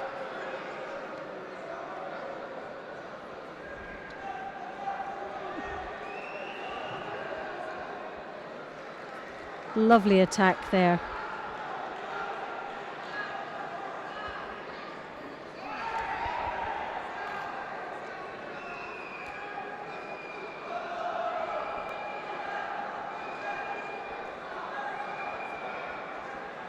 Well, nice agile feet, playing the edge. Well, we're going into golden score now. It'd be interesting to see that last exchange of an attack there from Samuel as he came in for that Osotogari.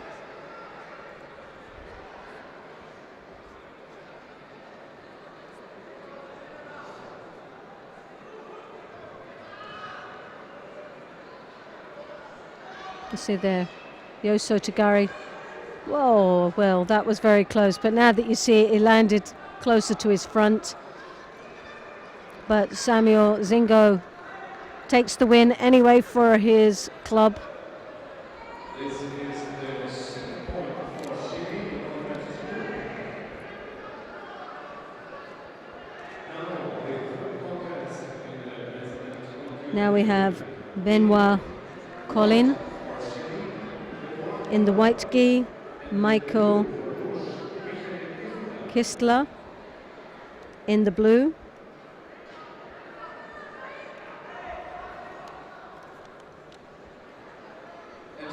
Colin white, Kistler blue.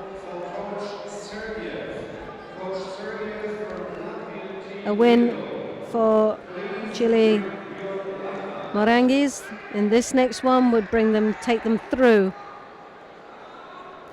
the next stage of the repechage. So this is a crucial match for the Swiss team, JJC Bruges, to keep them in the tournament.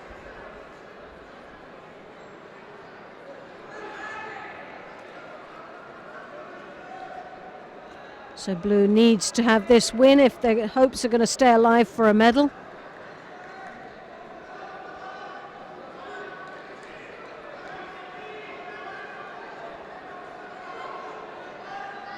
Lovely Ochigaris are hopping there.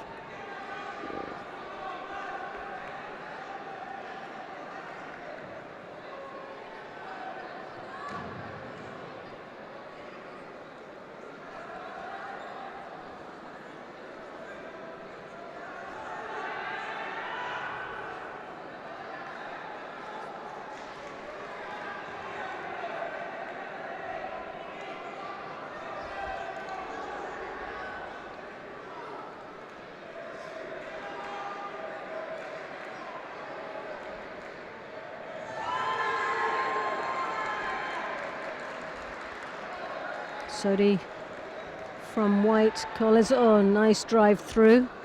Sadly didn't get the end result that he was hoping for. Kistler looking for some opportunity in Niwaza.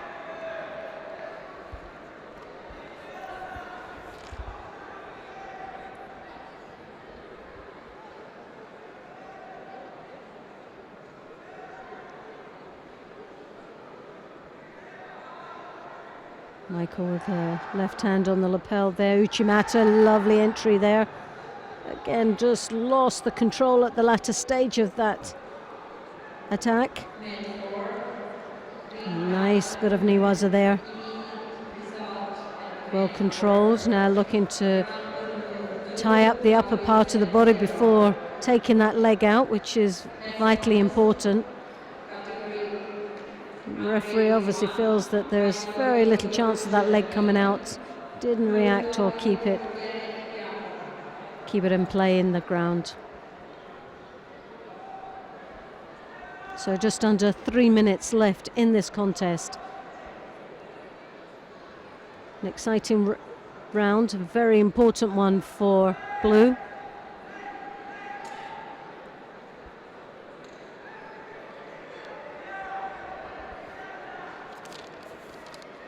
JJC Bruges need to win this match for any chance to stay in the competition.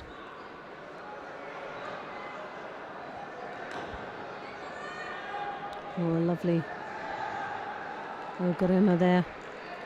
I think his intention was an Uchimata. Blocked by Michael Kissler.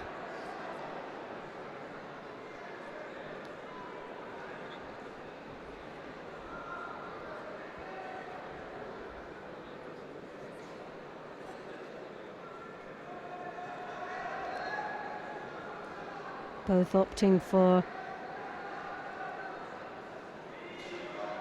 a left-to-left stance. The Yoko Tomai there from Benoit. First Shido now in the last 2 minutes to go to Benoit to Michael Kisler.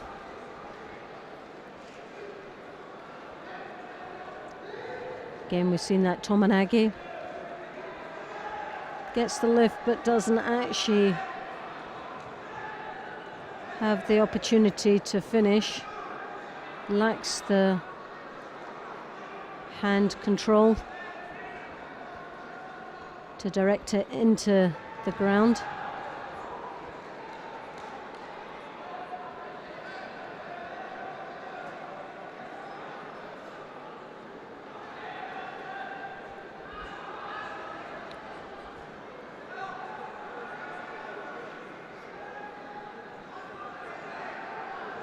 Strong left-handed grip there from Michael. Very strong and controlled. Benoit starting to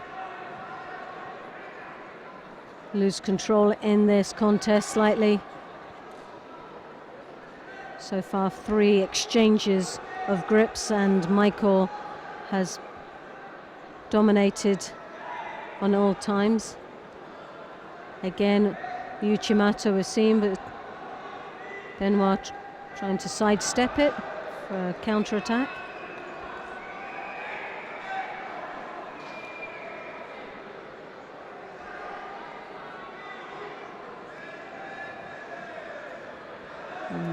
Oh, lovely Ashiwaza attempt there, didn't follow through with it. Now, Tomanagi, there's got to be a Shido coming up soon for Benoit. The lack of engagement in the last minute has been very limited, and there it is. So with 36 seconds left in this contest, it's all even now.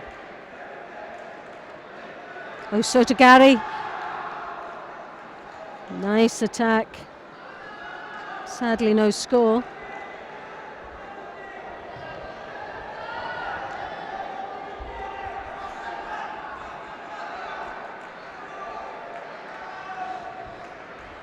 Again, and a Uchimata from Benoit Colin.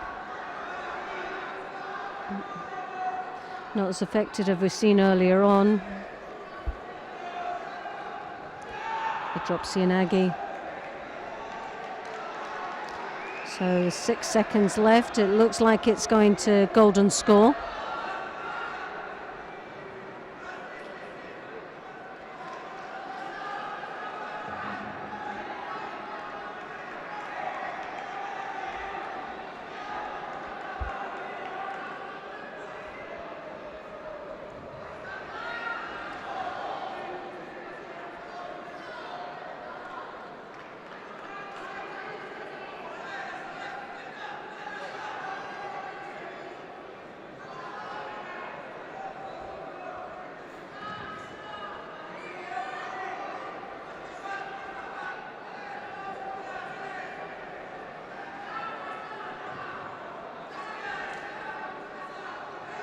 Uchimata.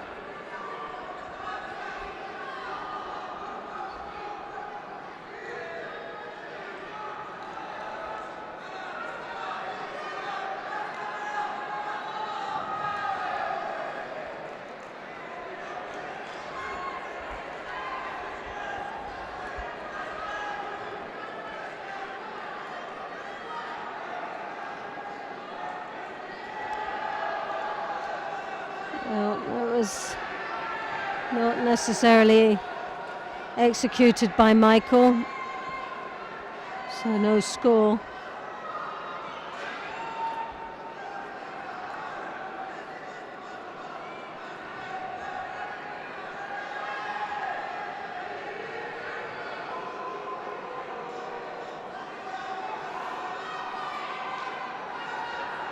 What's quite nice is both athletes attempting to try and score quite big.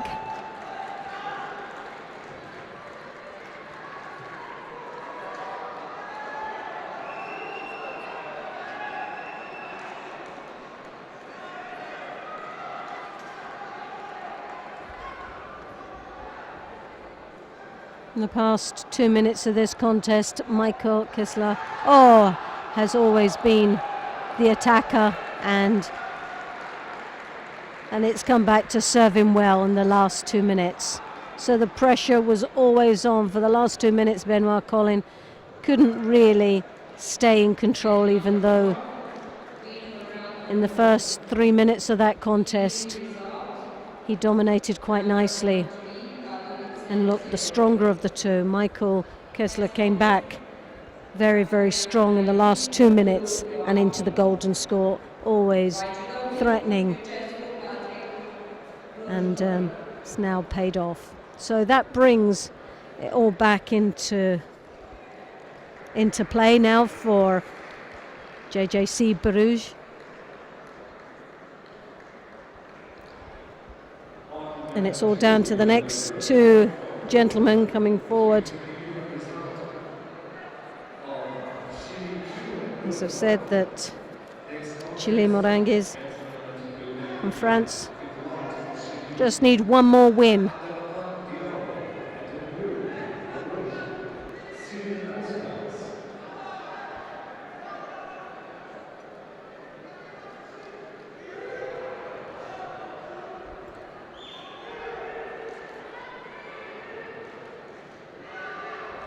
Dear friends, now it's time to make some noise for Band 1. It's the quarterfinal.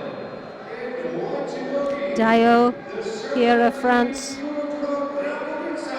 in the white.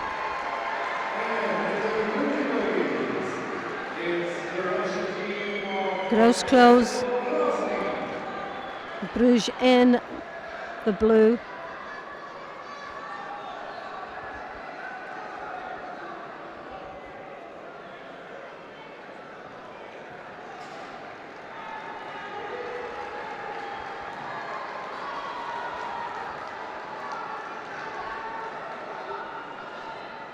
Nice strong grips there from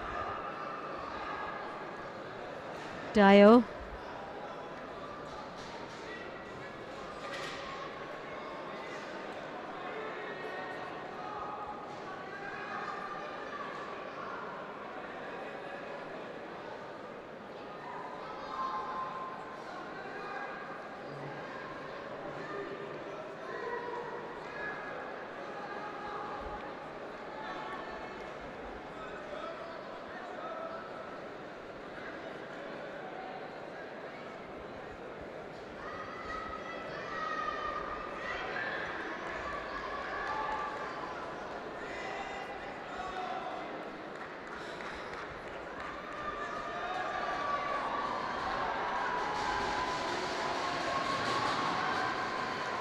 So now, judo friends, where are the fans of Judo Club Brankovica? Osota, and a lovely counter, and he did very well, Dio, to get out of that. Both equally good attacks from both athletes.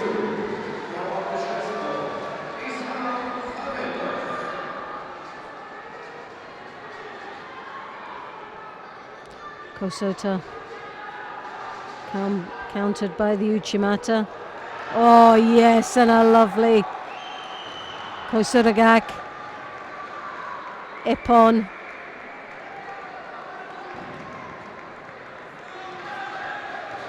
And Diego very unhappy with that, as you can see. but can't take it away from Cyril Grosclose. An excellent counter, beautifully finished. I'd be absolutely delighted with that.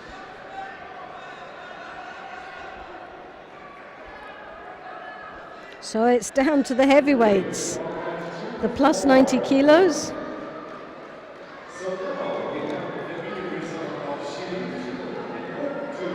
Katharina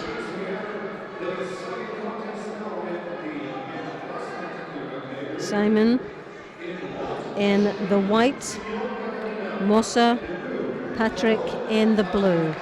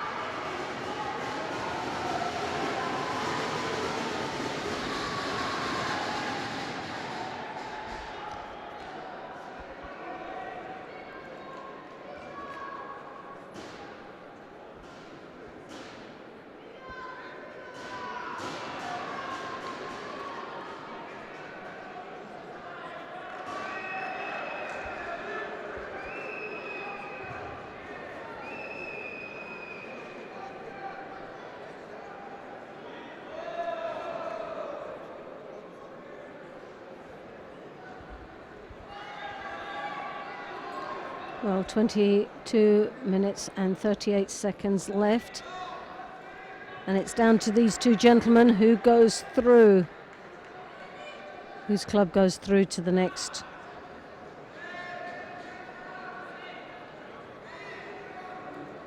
round of the rapid charge and who goes out.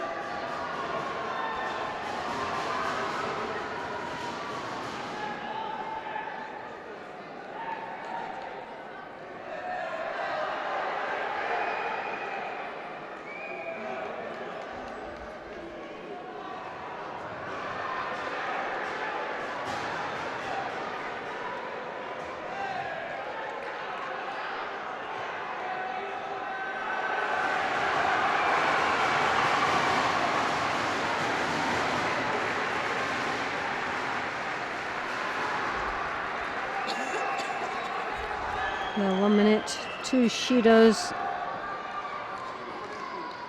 to Patrick Musa. Very, very close indeed. Still a minute to go. And it all's down to these two gentlemen.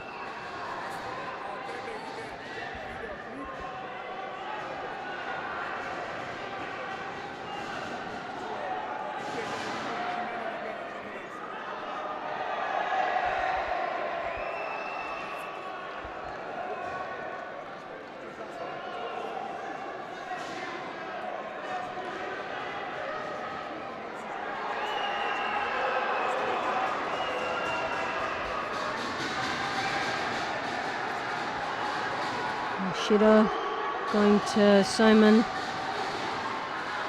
Katharina.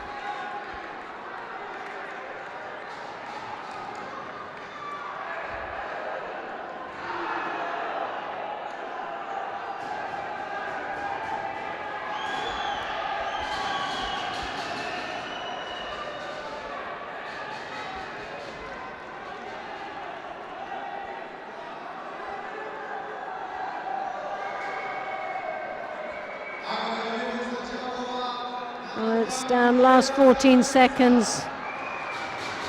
Can Chile Merengues hold on to a place in the next stage of the repechage? Well, and they do, but just the skin of their teeth. Very frustrating there for Patrick Musa, who worked extremely hard, and they did so well as a team to come back with what was looking like all over and done with on the third match.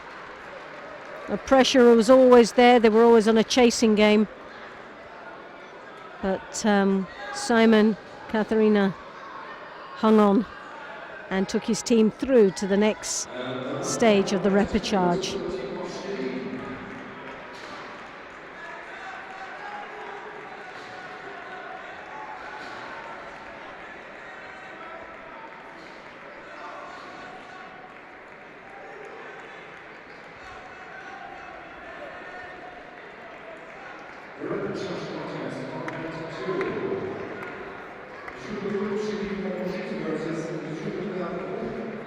The winner is judoka Chili Orangi.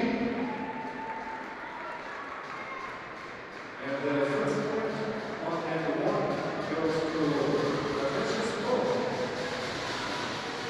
Now the second contest, and the 73 in white for Rakovica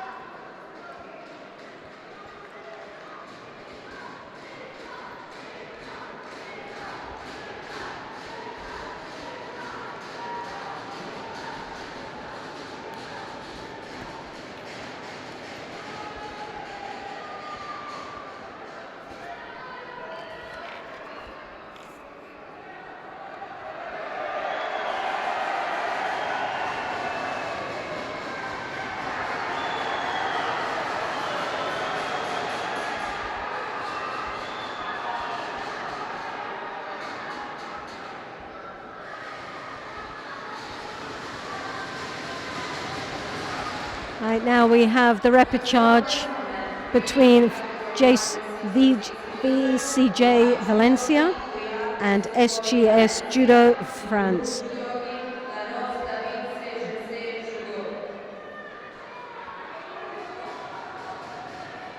And we have Uriati, Sergio in the white with David Larose in the blue.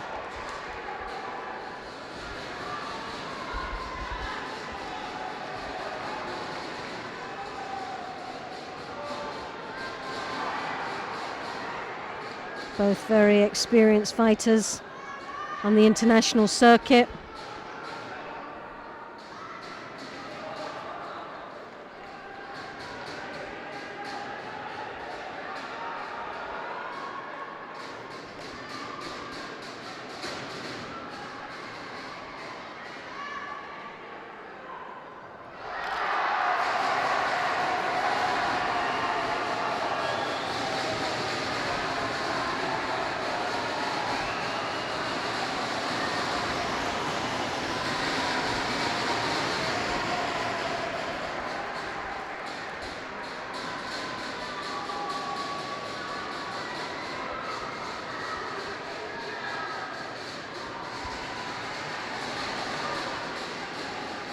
Uriati persevering there in the transition. David Larose, oh, so close, got the lift, but couldn't just manage the rotation.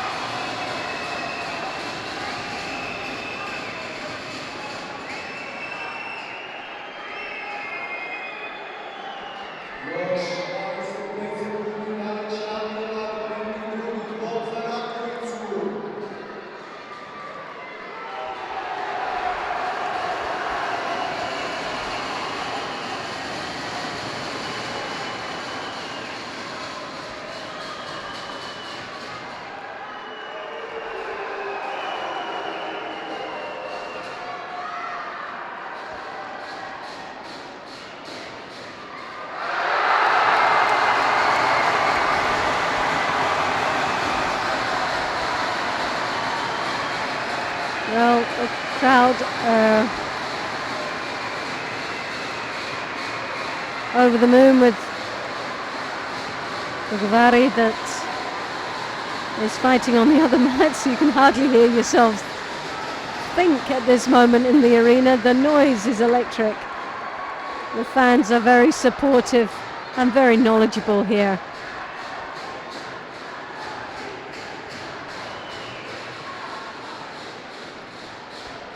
And that's where you always get with a team event, is the atmosphere and team spirit that's around this arena right now.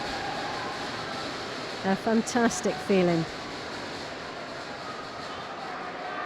Uriati there taking a very deep grip onto the belt. The Sumigeish attempt there.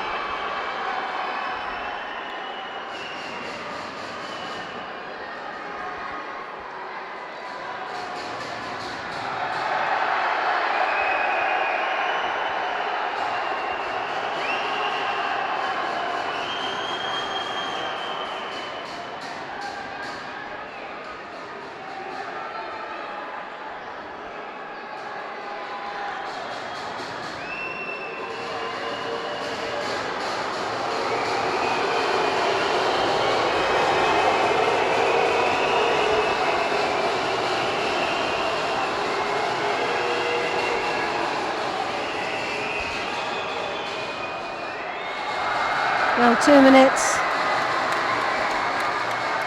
minutes left in this contest, and you can hardly hear yourself think, not alone talk, in this arena with the atmosphere that's created here on the other mat, as well as what's happening right now between these two athletes. Uriati of Spain representing Valencia Judo Club, and David Larose representing SGS France. Both very experienced athletes, neither one of them really committing in this contest. Ko Chigak Lovely attack there from Uriati.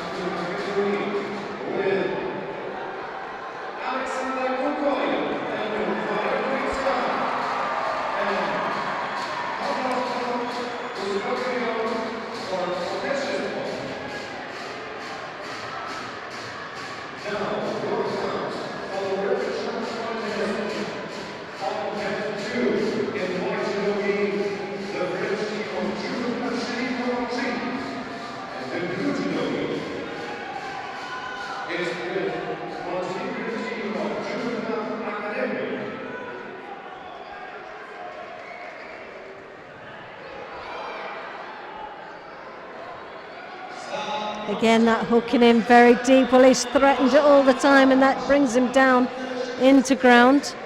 David LaRose rotating him over, looking for an opportunity, and we do know he's quite clever down there in the Niwaza, but just feels like there isn't much of an opportunity.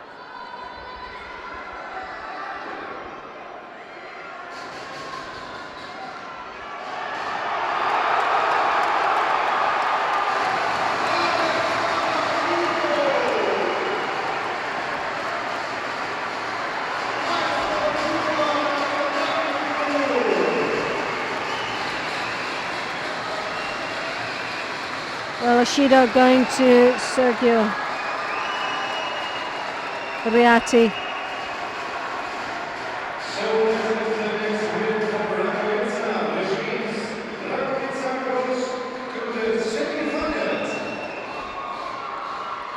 With just seconds left, and David LaRose with the experience will keep on to that and take a win for SGS Club.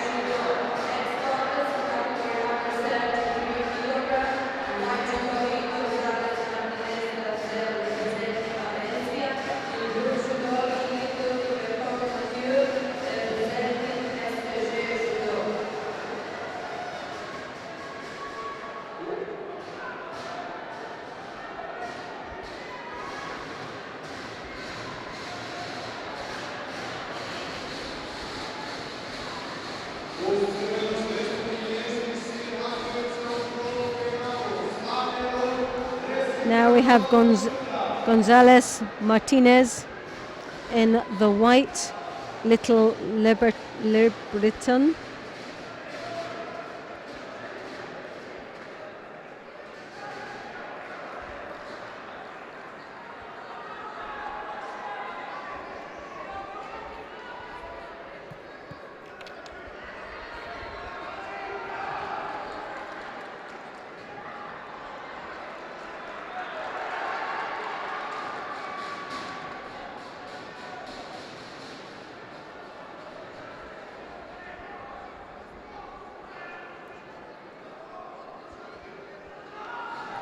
Kosota, Gary there from Gonzalez.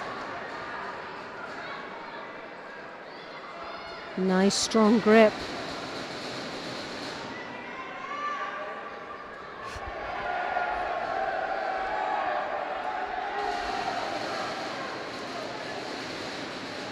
Flurry of attacks again from Gonzalez Martinez. Nice movement. Works really well with his feet. And piling on the pressure of his opponent. Very light and nimble.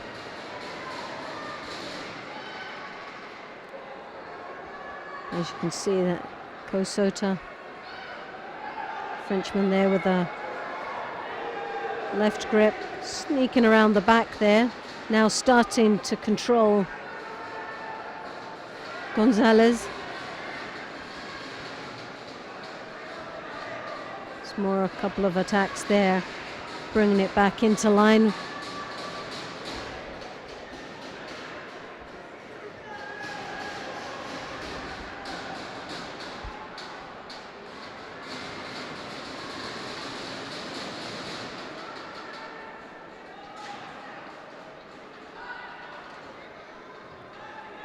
Both very exciting players to watch, as you can see, that very intense and always feeling like something is actually going to happen. Both trying desperately to create opportunities, leaving it very open and light.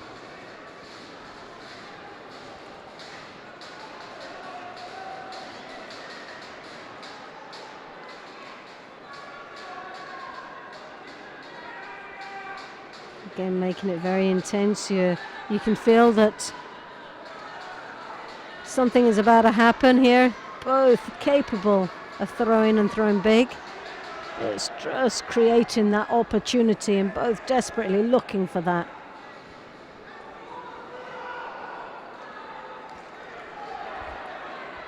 One of these matches that if you switched off, you might miss it.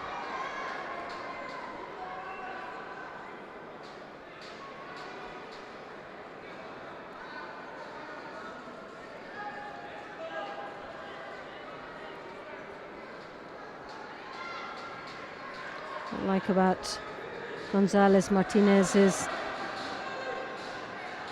how light he is on his feet, how good he works with his feet like another set of hands. Gripping, controlling, creating opportunities.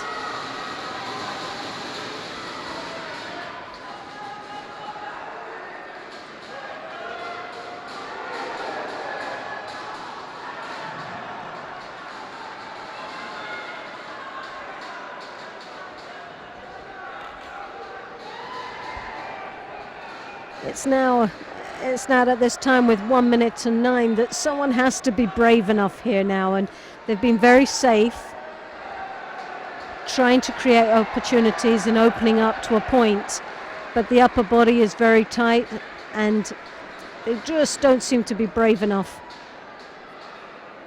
Neither one of them really wants to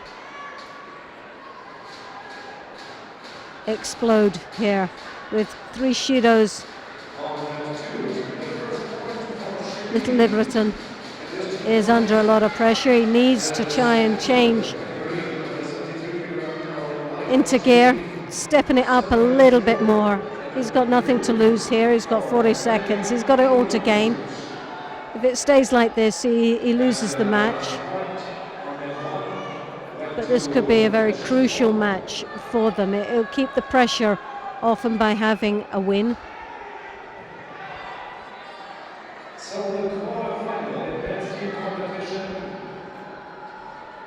judo versus Precious Velocity, winner Judo Brandovisa, and going to the semifinals. So guys, clap your hands, all 37 teams in the semifinals.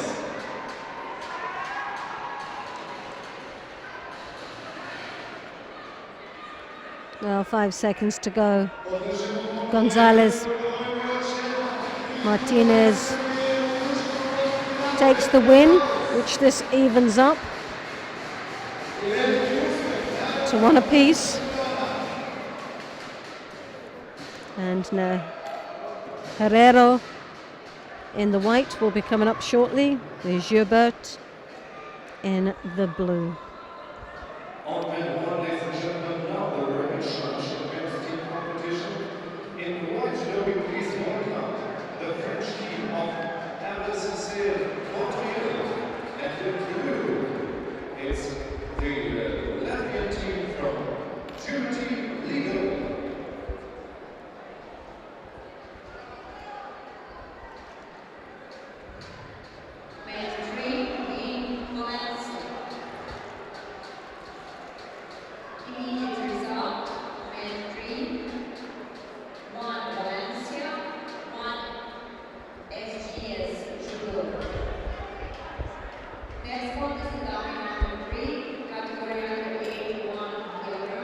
So Herrero of Valencia in the white gi, Gilbert of SGS France in the blue.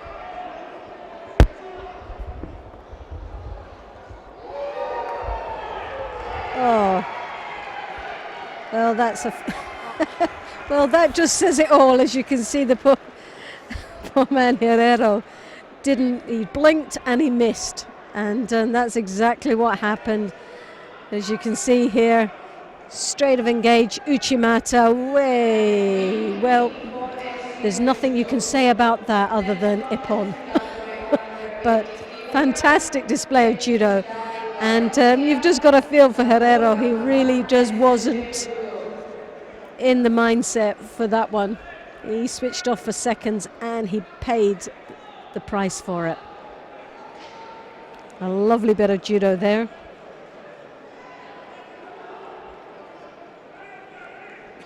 Now we have Tekic David in the white and Anthony Lamour in the blue. This is now On the two, the last win was for Academic, so we need raise on now. Shiri won and Academic won. Now the category of 91 kilogram. In one judogi for Shiri, Benoit and the blue for Academic. Serjan Radmilovic.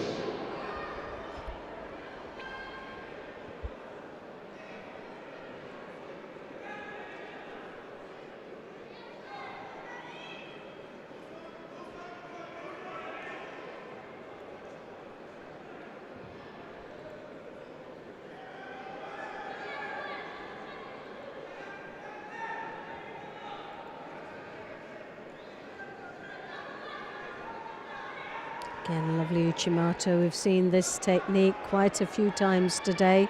Oh, goodness me. That was superb.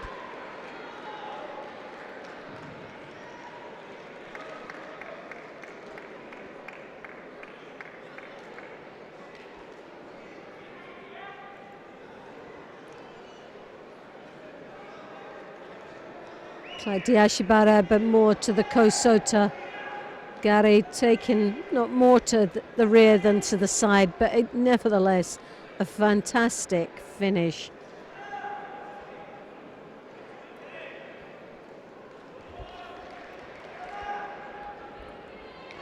Well, it's now back down to the last man once more.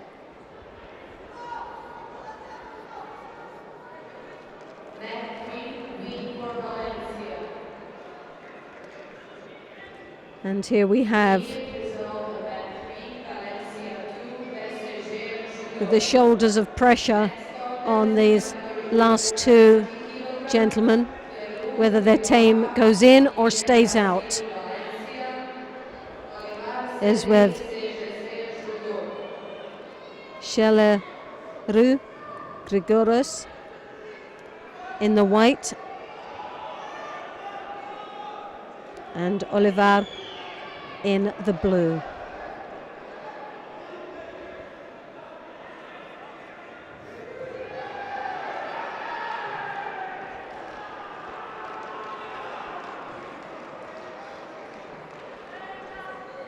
Sheleru Grigorgas, white.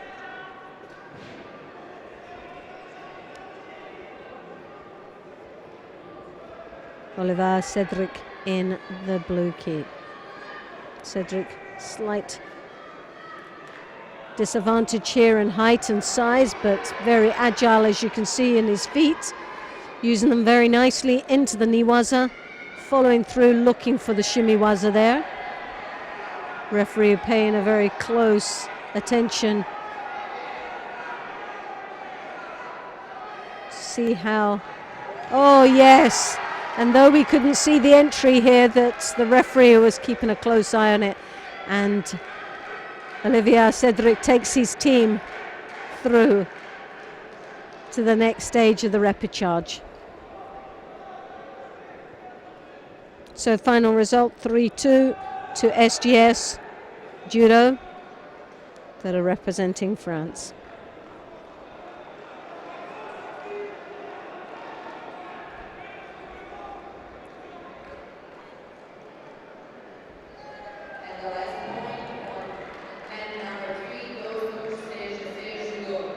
winner on mat 2 was Shiri. Next point.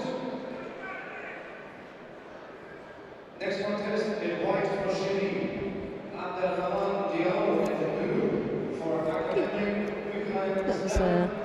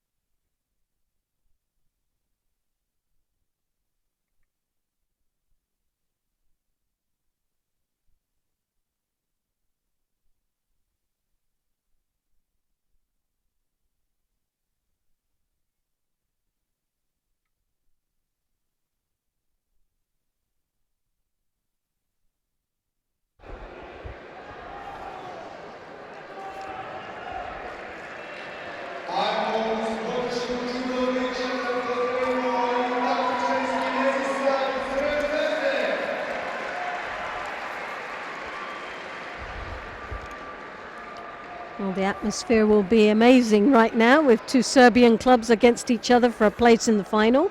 And the next semi-final will be two Serbians, so it's going to be an all-Serbian final anyway. So it's which team will go through. That is the question we're all asking. But all we know is that with this crowd out here, very knowledgeable, very supportive, and will be very loud indeed.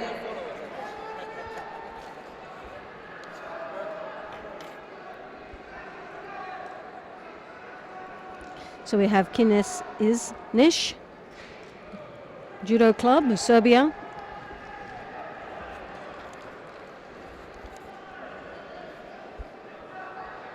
And we have Red Star from Serbia.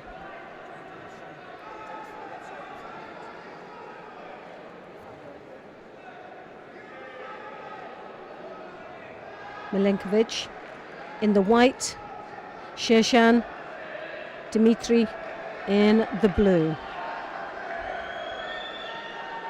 Now,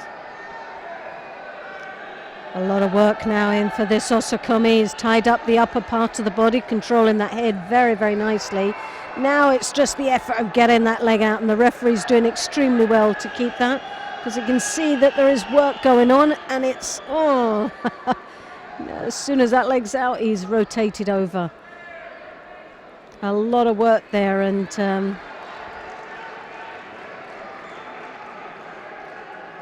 Milenkovic did extremely well to get out of what was very tricky situation for him.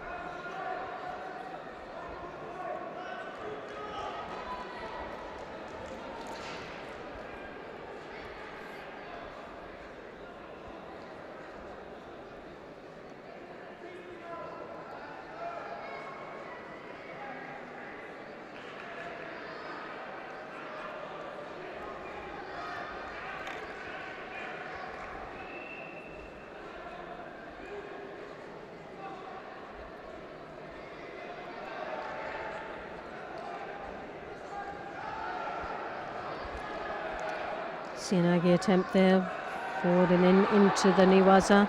Again, looking for that opportunity. Well, we know he's very competent down there in the ground, but took a little bit longer there to react.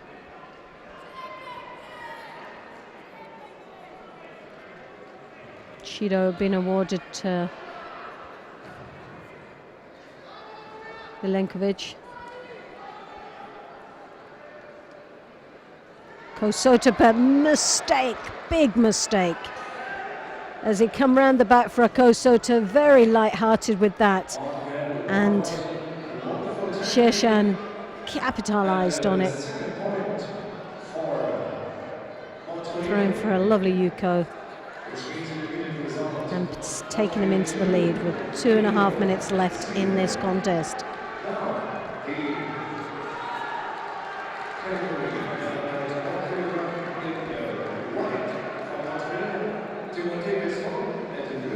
So the dynamics of this match has already changed, but still 2.5 minutes left. Lovely Makakomi, I think, as he took the arm from over the side rather than underneath. Very difficult to see the angle the camera is pointing at, but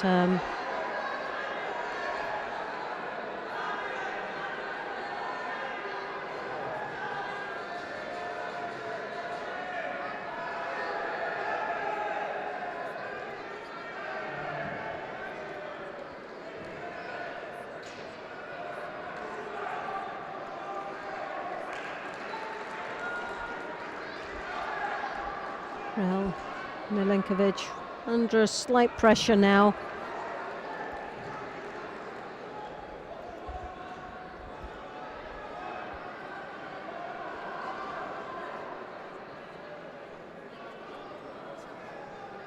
Got for a right-handed grip on the lapel there, taking that sleeve. Both very bent over posture. Oh, and he's lifted his head up, and once more, look more like a Hanigoshi there Foot didn't go through the middle for the Uchimata. Just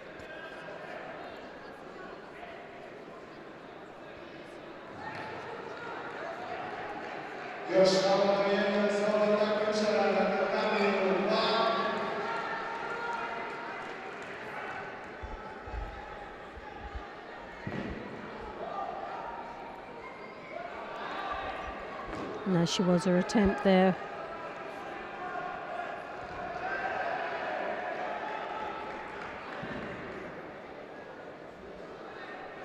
Andrea really has come back.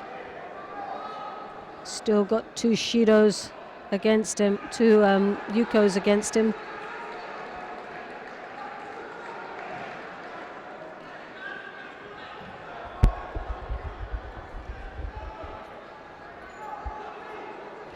Dmitry just hitting him a little bit faster, just pipping him to the post as he comes in for an attack.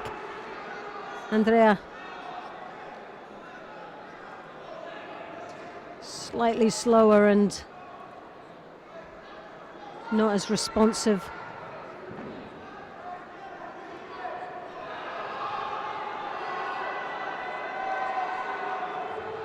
Sumigaishi attempt there as he draws his opponent, but we've seen this before there. Now under a situation that Milenkovic is becoming slightly tired, it's a dangerous position to be in the Niwaza.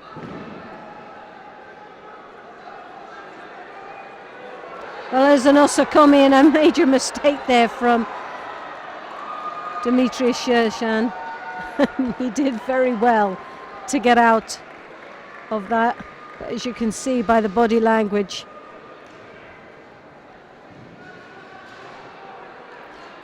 Milenkovic very frustrated, but also looks extremely tired. So Shershan takes the first win with two Yukos.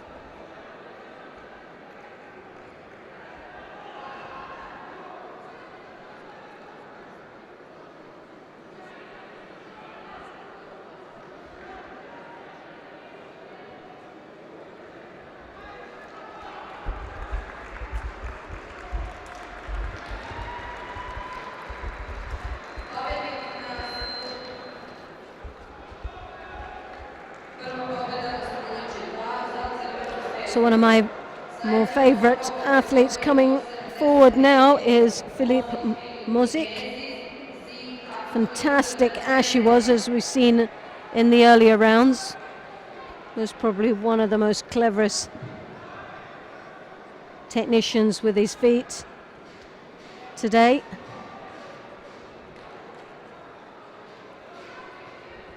He's up against Anthony Zing. And after saying that, he most probably won't even touch the feet with his ashiwazas.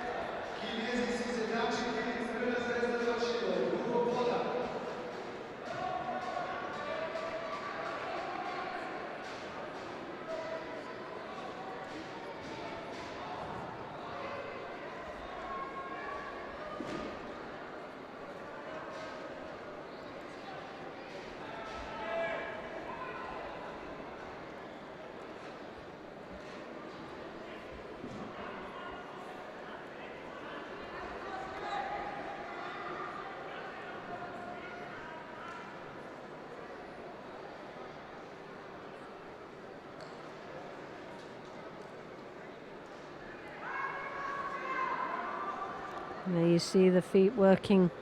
Oh, Koshigak, oh, lovely attack there. Nice finish to gain a wazari.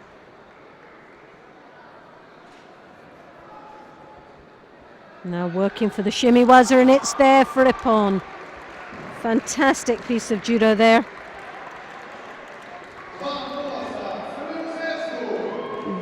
Zing taking the second win for his club. Now this piles the pressure on.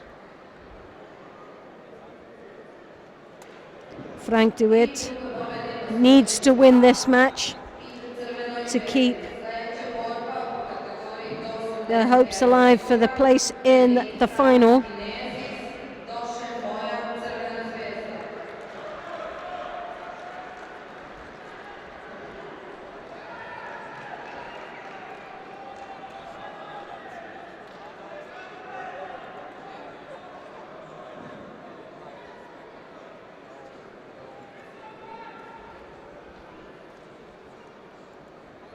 So now we have Frank de Witt, the 81 kilos, third match in.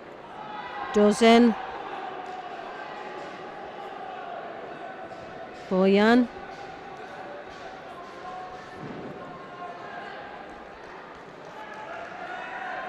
now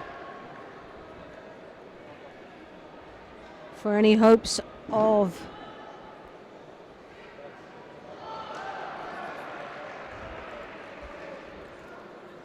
for White staying, so for Kinesis, Nish staying in the tournament, they must win this next match. Red Star with 2 wins.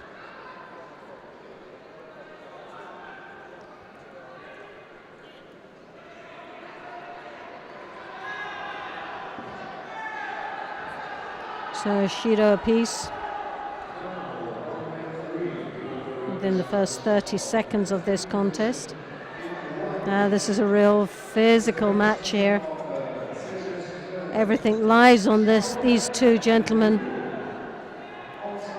The overall win could go to Red Star if Blue wins.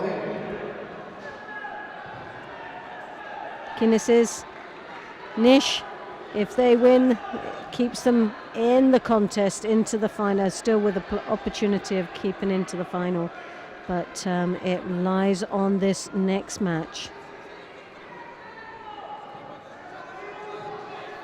Well, Frank de Witt obviously piling the pressure on Dosen.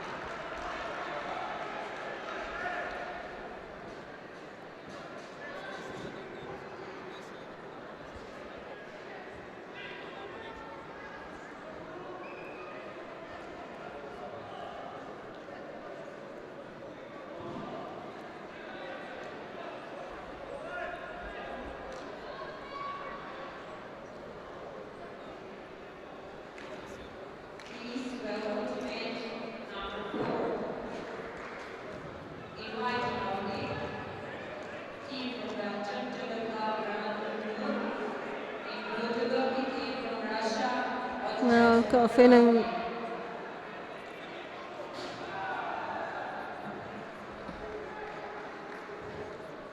possibly a leg grab. And the first contest of match 3 is From Dawson. in white for Sejersen, Fontanet, and in blue for Boyan, Kevin Nando.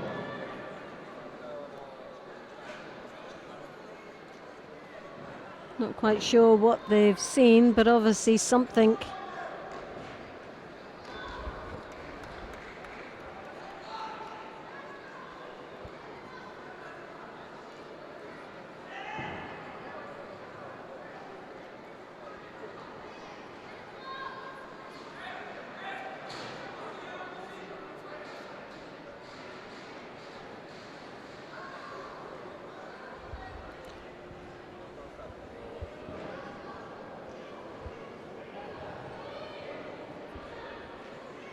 Now Frank de Witt is looking for medical attention. He did have his hand strapped up, and it's looking like that strap in his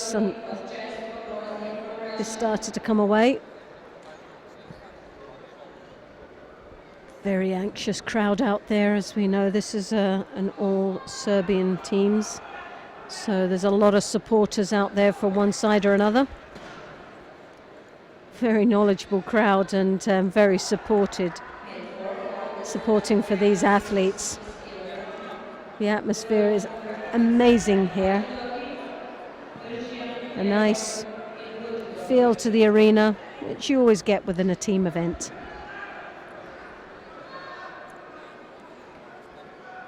Well, 4 teams in the semi-final, which does guarantee Serbia will be gold and silver. A nice position to be in.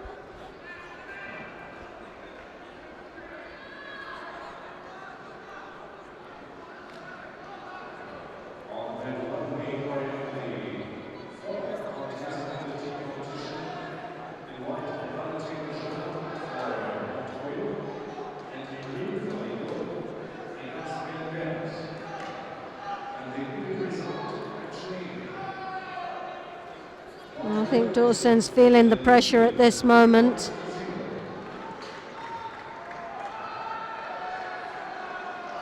Not performing as well as he has done in the previous matches. Feels very threatened and looking very apprehensive here with Frank de Witt.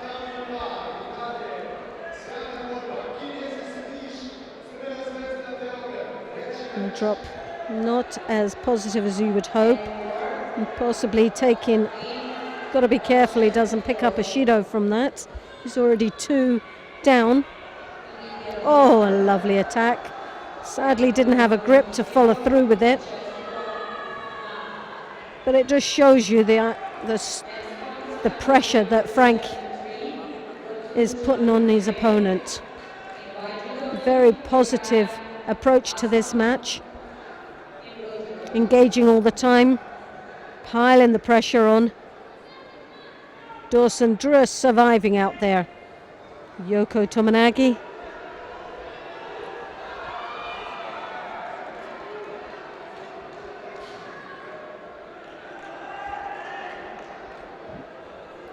Not at any time has Dawson looked at ease within this contest and picks up his 3rd Shido. One more would result in a Hansokimaki.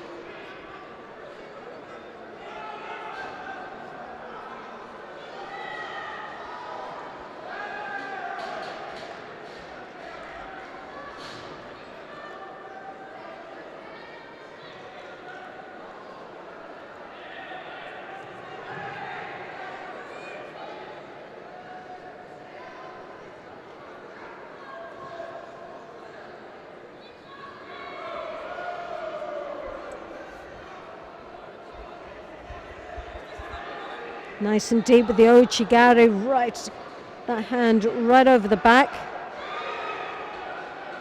Very deep. Dawson found it very difficult to get off, but he did very well not to be scored upon. But it's just a matter of time. It's survival. And if Dawson doesn't attack, it's going to get his 4th and a Hansokimaki. And I think this is where it's coming to now.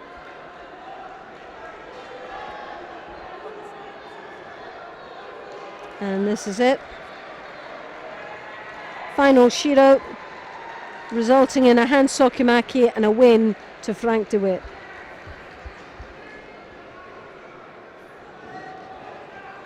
So it gives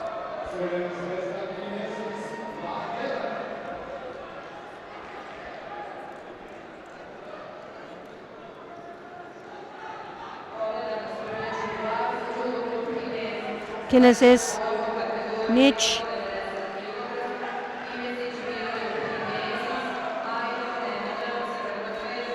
hopes are now still alive, but they must win the next 2 contests.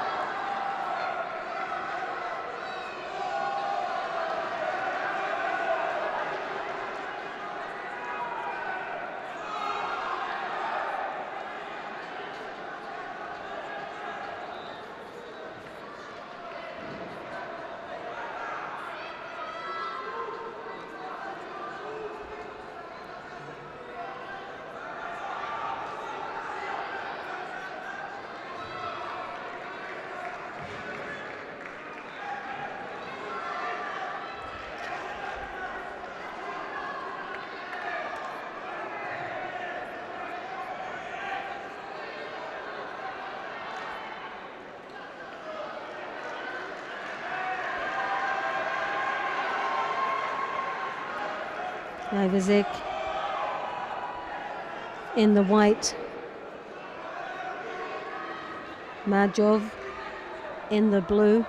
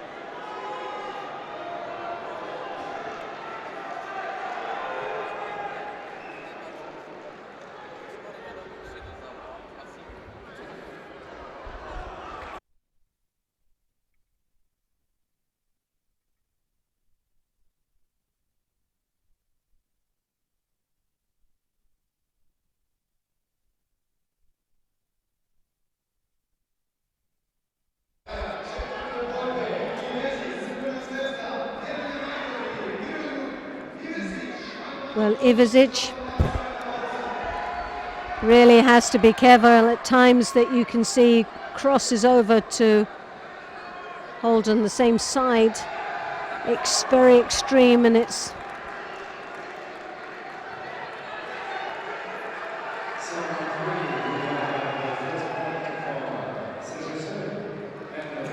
so there's a Shiro.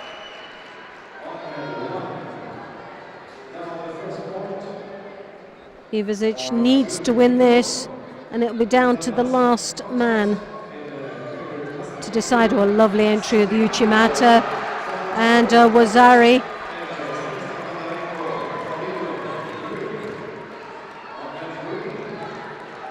Majdov there looks to have sealed this round and a place in the final for the Red Star. Uchigari, still 2 minutes left.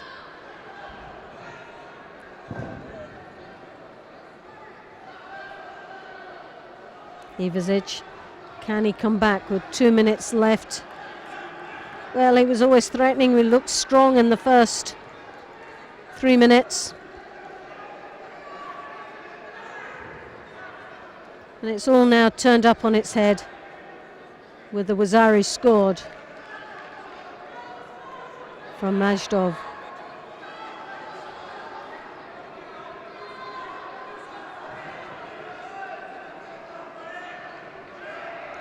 Ivazic really does need to pull out something special. It needs to be powerful.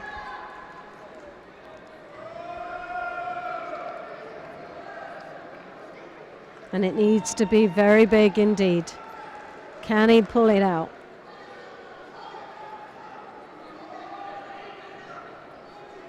It's just down to this last match.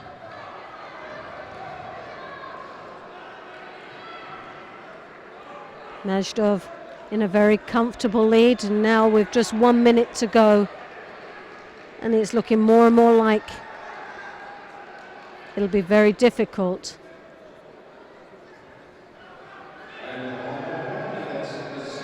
For Ivazic to come back now.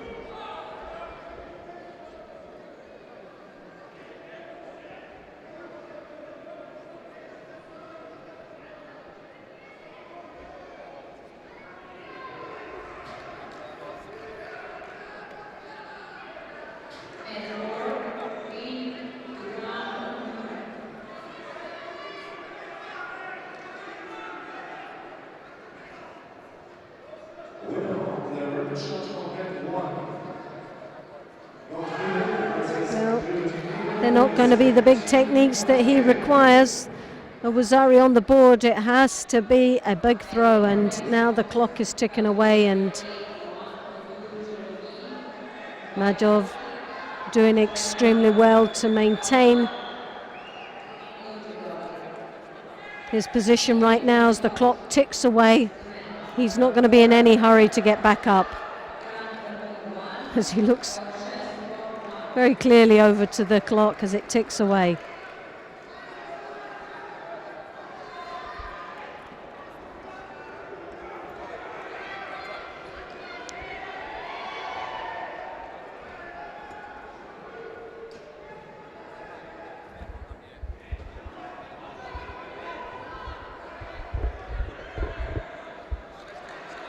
So seconds left. And Red Star goes through to the final.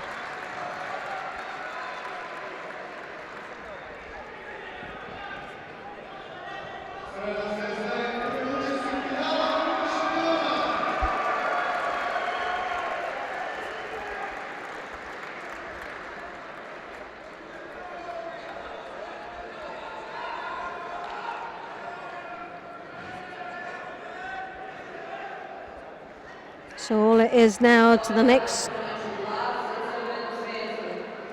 plus 90s is a bit of pride on who wins this one. It won't make any difference. Red Star will go through to the final.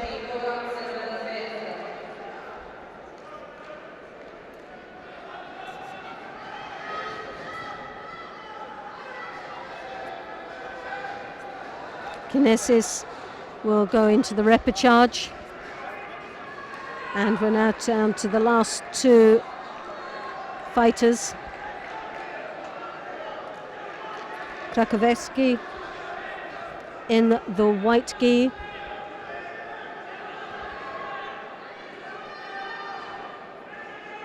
Jeremic in the blue gi.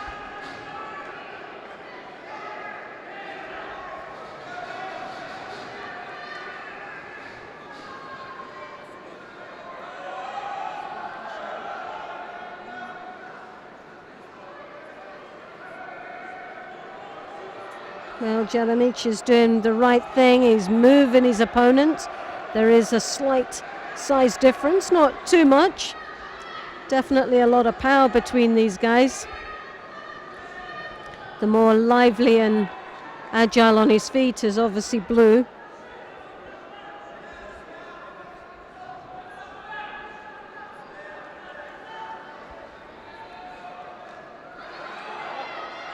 But as we've seen throughout the day, Krakowski, when he does connect, he can throw very high and very hard.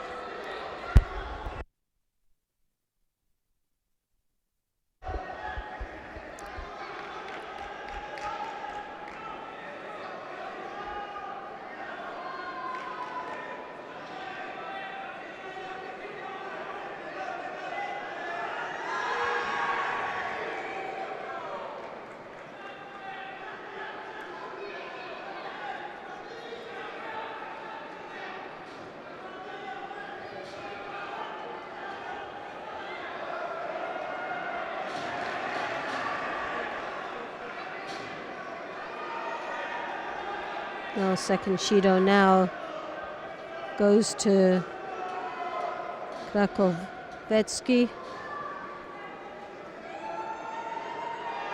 in the white. Well, that was a blatant drop there, and he should pick up his first Shido for that.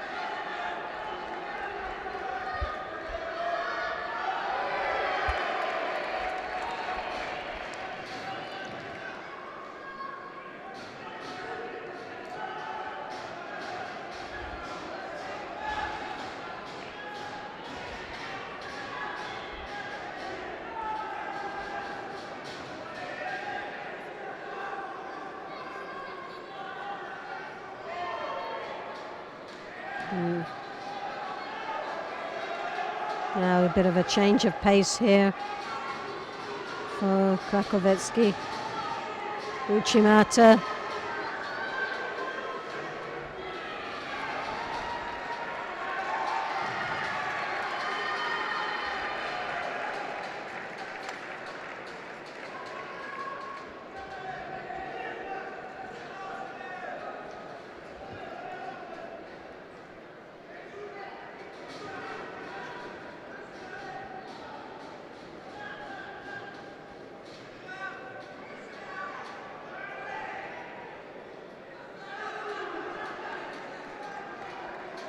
Well, another Shido has got to go to blue. Nikolai really has run out of steam a little bit. I think worked so extremely hard in the first opening 2.5 minutes, and now is starting to pay the price for it.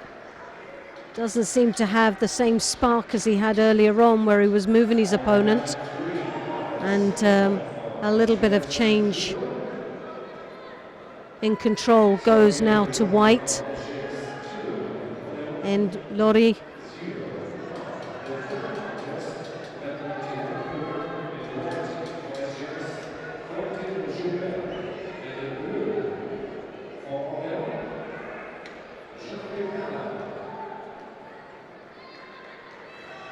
on a lovely rotation there.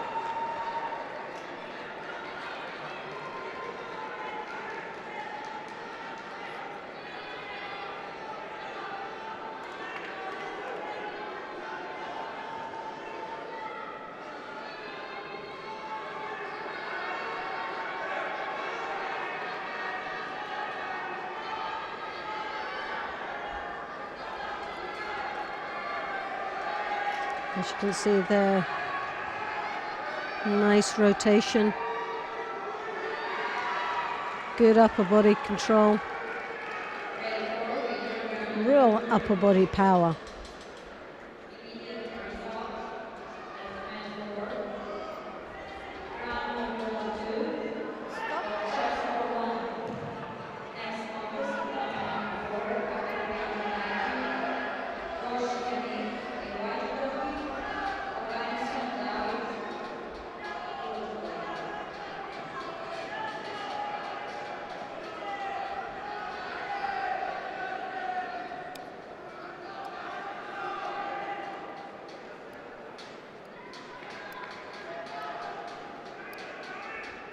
So 3 shidos apiece.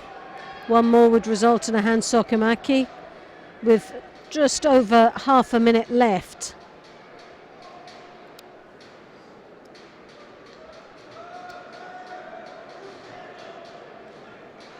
Oh! Well, it was Arya Setiapon,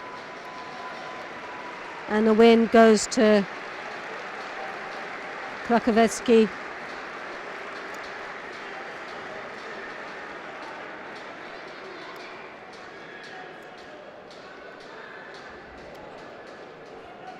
But the final score is 3-2 to Red Star, who go through to the final of this tournament. Kinesis Nish will go into the repechage, so we'll be seeing them a little bit later. Still hopes for a medal there.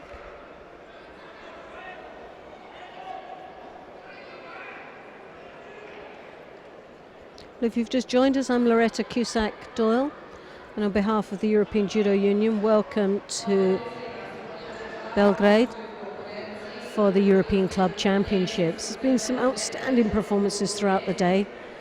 Atmosphere here in the stadium is amazing, with brilliant support here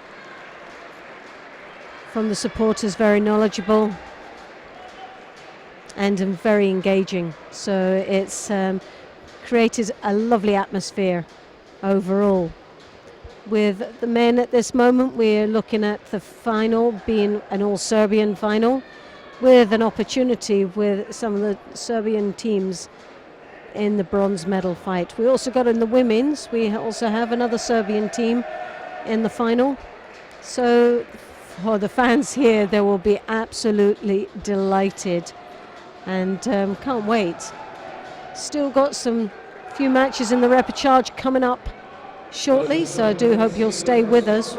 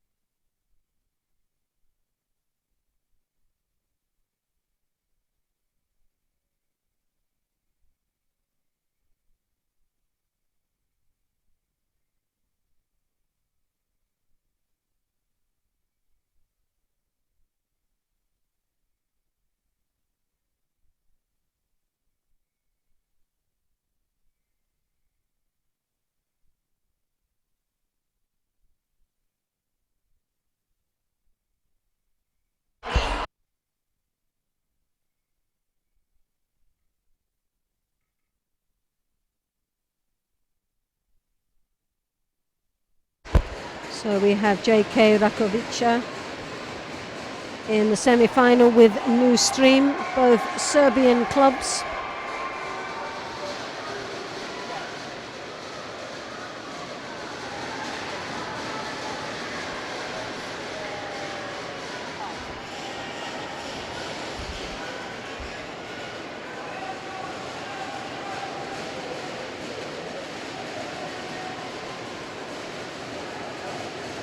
Vukasiewicz, Marko in the white,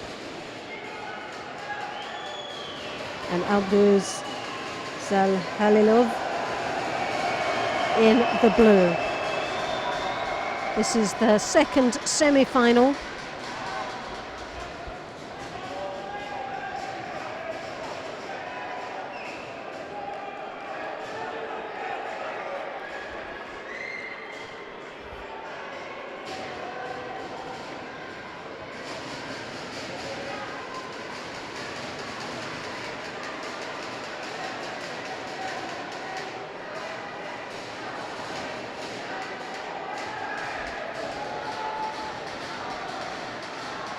Some very happy bunch out there.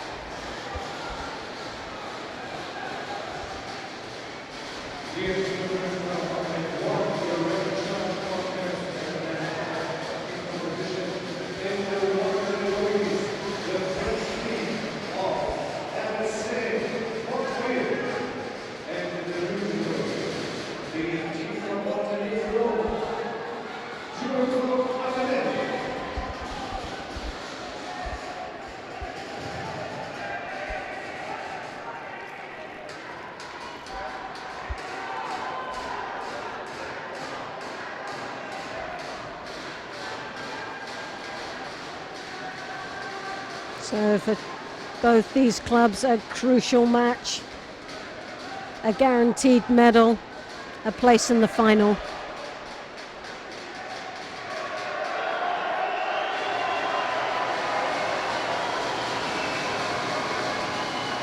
And a guaranteed place in the Golden League by getting into that semi-final. So it's all to win here, with some major guarantees by getting into the final. Oh, wasn't quite sure if that was the Osotagari or Kosotagak. Have another look at that. That was an excellent attack anyway. Osota. Oh, nice. Osotagari. Oh.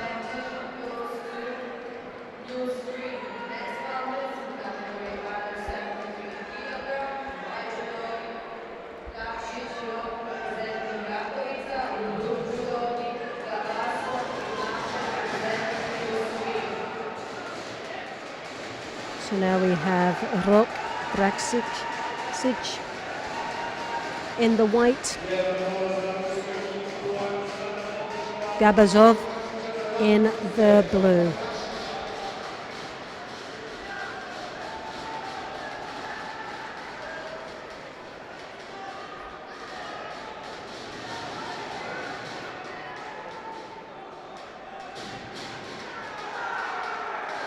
Well, the judo today has been outstanding. Some excellent throws throughout the day from all the weight categories.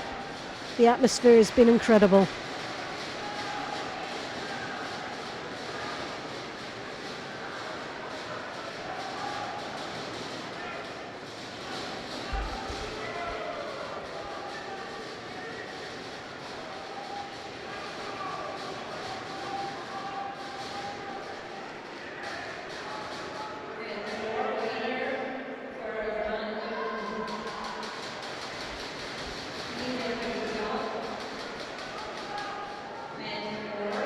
Oh, lovely Tominagi there with just one hand on.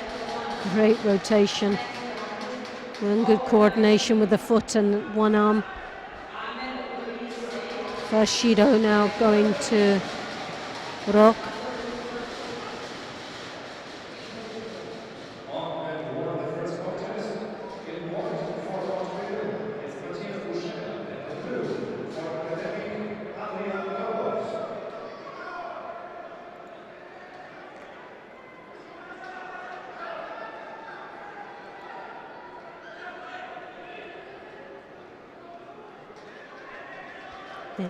Well, another Shido been awarded, but also to Imranbek.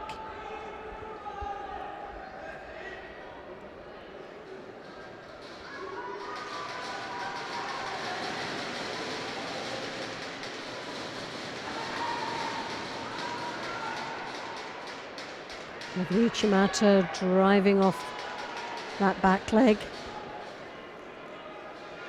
Didn't have that sleeve grip, so unable to rotate his opponent onto his back.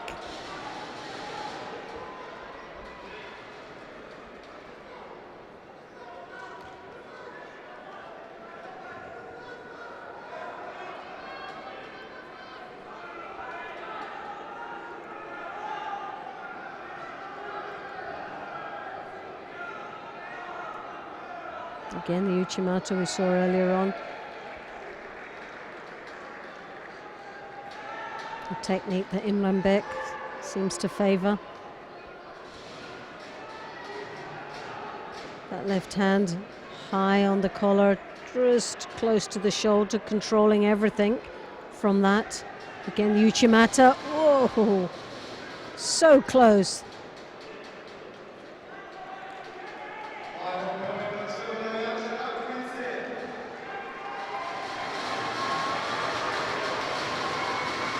Draksic under a little bit of pressure right now.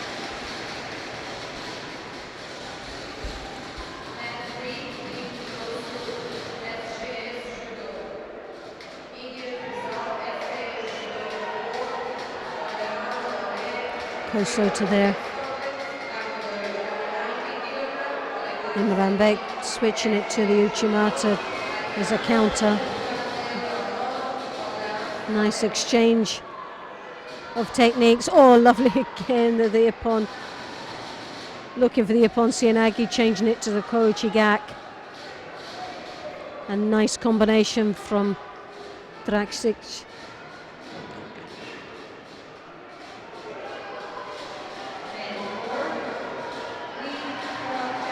Second Shido now going to Imranbek.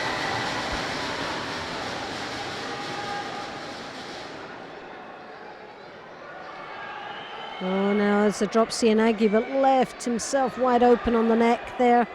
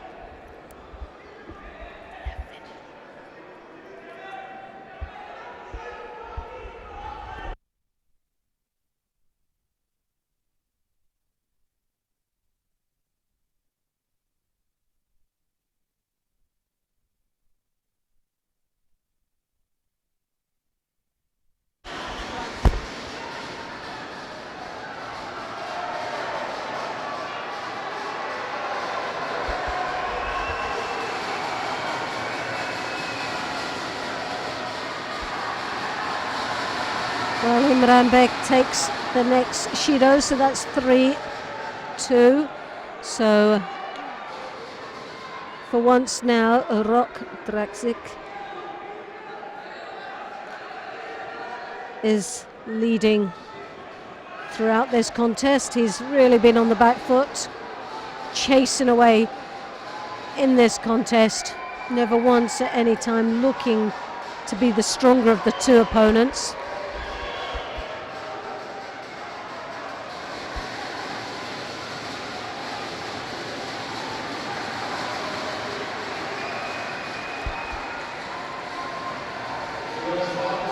So this has all been turned around. with the last 23 seconds, but again it could all change. Very little in between these two gentlemen. Rock looking to rotate his opponent over in the Niwaza, but he's got his sleeve caught up.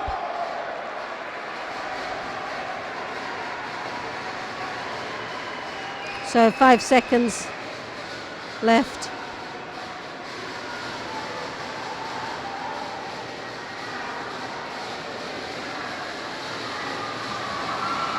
And Chimata attempt there, but Rock Drak Siech takes the win, to the delight of this crowd, bringing it in line to 1 apiece.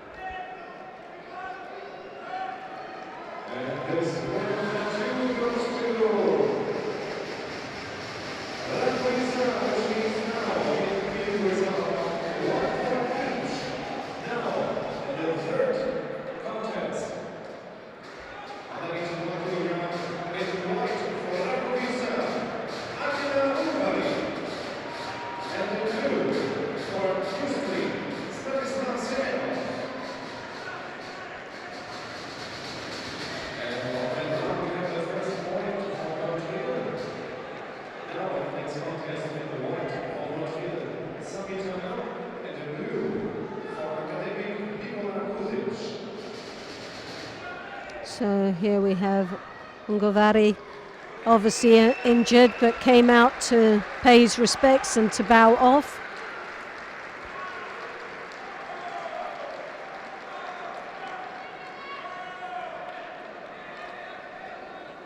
Oliver, Cedric.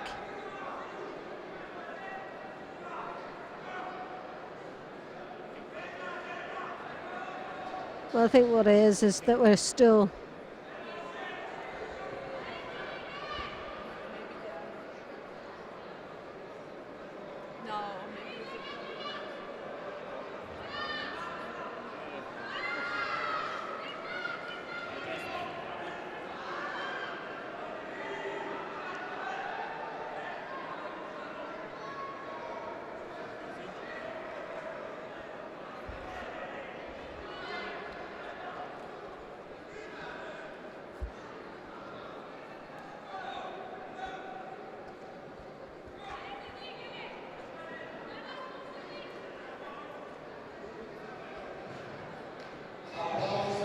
well, I think with the rules within judo, he must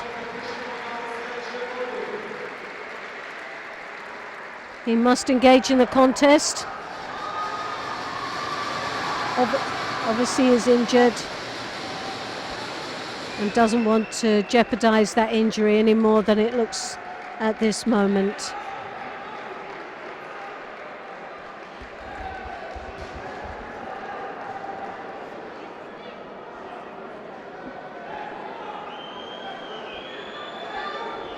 But I think there's something within the rules that say the deliberate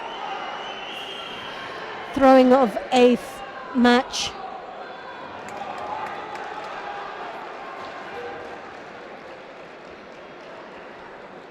is against the spirit of the judo.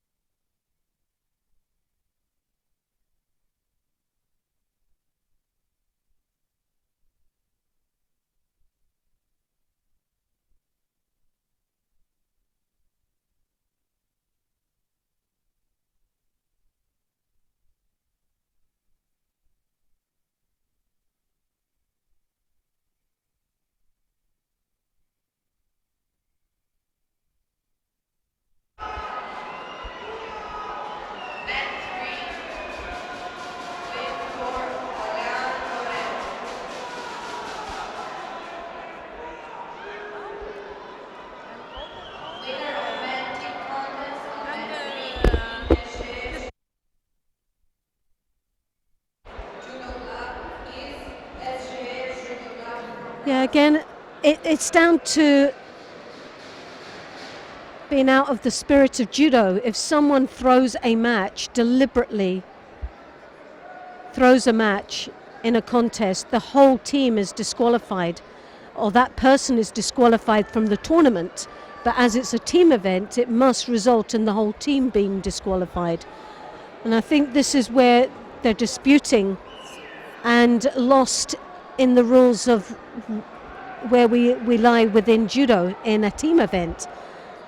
They possibly realised that it was something to do as an individual. If they throw a match, then they're out of the competition. But most probably didn't realise by throwing a match in a team event, the same result as a team being thrown out, which would be incredible because this is a place in the semi-final. It'll be very interesting to see how they resolve this, if they do at all.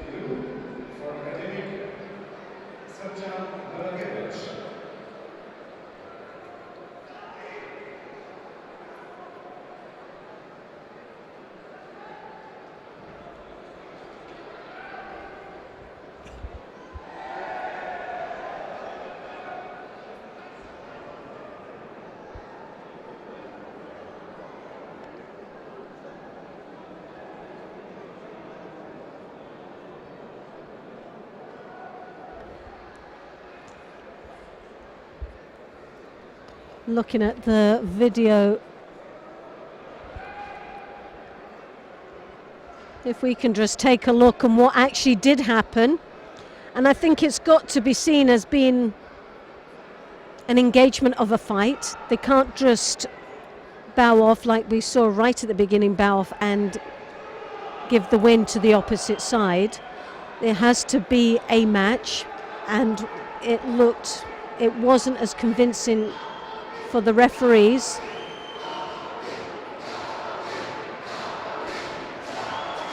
Well, it was deliberate. They knew he was injured, so rather than not make it look so obvious, and because they didn't make it look, if they made it look so obvious, they have to deal with this.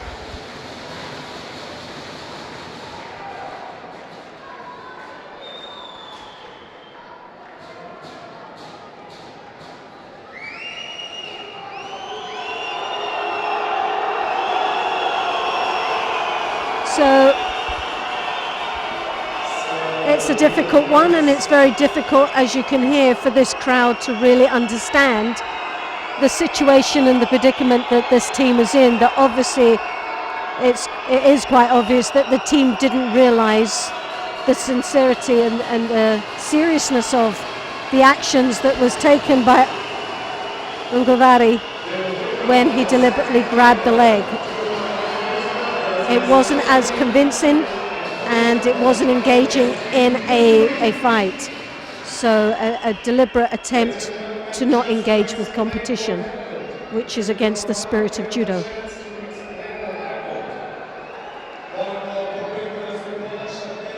Shame, but I think this was something that was lost in translation, not only for the crowd but also for the team itself.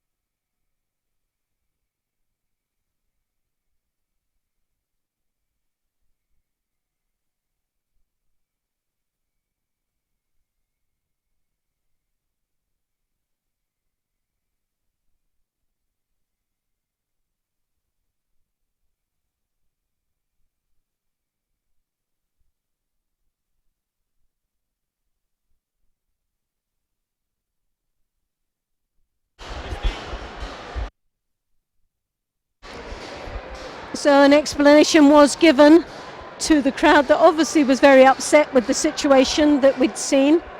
And the rules are that if someone deliberately loses the match or throws a match, they are, as an individual, they are disqualified. But as a team event, they do the same action. The rules is that the whole team is disqualified for that same action. That is the rules, and obviously it wasn't a deliberate act, and I believe that it was just lost in the translation for the team, because they were, as you would see, as surprised as anybody else with that rule.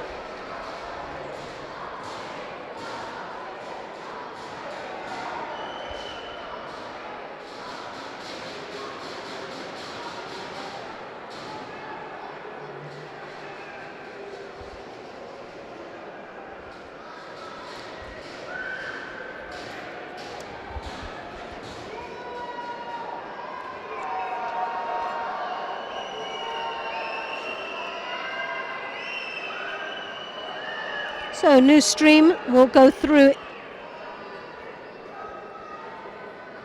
to the final against Red Star. So it will be a Russia versus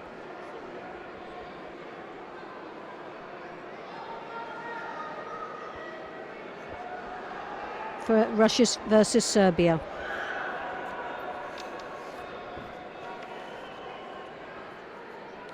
And Lakovica, I would suppose, as they are disqualified, will be disqualified from the tournament.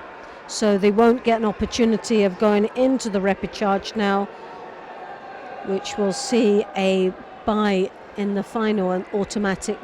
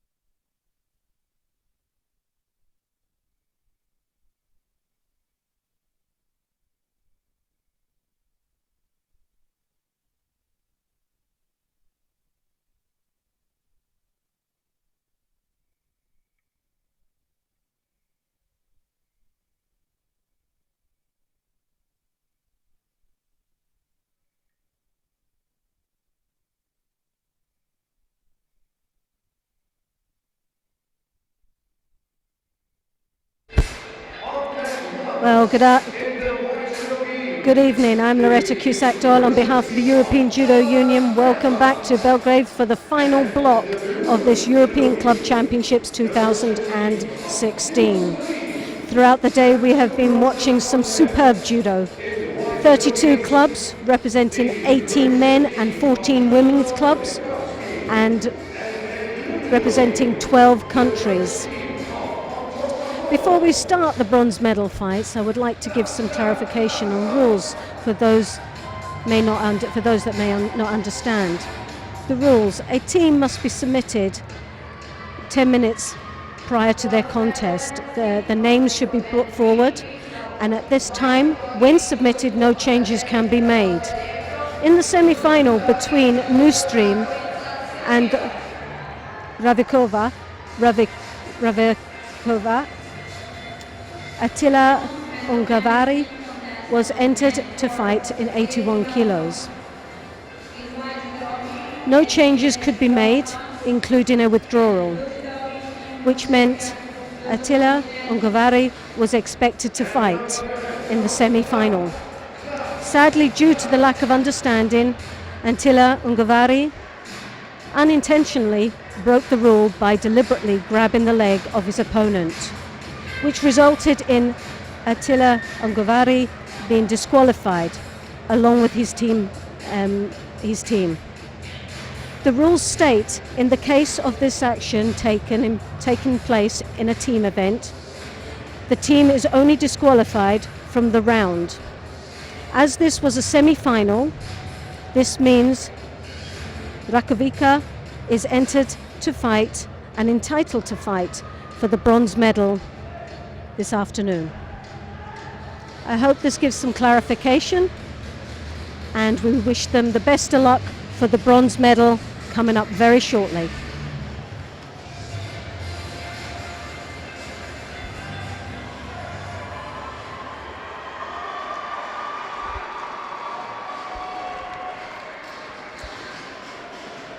So we are now going to mat number 4.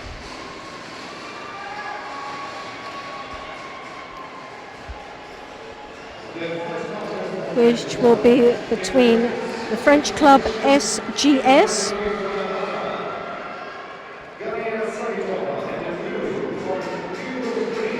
and Kinesis Niš, a club from Serbia.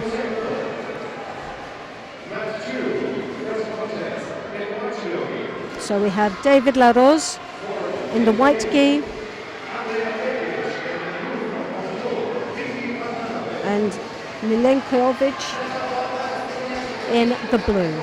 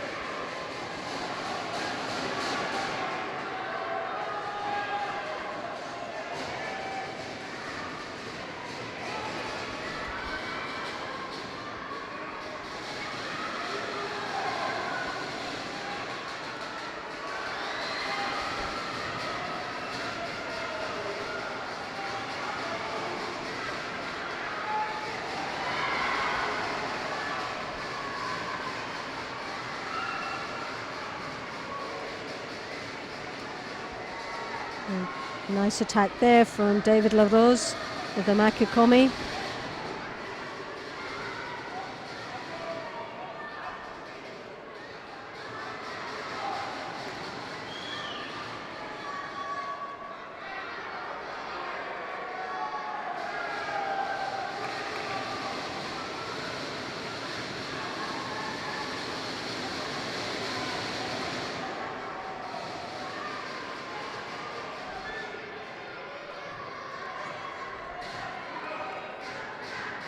Yoko Tomonagi there from Milenkovic. Throughout the day, this young man has been outstanding, some great performances.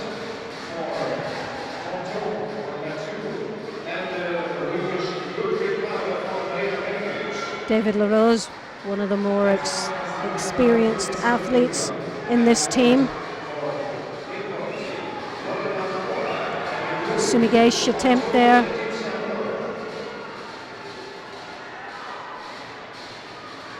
Milenkovic doing extremely well to rotate out of the attack.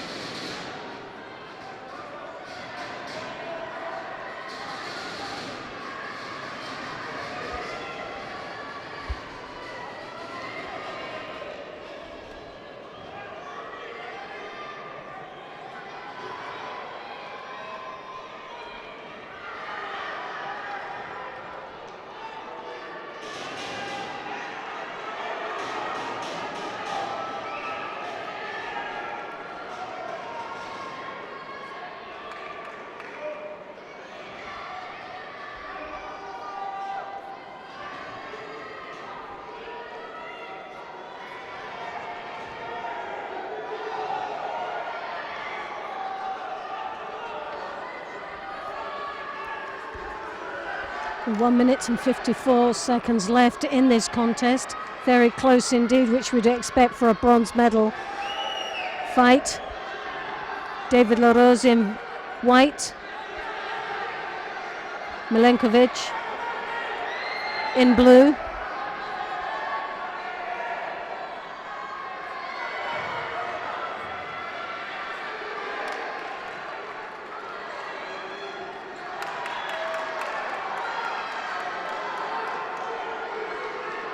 Well, Mate, a little bit quick, and a valuable opportunity missed there with David LaRose.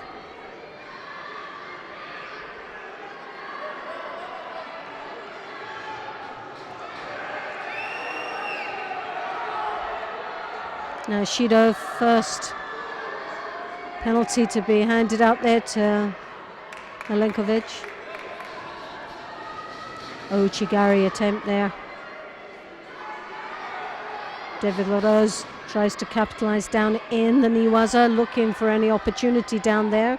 As we know, is very experienced in the Niwaza.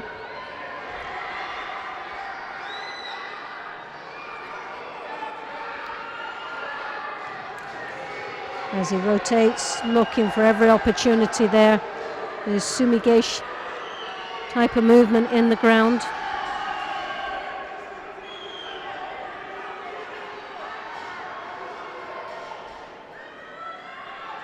Just under a minute left in this contest.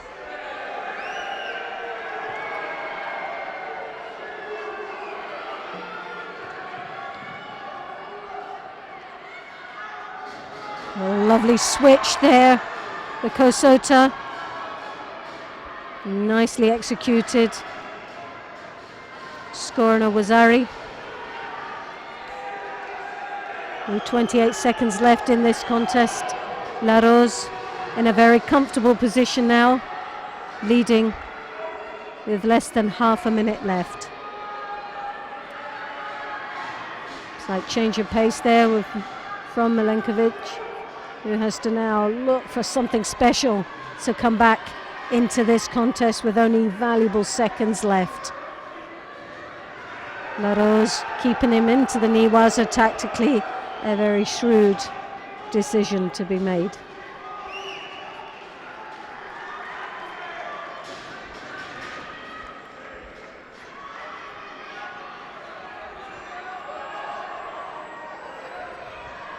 So we'll quite comfortably say that SGS takes the first match,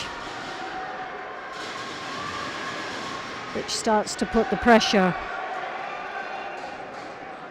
Kinesisnish.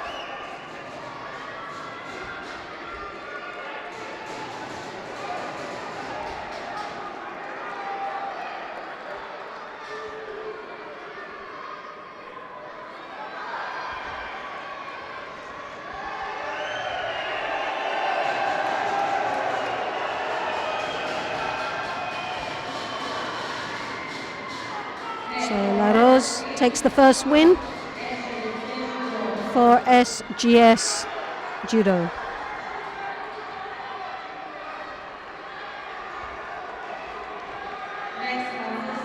Now coming up,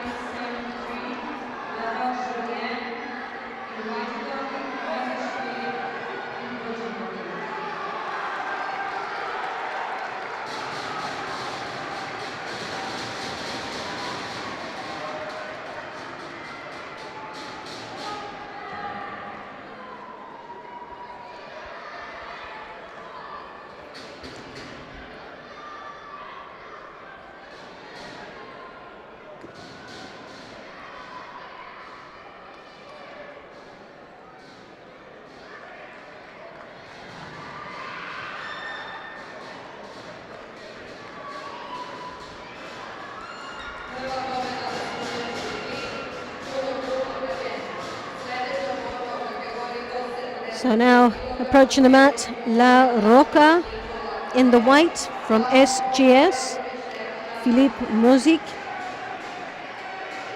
Kinesnish in the blue. I've said before today, Philippe Mozik, outstanding performance throughout. Lovely as she was, her techniques. Lovely Koichi Gak there, scoring a Yuko.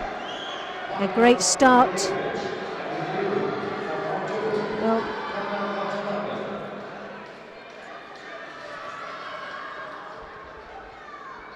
but sadly, Yuko taken away, just didn't drive deep enough in the attack, but still a very good attack on for La Roca.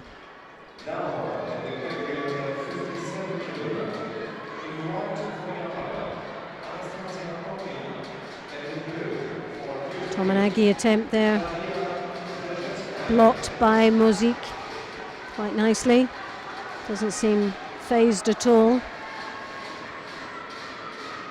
Slightly trailing in this contest, needs to really start changing the pace and taking more control. Because there was a wrong name, so we must change it.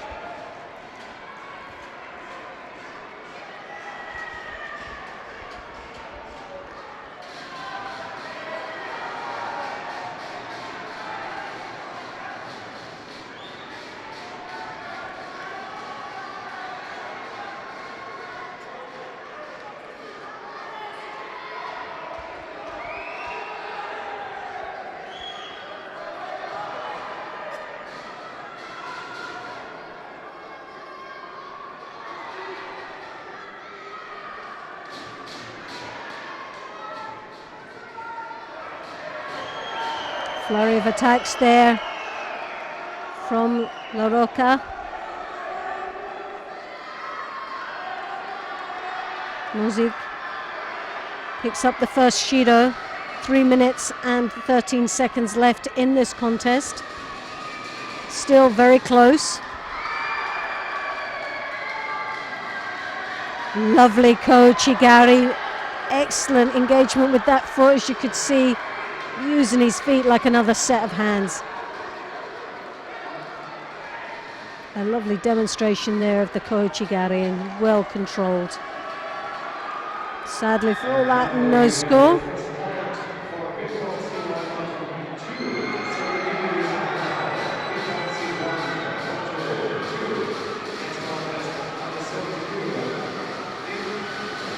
Kosota. Nice work. Koichi, Sianagi Show, Koichi Gak scoring a Wazari.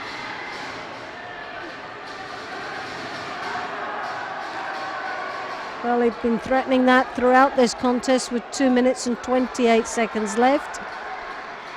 Puts La Roca in a very comfortable lead. Once again, Sutemi Waza.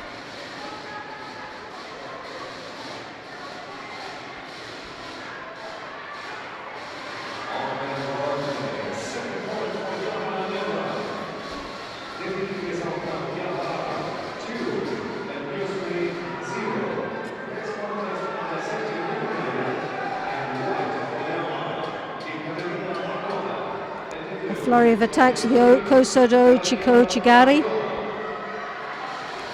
Obviously favours the Ashiwazas.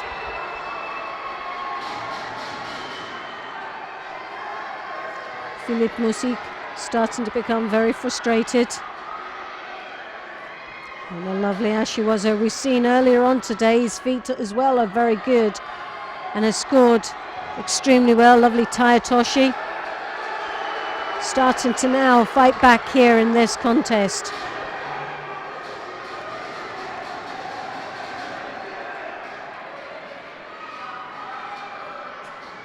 Again, showing of the Sianagi movement, upper body, then switching it to the Kochigak.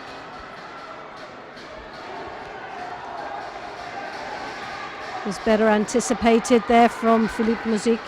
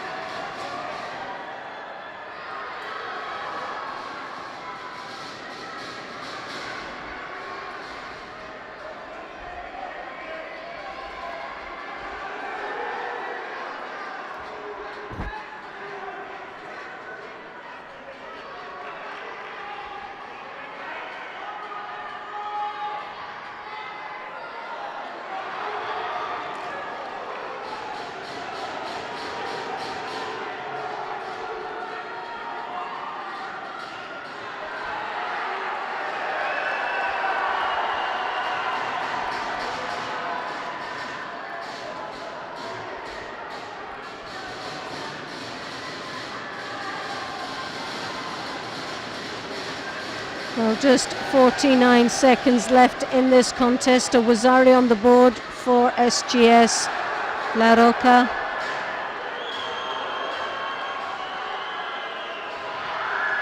Philippe Mousik piling the pressure on.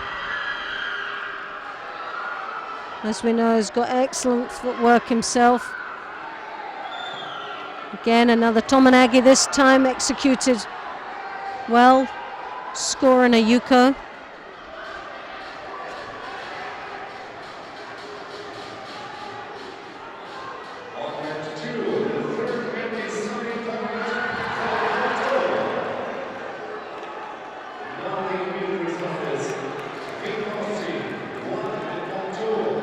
Another Tomonagi, Yoko Tomoe.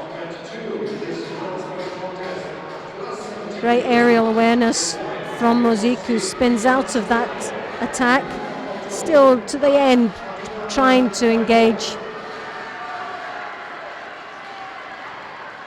Again, a very exciting match and a good win for La Roca, bringing that to 2 wins to SGS.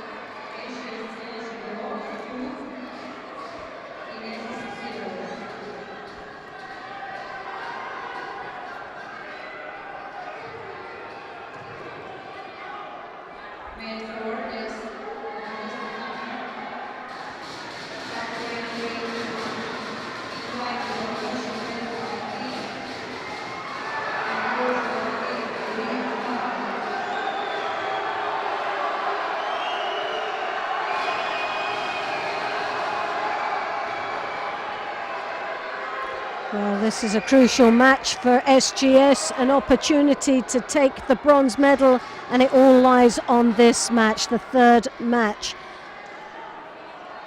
in this round. Geber, Quentin in the white, DeWitt, Frank in the blue. SGS has 2 wins. 3rd win would mean they take the bronze medal. The pressure now on Frank DeWitt to keep the dreams of his club alive, with any chance of a a look at the bronze medal.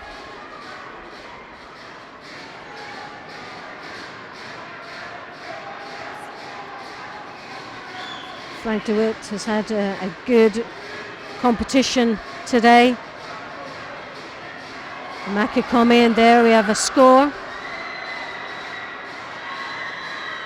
Not sure if it was good enough for the Yuko. From this angle it did look like it. But now we have Jebe looking for the Niwaza.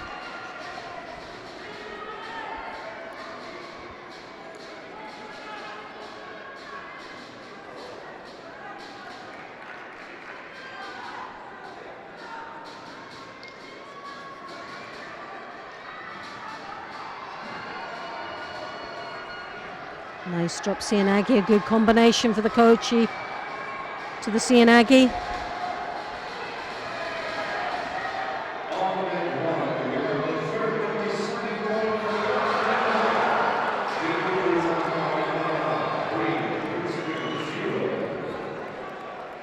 Kosoto, oh, very, very close indeed. Now looking to round in the Niwaza.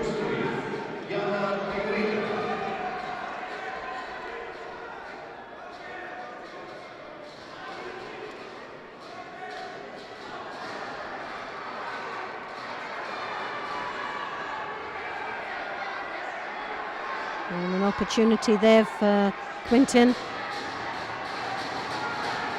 3 minutes and 13 seconds left, and it feels like a lifetime they've been out there. A lot of action, a lot of pressure, no score on the board. A lot of work done by Quintin Jebe.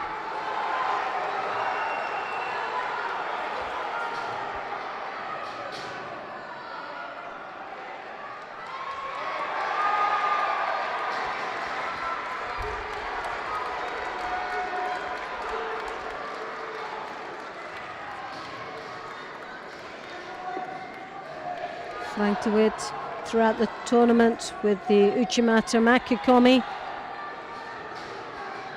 combination. Very good with the feet.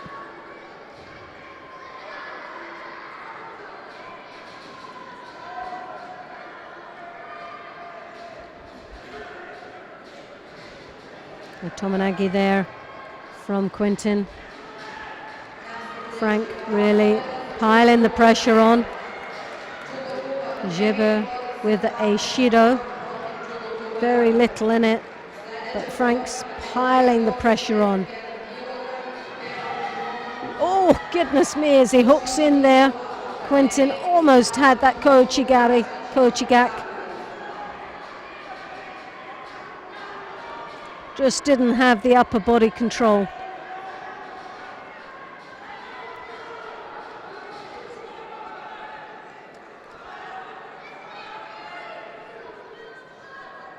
Extreme right-handed grip there from Quintin. Frank coming in with the Osoto into the Makikomi.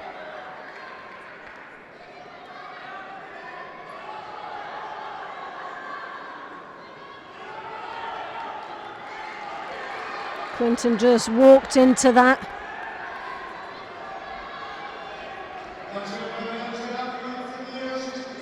Again. Now the pressure is on Quintin as he drives forward. This is where it could all go horribly wrong. Frank just needs to keep his composure.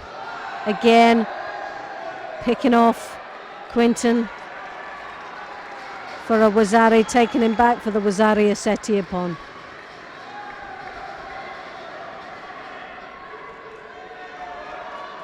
A nice fight, and Frank de Witt keeps the hopes of his club alive for that bronze medal. Bringing it in line to 2-1 now.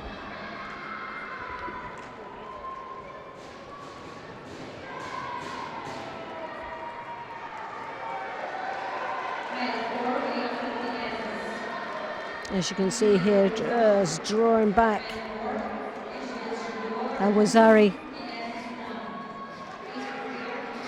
scored off that, but Wazari already on the board. Brings it to a Wazari Asetiapon. A great win for Frank de Witt.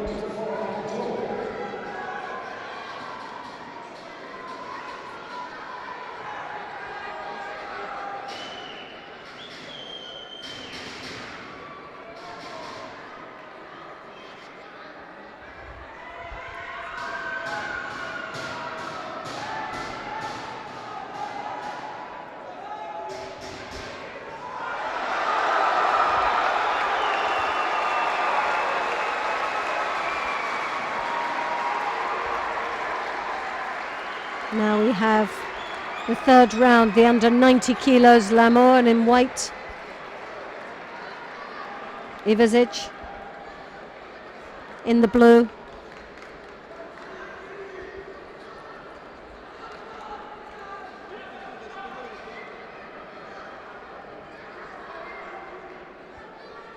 Again, Ivazic under real pressure to win this match, and then it would go down to the last man.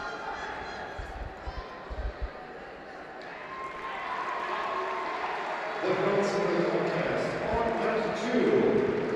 You have been foreseen the Judo Ponto. Winner and bronze medalist is Judo Ponto.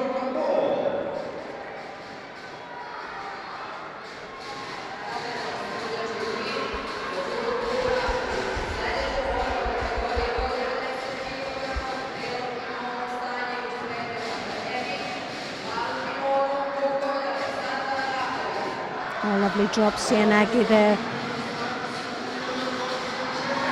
Ivazic left himself a little bit open there. Looks like he's caught his shoulder a little bit. He's slightly uncomfortable when he landed.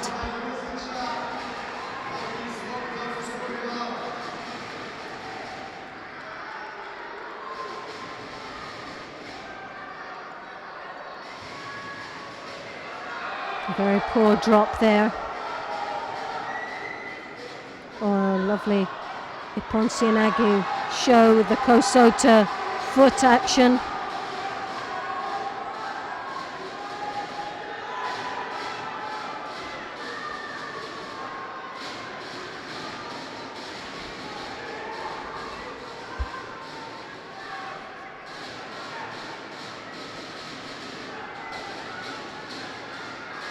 Right hand high up in the collar there.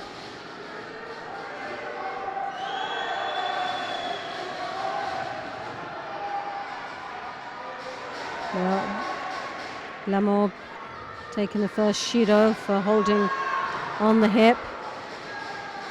Defensive movement.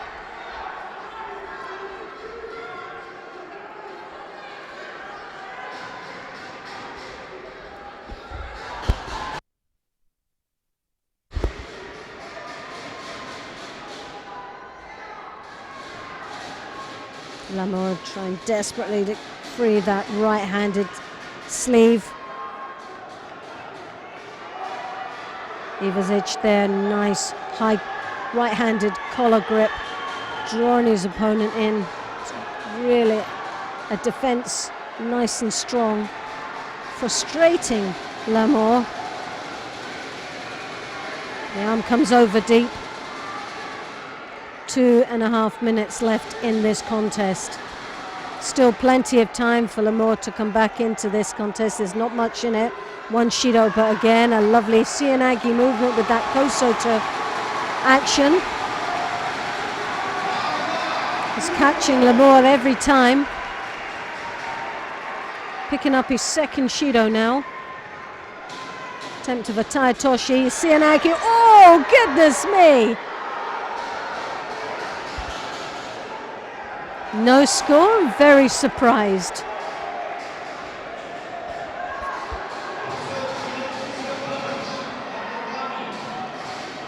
So maybe we can have a look at that again. Not quite sure what happened, whether he grabbed the leg or something.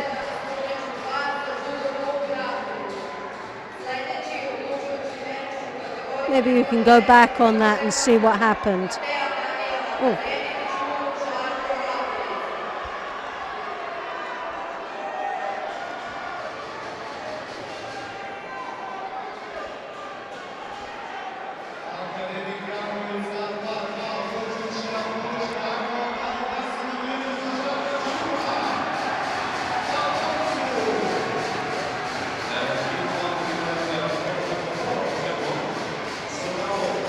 what looked like was a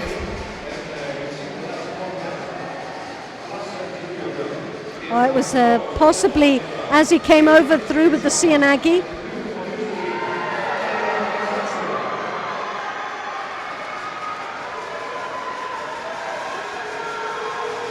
Ivazic looked like he grabbed the leg to stop himself from going over. Not as clear on this side. And then obviously went into the niwaza and got caught with a shimiwaza for a pawn. I think what they were it looked like he grabbed the inner side of the thigh, which is a leg grab, and that should have been hand sokomaki. But the referee didn't see that.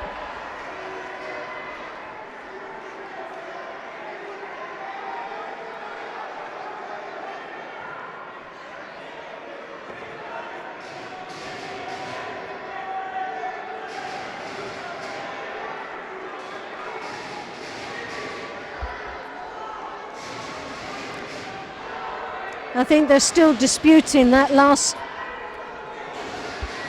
match.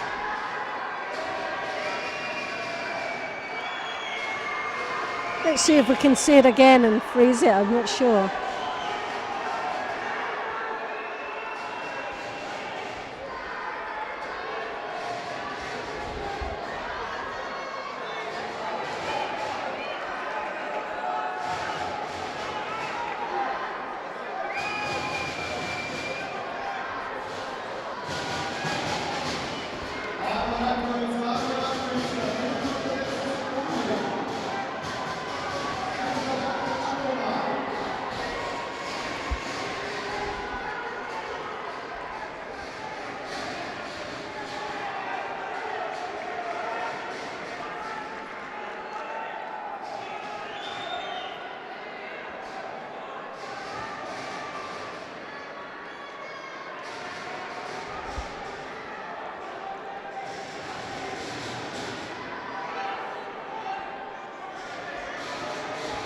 So yeah, it was a hand sokomaki for the leg grab.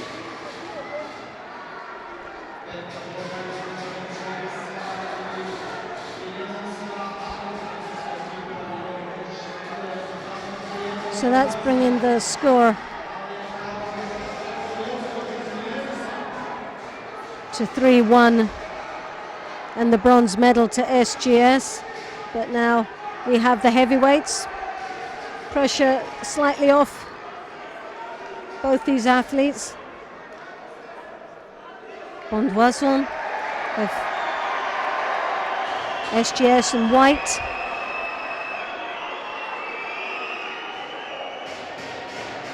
Krakovetsky in the blue.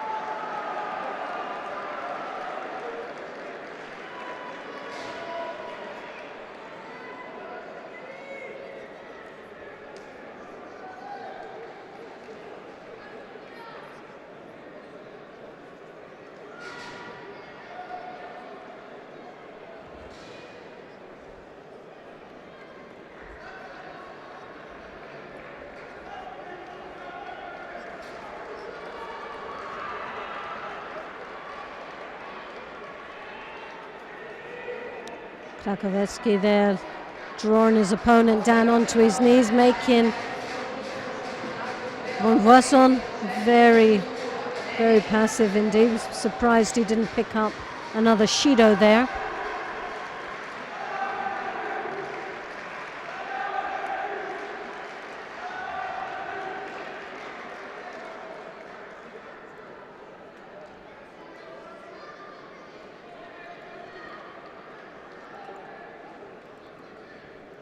Lovely Uchimata attack there, very agile.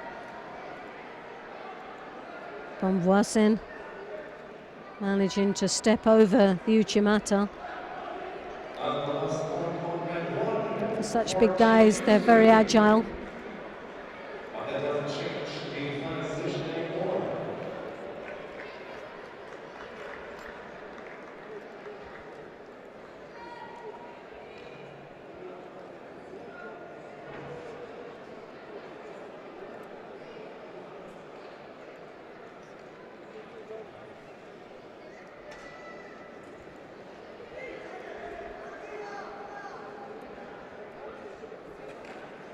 Winner of the bronze medal contest combat 1, Japan St. Petersburg versus Newsweek to men is the team of Japan St. Petersburg. House.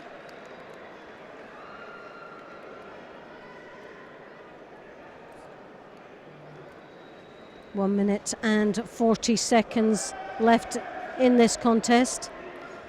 Only one Shido between them.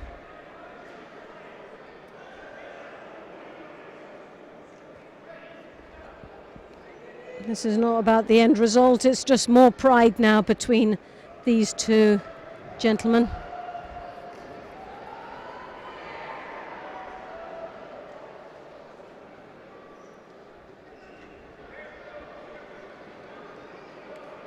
Lovely Ouchigari into the Uchimato. Oh my goodness.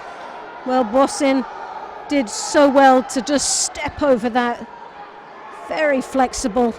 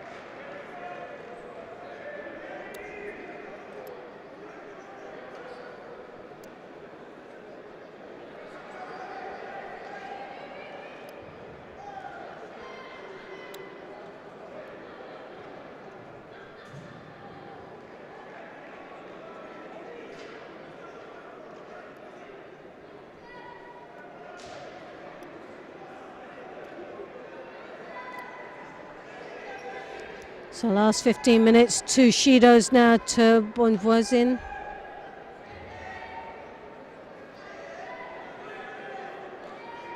And it doesn't look like that's going to change much.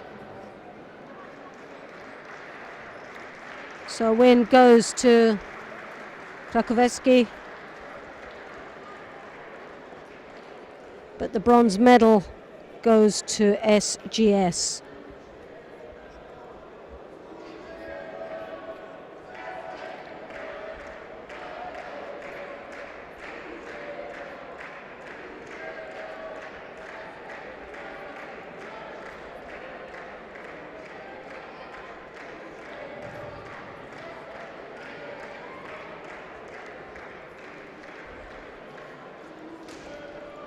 And 4, winner Lucas.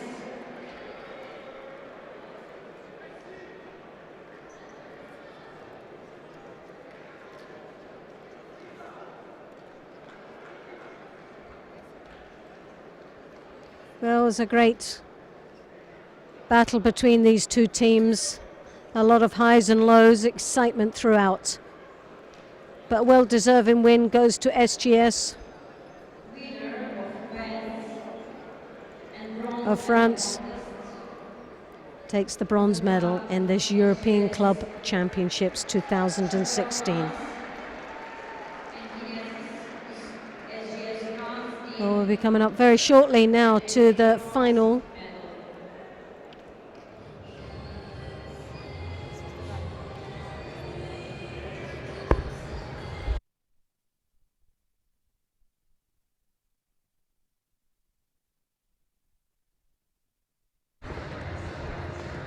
So stay with us, because following shortly will be the final of the women's team championships.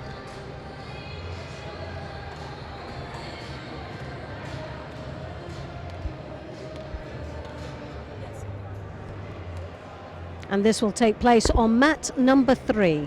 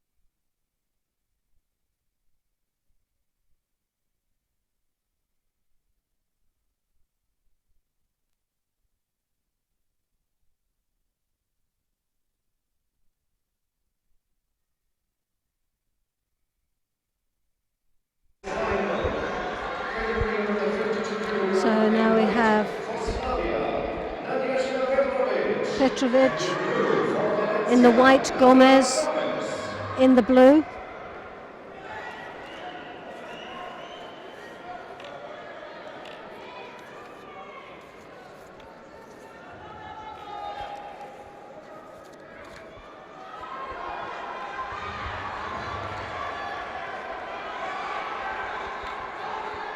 Now this is the final of the Women's European Club Championships.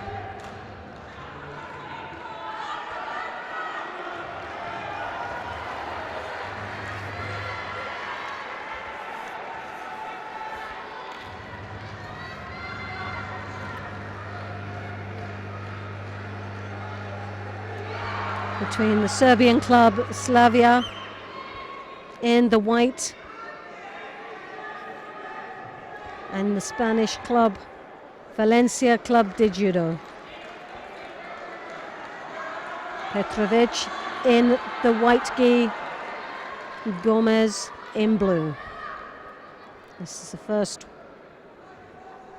athlete out, the under 52 kilos. Oh, and a lovely take back there.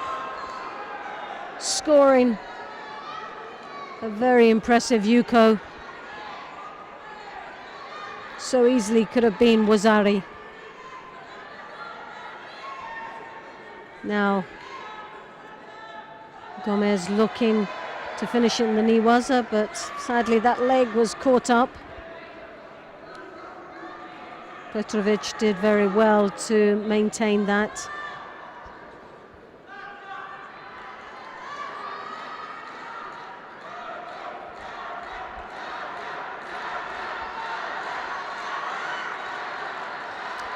Sotomakakami there.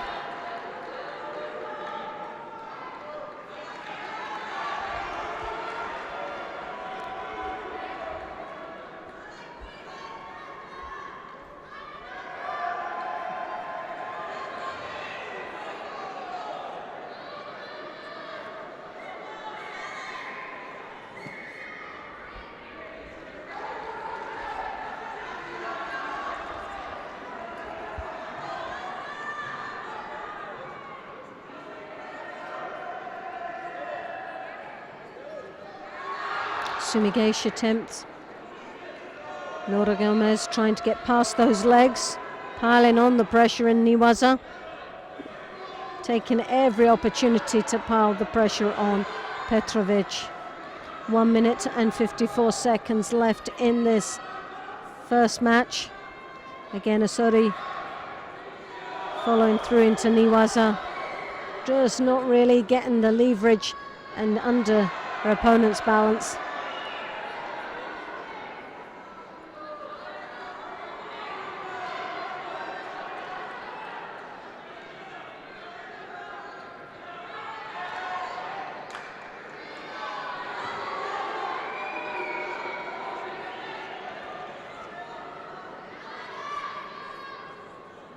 Masodi there from Petrovic as she tries desperately to drive Gomez over.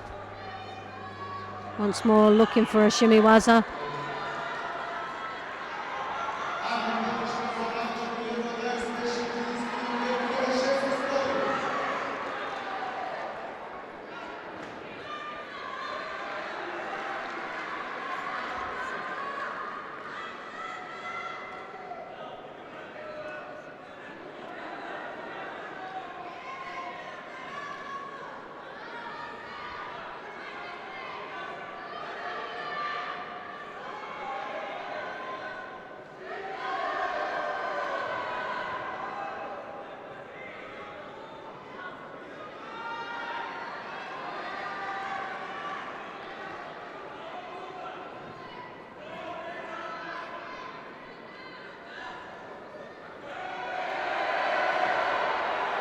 Lovely turnover there, nicely finished.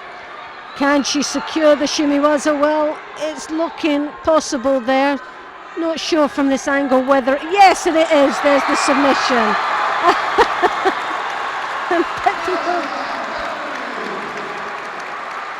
Petrovic there, punch in the air, absolutely delighted with herself, and so is this crowd as well.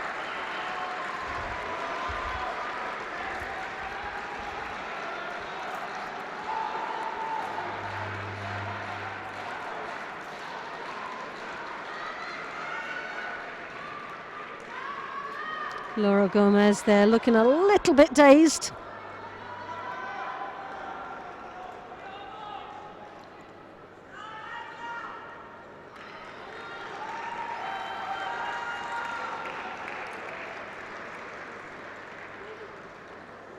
And in this women's team final, the first point for Slavia Novi Sad.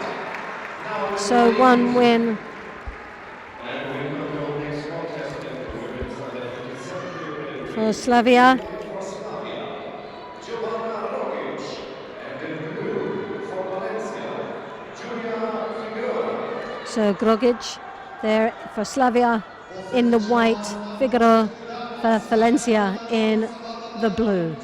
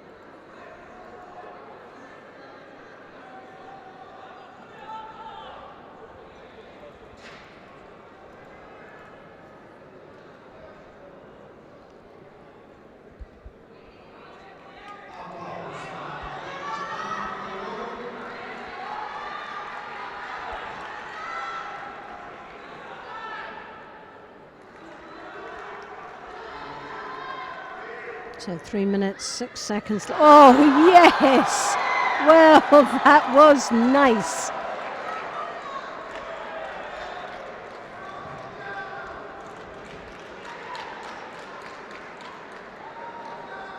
Look from this angle at Taetoshi. Let's see it again. Stepping right across, drop knee Taetoshi. Very strange angle, but definitely worked for this young lady. And how pleased was she with herself? Under 63 kg in white for Slavia, Tinto, and in blue for Valencia, Isabel Puccio. So we have Tinto in the white, Pucha, Valencia in the blue. One apiece. A very exciting final indeed between these two teams.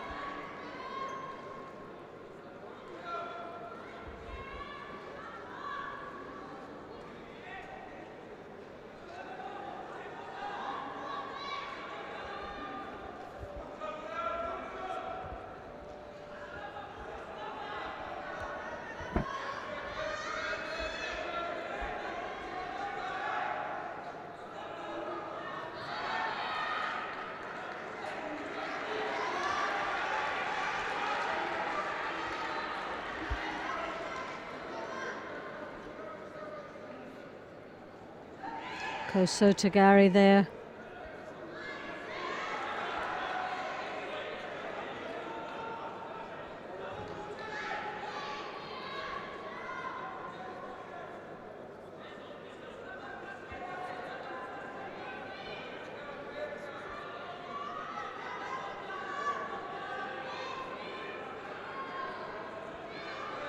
Pucha looking the stronger of the two, nice feet. Works really well. Unsettling her opponent all the time, a major threat for Tinto.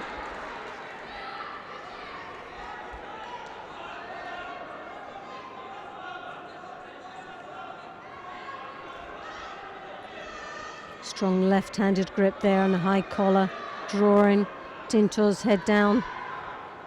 Combination there from Tinto, the Uchimata, switching it to the Kochi.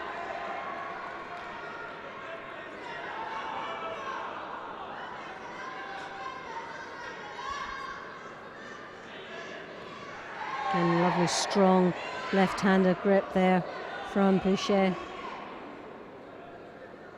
She continues to pile the pressure with 2 minutes and 18 seconds. Tinto really is struggling to control this match at any time.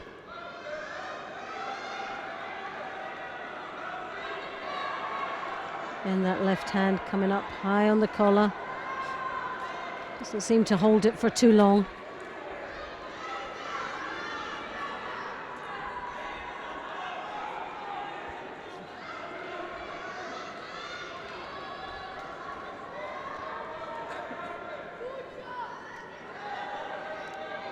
Left to left again, this time Boucher left hand around the back, controlling quite nicely, again using her feet.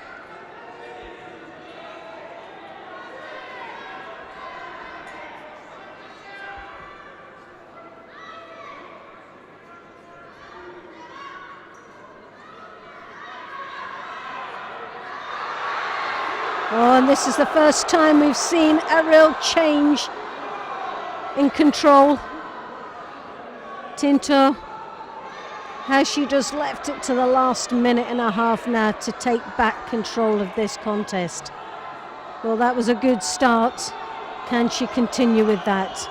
Not sure whether that was a score. It looked very, very close indeed. A Yuko for this crowd would be very nice. And even nicer for Tinto.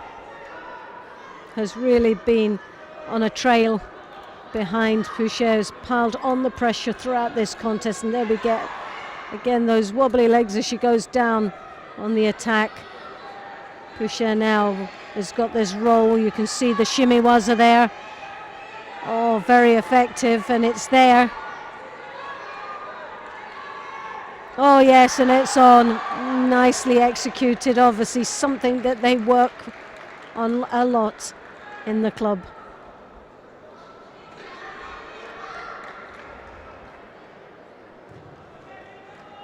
Bringing it to 2-1 for Valencia. And here in this match, Isabel Boucher succeeded by the struggle. So now we have the individual result of Slavia 1 and Valencia 2. And the next contest, winner of the 70 in World for Slavia. So Slavia needs to win this next match. Tinto, Sara, Rodriguez, Valencia.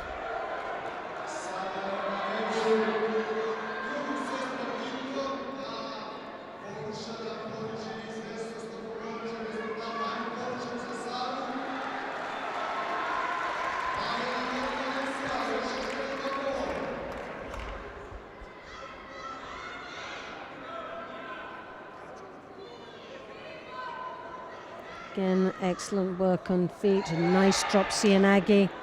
Well, this is the crucial match for Valencia. A win here would win them the gold medal. But both these teams will go to the Golden League next year.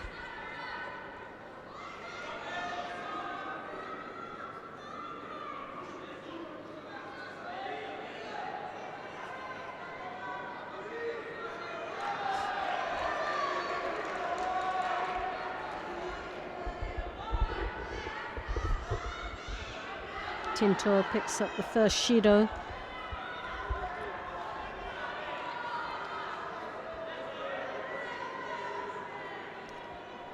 Well, this is looking a very tough match for Tinto. You can see Rodriguez controlling the sleeves, then that high collar seems to be all over her. Tinto's just surviving every attack, barely getting an opportunity to control. Looks, the body language is showing every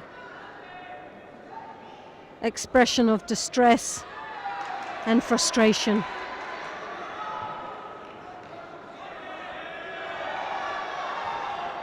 But the determination is still there as Sarah advances forward onto her opponent. Elvis Mar.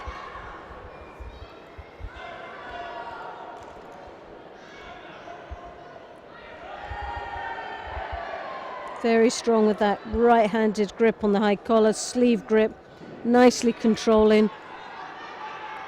Combination of Ashiwazas, a sori, a sweep. A nice combination of complete control in this match.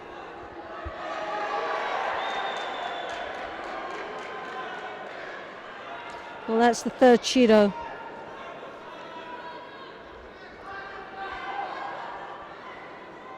For Sarah, she needs a score.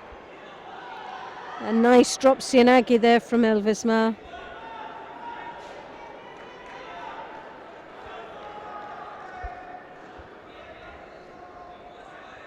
Well, Sarah really has to produce something very special now. 1 minute and 50 seconds left, still plenty of time. But this has proven very difficult for Sarah Tinto.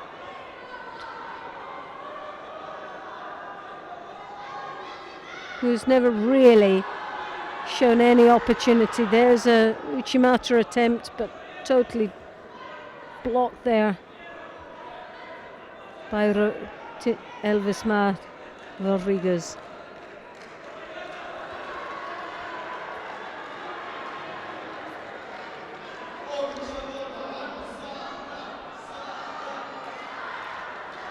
Well, the crowd are trying to motivate her, encourage her, give her the strength that she needs against such a very strong opponent.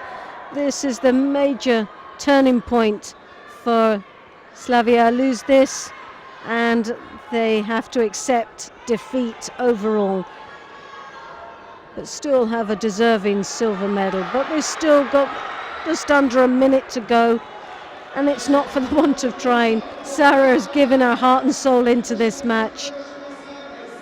She knows how important it is, not only to her but her team, and she's given it 100%. She's up against a very tough opponent that has dominated this match throughout.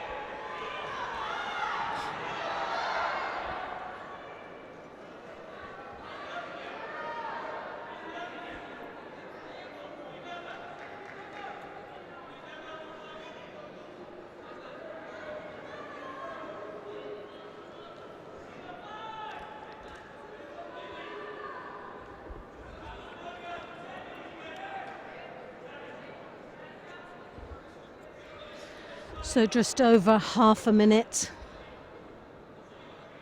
Sarah Tinto just seeking a little bit of medical attention. I think it's just a slight nosebleed. Because it's blood, it needs to be tidied up and cleaned up.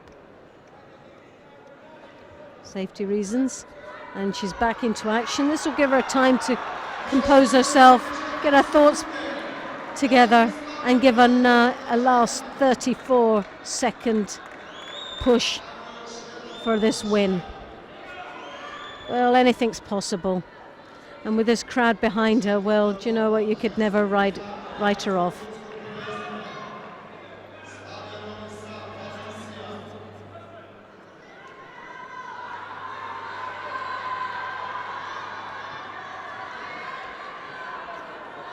Well, she's going for it. She's given it all. She's gone up to the 4th gear now. And there's no stopping her. Pressure's on.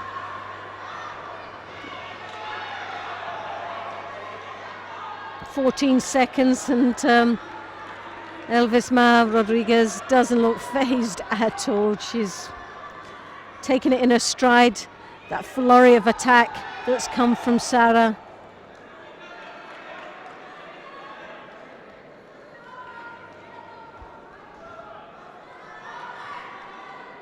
Six seconds left and counting down.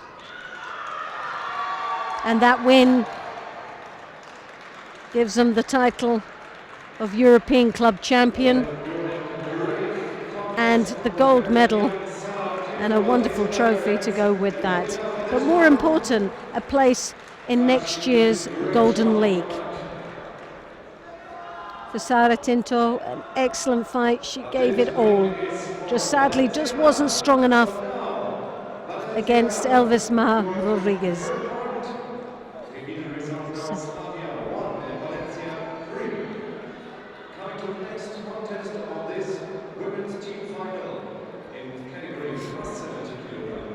So now we have the plus 70 kilos. Kalalina in the white, Nunez in the blue.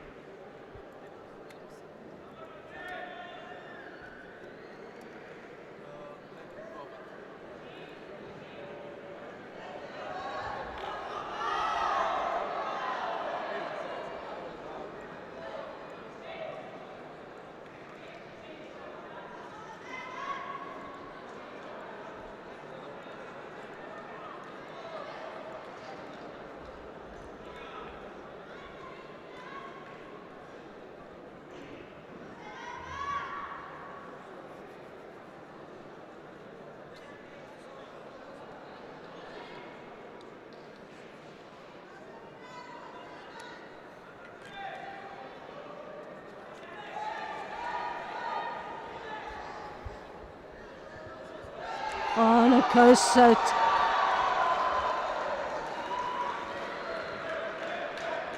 Dagak there. Nice finish to what was a superb contest between these two clubs. She takes the leg right back. Oh, both legs there to finish for Ippon. And you can see just the smiles there, says it all.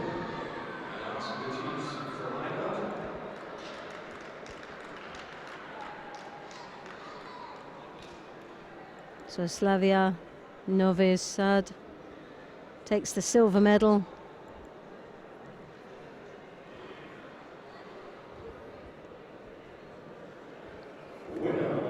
Club de Judo Valencia takes the gold medal back home to Spain.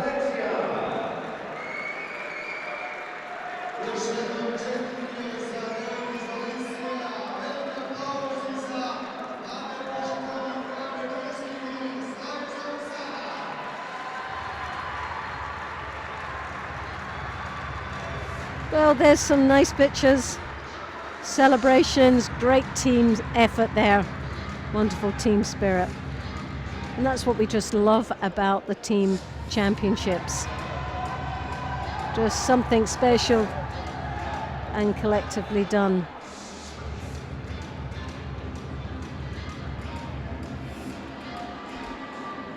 Now we'll be coming up very shortly with the men's final.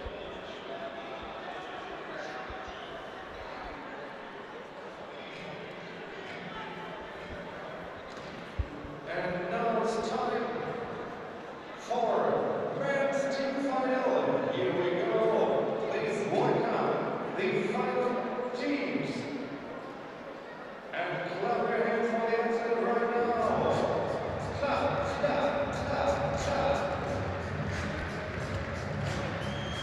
Now this is the men approaching the arena. The Serbian team of Belgrade. And introducing the Russian team of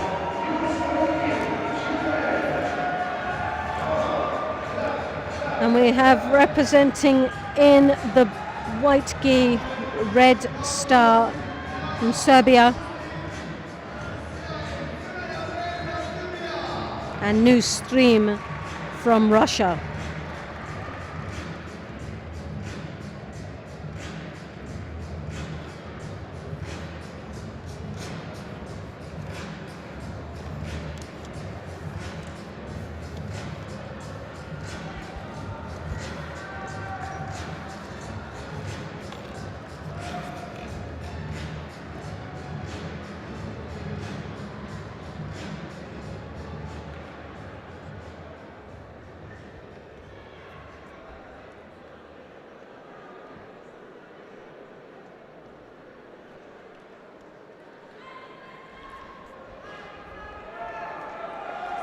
So this will be a very exciting match and a very noisy one, I could imagine, as if it's anything to go by today's performance from these spectators that have been very vocal throughout and extremely loud.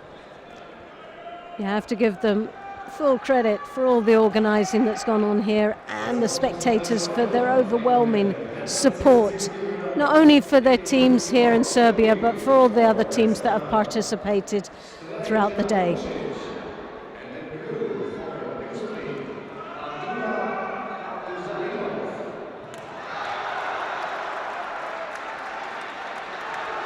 Bonsicek here in the white.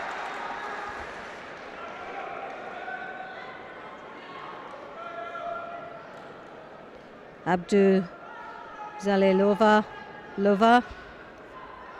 in the blue.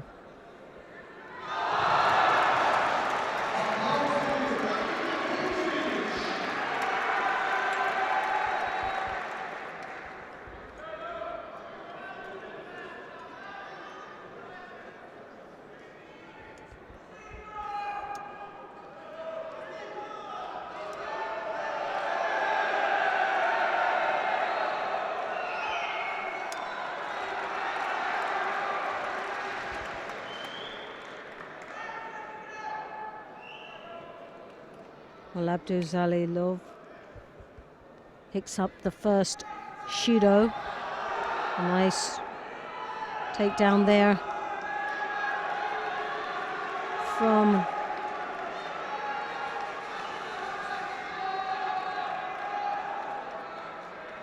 Bonsicek.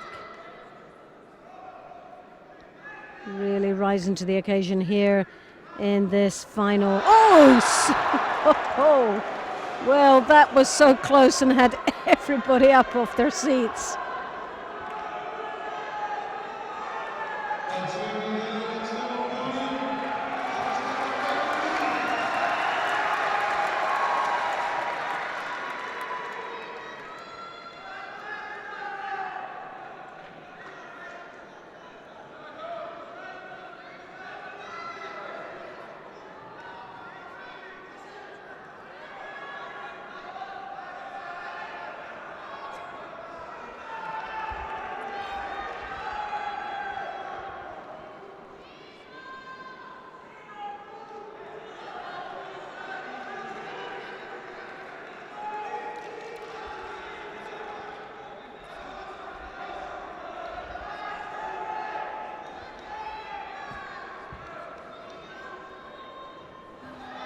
Oh no, Sotogari, yeah. It's gotta be a Yuko Tuwazari.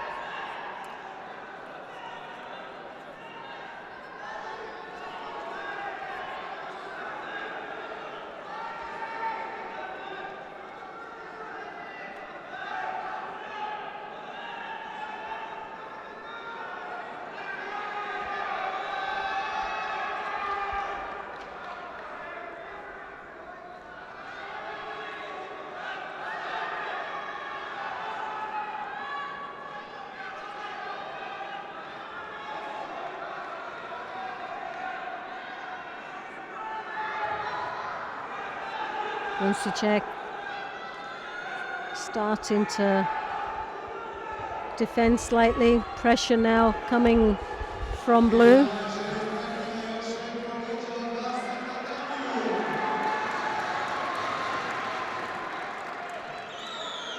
Abduzalihutlov still trailing with that Shido. Nice controlling, turning it into a Makikomi, but again, very good grip from Bunsicek.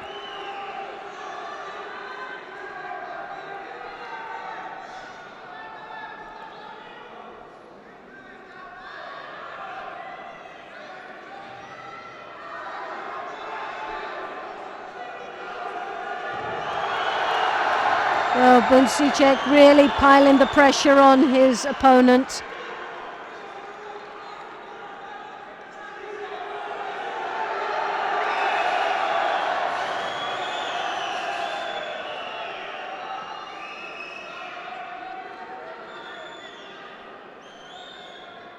Lovely Tayatoshi there and a counter-attack. Oh, that was so close. One of the strongest entries there. And that lovely Tayatoshi just didn't have the power to finish it.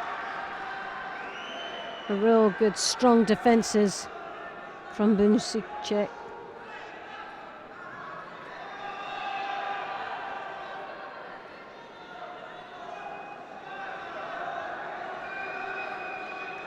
So 1 minute and 20 seconds left in this contest. White just dominating it with the grips quite nicely. A Sumigeishi attack. And the crowd here are going wild. All calling for another Shido for blue.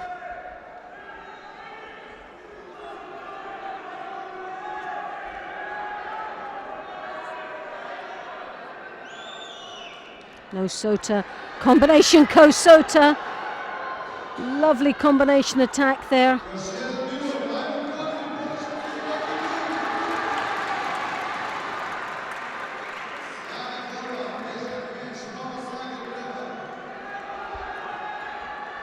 Well, blue has been the closest of really getting that throw. Oh yes, that's got to be Ippon. Couldn't have got any flatter there. Fell over the back side of that one. But now he's working on the leg for the Osakomi. And White does ever so well to get out of that, but he still isn't out of the woods yet. As that Jujikatami is lingering there. And there it's on. So Ippon scored with the Juji.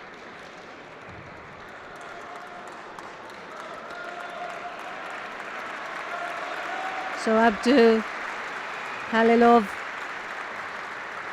pulls it out of the bag. A Wazari throw, which could have so easily been Ippon. And then finishing it off with the Juji, as you can see here. Tayatoshi, Siotoshi. Couldn't have seen that any flatter. But doesn't matter, he still wins.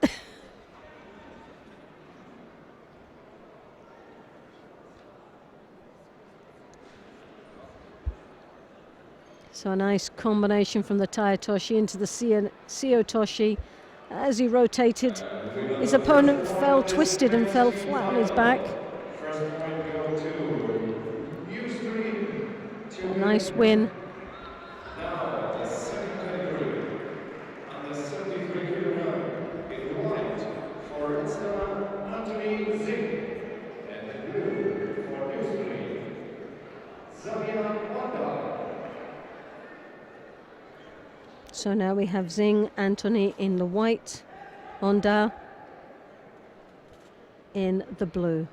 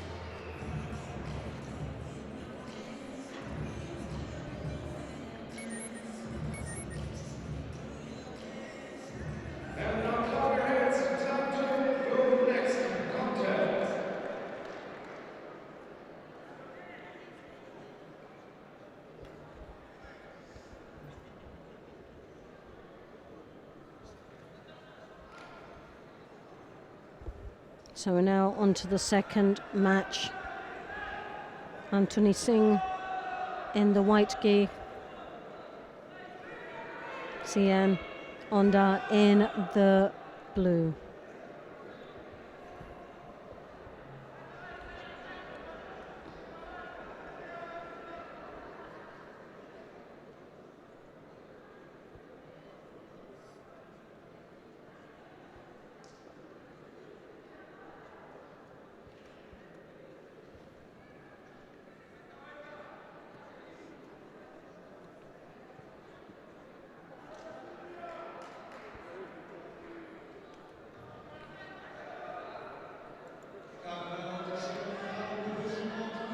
Both these athletes taking their time, sizing each other up here, just wanting to take control.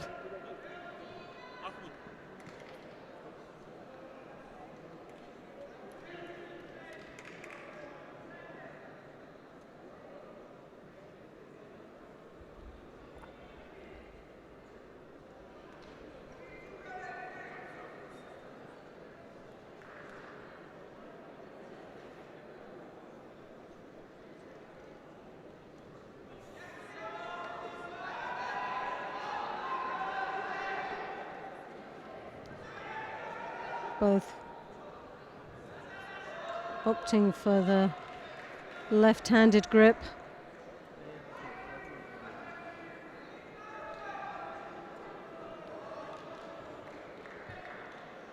Honda, the stronger of the two opponents right now.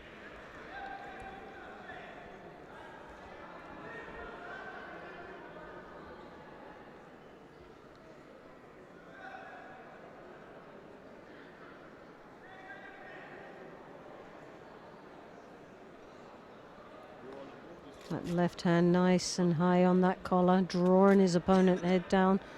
White really now under quite a bit of pressure with that head being drawn in.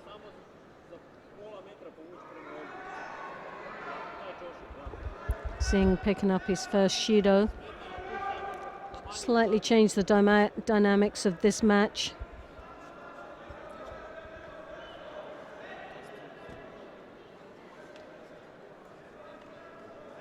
Again, Honda drawing his opponent's head down. Nice, strong left-handed grip.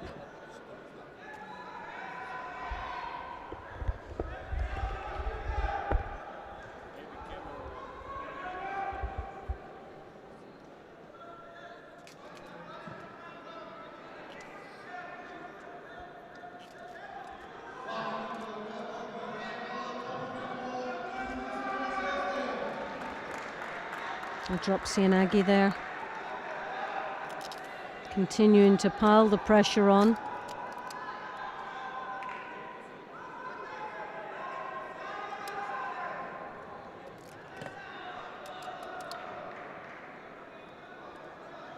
Honda now looking for the Newaza opportunity.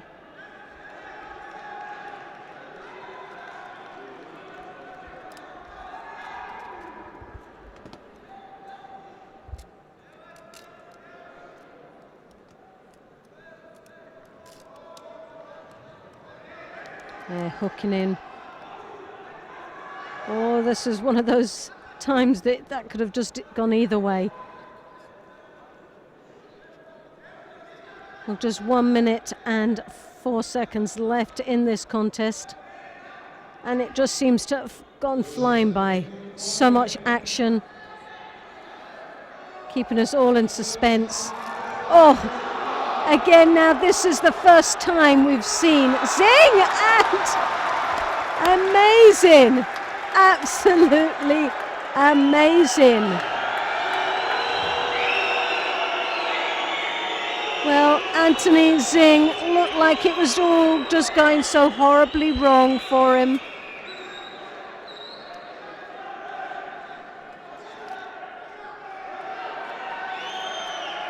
It just looked like it was so horribly wrong for him.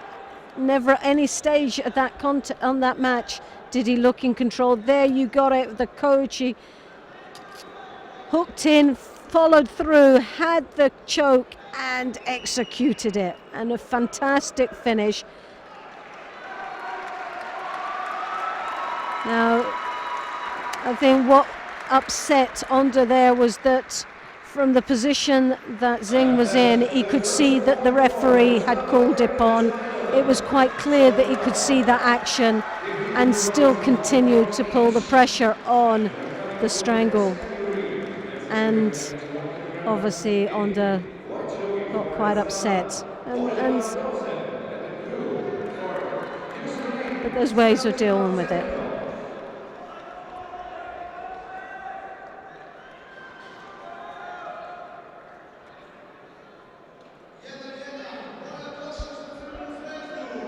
So now we have Dawson in the white from Red Star, Semenov in the blue gi from New Stream.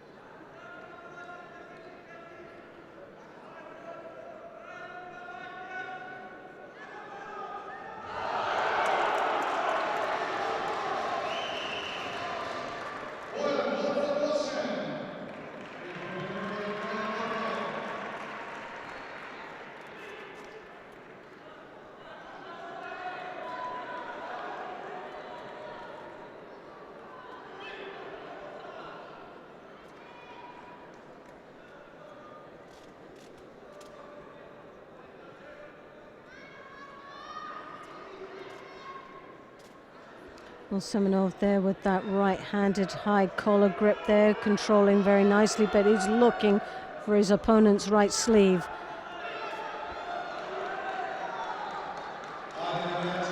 And he picks up the Shido.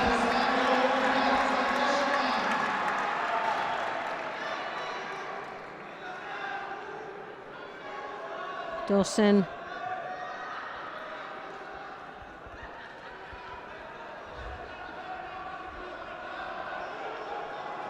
Controlling quite nicely, as you can see, the left hand on the lapel.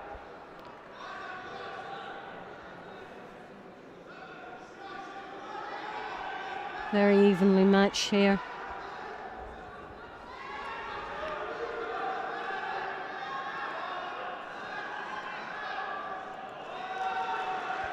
Well, Dawson just seems to be doing enough to stay in front by a small margin. Both excellent with the grips, very strong. Dawson's left hand on that lapel, controlling very nicely.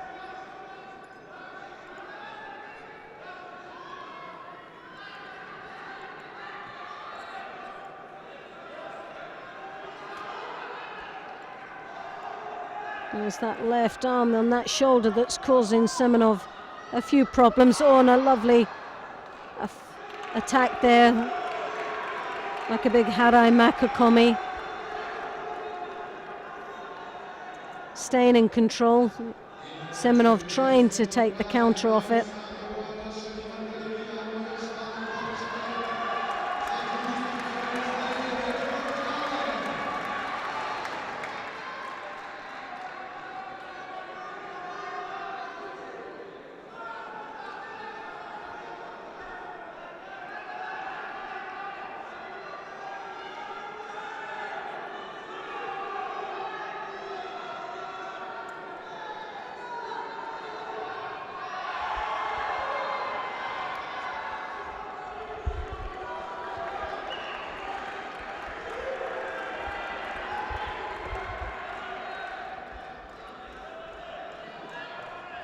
Lovely drop. Sianagi came in nice and tight there, using that edge. Well, Semenov is starting to look more and more as the time ticks away, more and more frustrated, and this is reflecting in now picking up the second Shido as he keeps advancing forward, but it's that left block with Morote Sianagi now in the drop.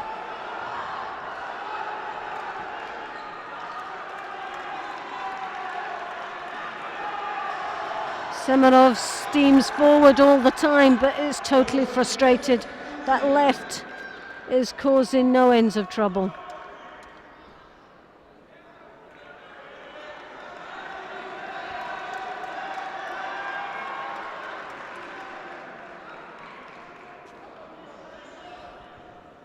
Well, you can see the crowd there on the edge of their seat. One each to both clubs.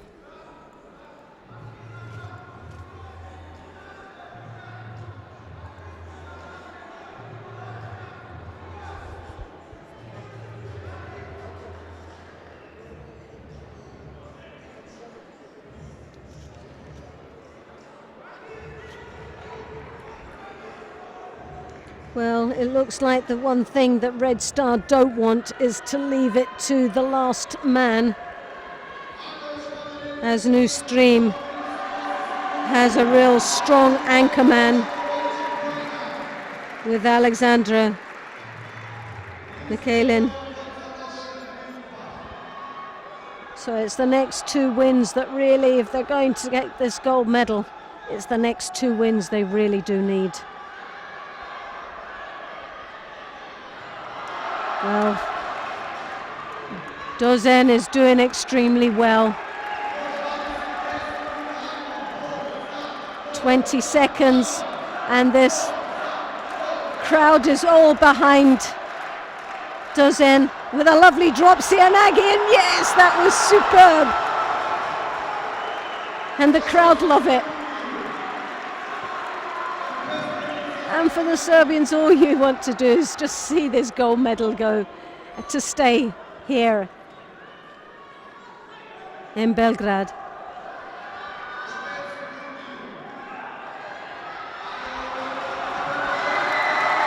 And that's a win. And he punches the air, and you know that that was a crucial win for them, taking them closer to that gold medal. Like I said, the last thing they want is to go to the last man. The strong anchor man of the New Stream team has got to be Alexander Mikhailin.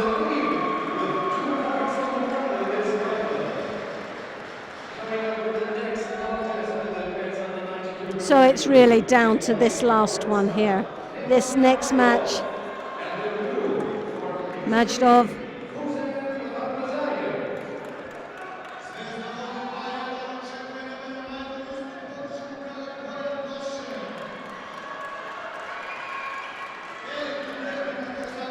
Kalmuzev Hussein, the brother of the Olympic champion.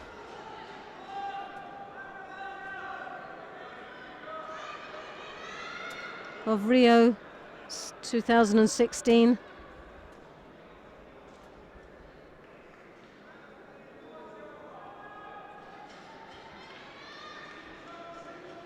And a twin brother at that, so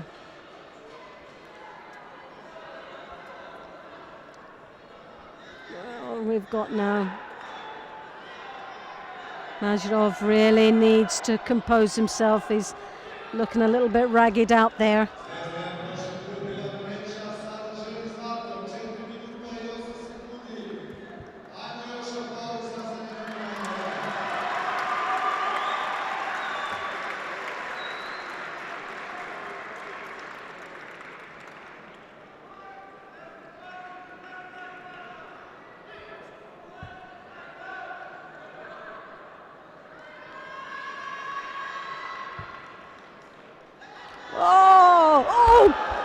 Goodness me, well, how he managed to get off that, I'll never know. I heard talk about having a flying lesson and just spinning out. The aerial awareness of Majov. He did so well to get off that.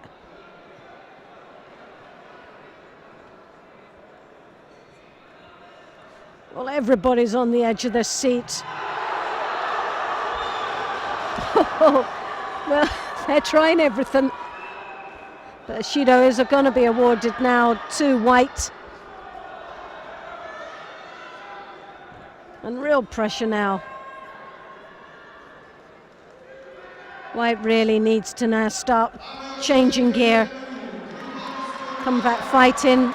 Up until now he's really been on the back foot.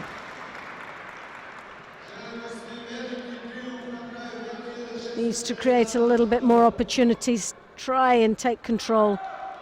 Even if it's just strong grips.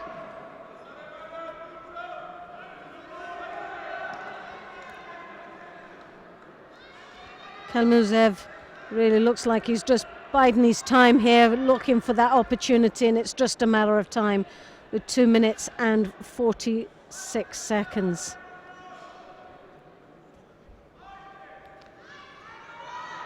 And the grips are the strongest coming from.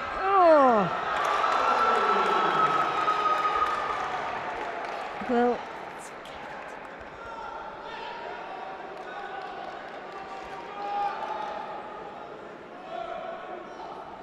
not quite sure how that would work. Kalmuzev did the attack. The real flexibility of Majov as he went over didn't land first on his back. Kalmuzev did land, but it was him that executed the attack, so it shouldn't be any score. But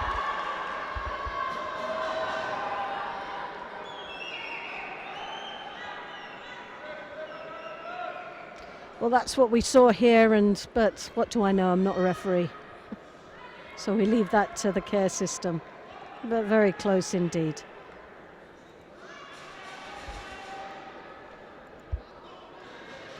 Well, Hussein picks up the first Shido. A Shido apiece with one Wazari on the board. New stream.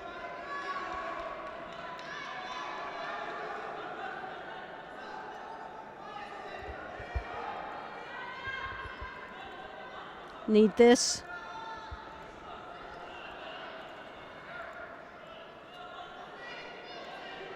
Blue piling on that pressure now. Majidov really needs, with a minute and a half now, needs to just start piling the pressure on. He's got this crowd behind him, just needs to try and give it all. He's down a Wazari, got very little to lose now.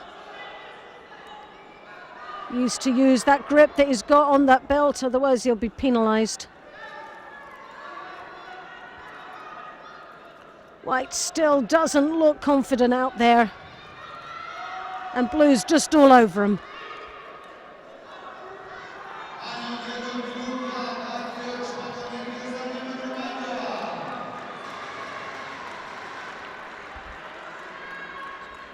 So just under a minute left. A very exciting fight indeed, but Hussein has dominated it throughout, looking the stronger of the two opponents. But we've seen it all go horribly wrong in the last seconds of these matches.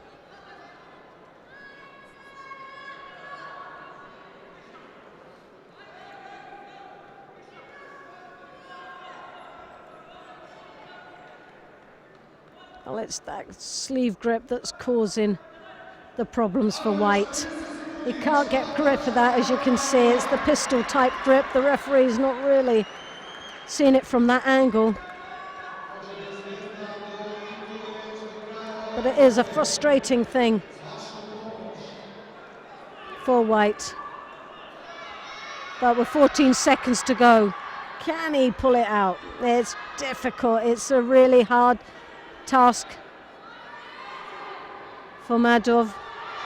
Oh, ho, ho, ho. Can he? Hey! I thought he was going to have the hold down as well on top of it. Well, it's like we said, it could have all horribly gone wrong where there was a Yuko in it, and they're all crying for a Wazari, but I don't think it was a Wazari. They'd be lucky. No, good Yuko. But it was there where he could have secured it. He most probably couldn't believe his luck.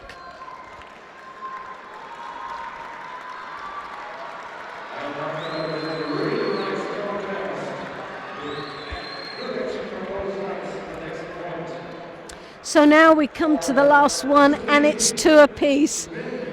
And possibly the result they didn't really want is to come to the last one, with Michaelen being the anchor man of New Stream. It's got to be down as the stronger contender in this contest. The man himself, the anchor of this team.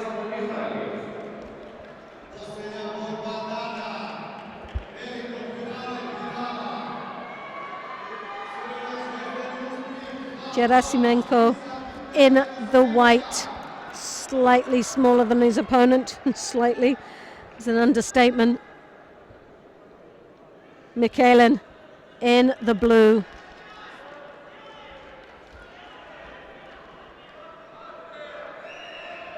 Well, it's down to this win for the title of European Club Champions. Both these teams will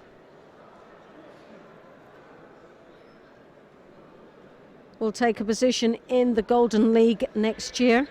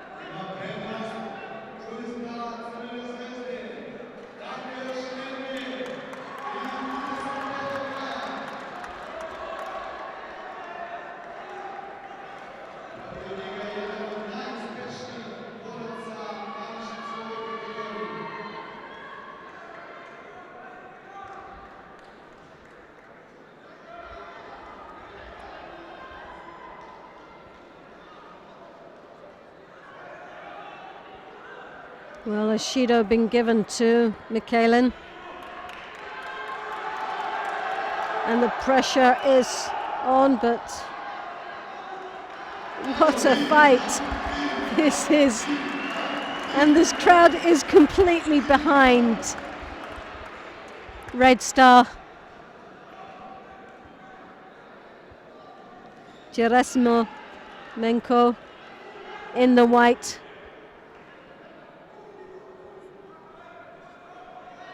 As you can see, a slight disadvantage in size and weight, but not in speed.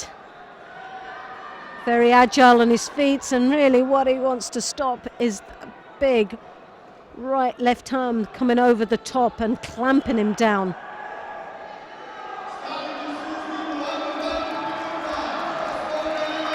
Well, the second Shido now been awarded. The pressure really is on Michaelen. He was the strongest man down on paper to win this. Everything's riding on him for this gold medal. Gerasimenko here, giving it all. Just seems to be running circles around his opponent. A hit and run situation, and rightly so, very tactical, as we know, as if Michaelen gets hold of him, that weight and that size will just clamp him and just crush him.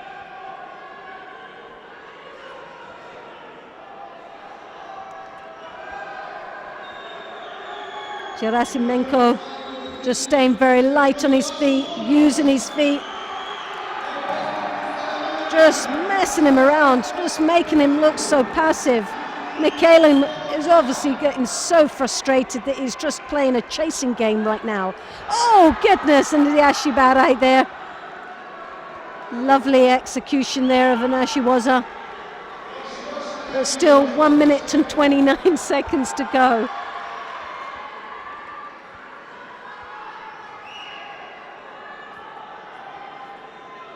Well, there's the big, strong left-hand arm over that collar. Now that was a dangerous situation, and referee just saved him there with the mate. But that's what you don't want, is that left arm coming over deep, and as you can see, Mikhailin Drus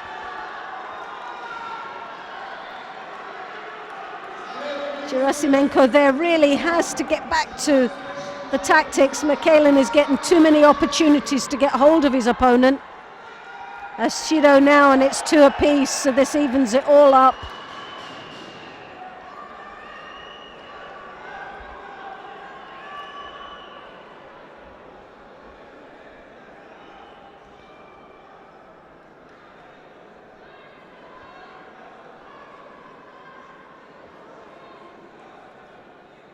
What a lot of pressure this referee's got to be under.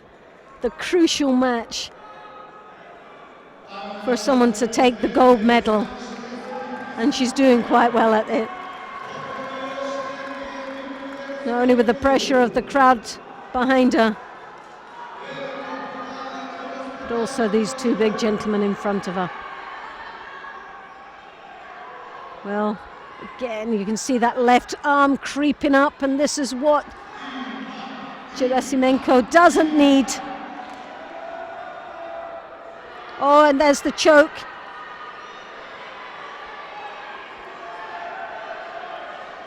And the referee's not, and he's looking up and trying to look up, and while he's trying to look up, he's going to get himself held down. And it's, oh my goodness, is it the Osakomi? And Mikhailin there, that big heavy mate, just crushing him into the Osakomi. And really, that was a mistake there for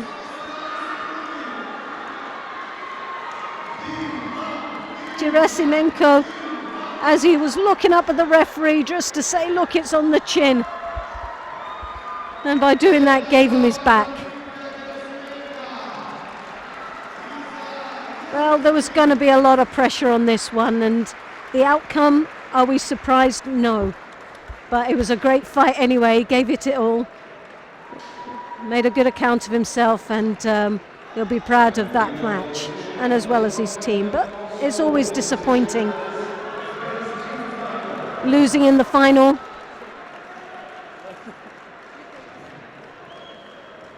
But on reflection, overall a fantastic match between these 2 teams. But New Stream wins the gold medal and the title of European Club Champions 2016. Red Star takes the silver medal.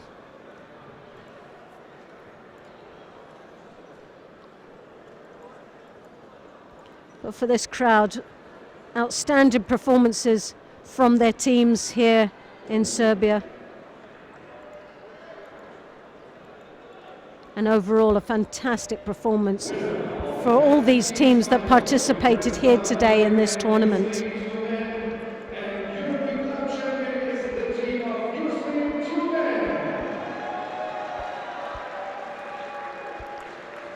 Well, I hope you've enjoyed it as much as I have here today. Some very exciting judo, a lot of highs and even some lows for some of these teams, but overall a wonderful display of sportsmanship,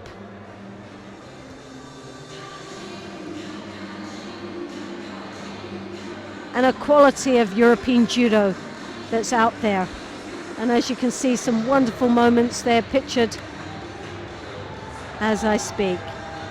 Well, all it is to say now is, once again, thank you for joining me, Loretta Cusack-Doyle, and on behalf of the European Judo Union, we'd like to wish you all a wonderful festive holidays, and we look forward to you joining us in the new year where it starts 2017. So thank you from here, goodbye from Belgrade, and goodbye from me. Thank you.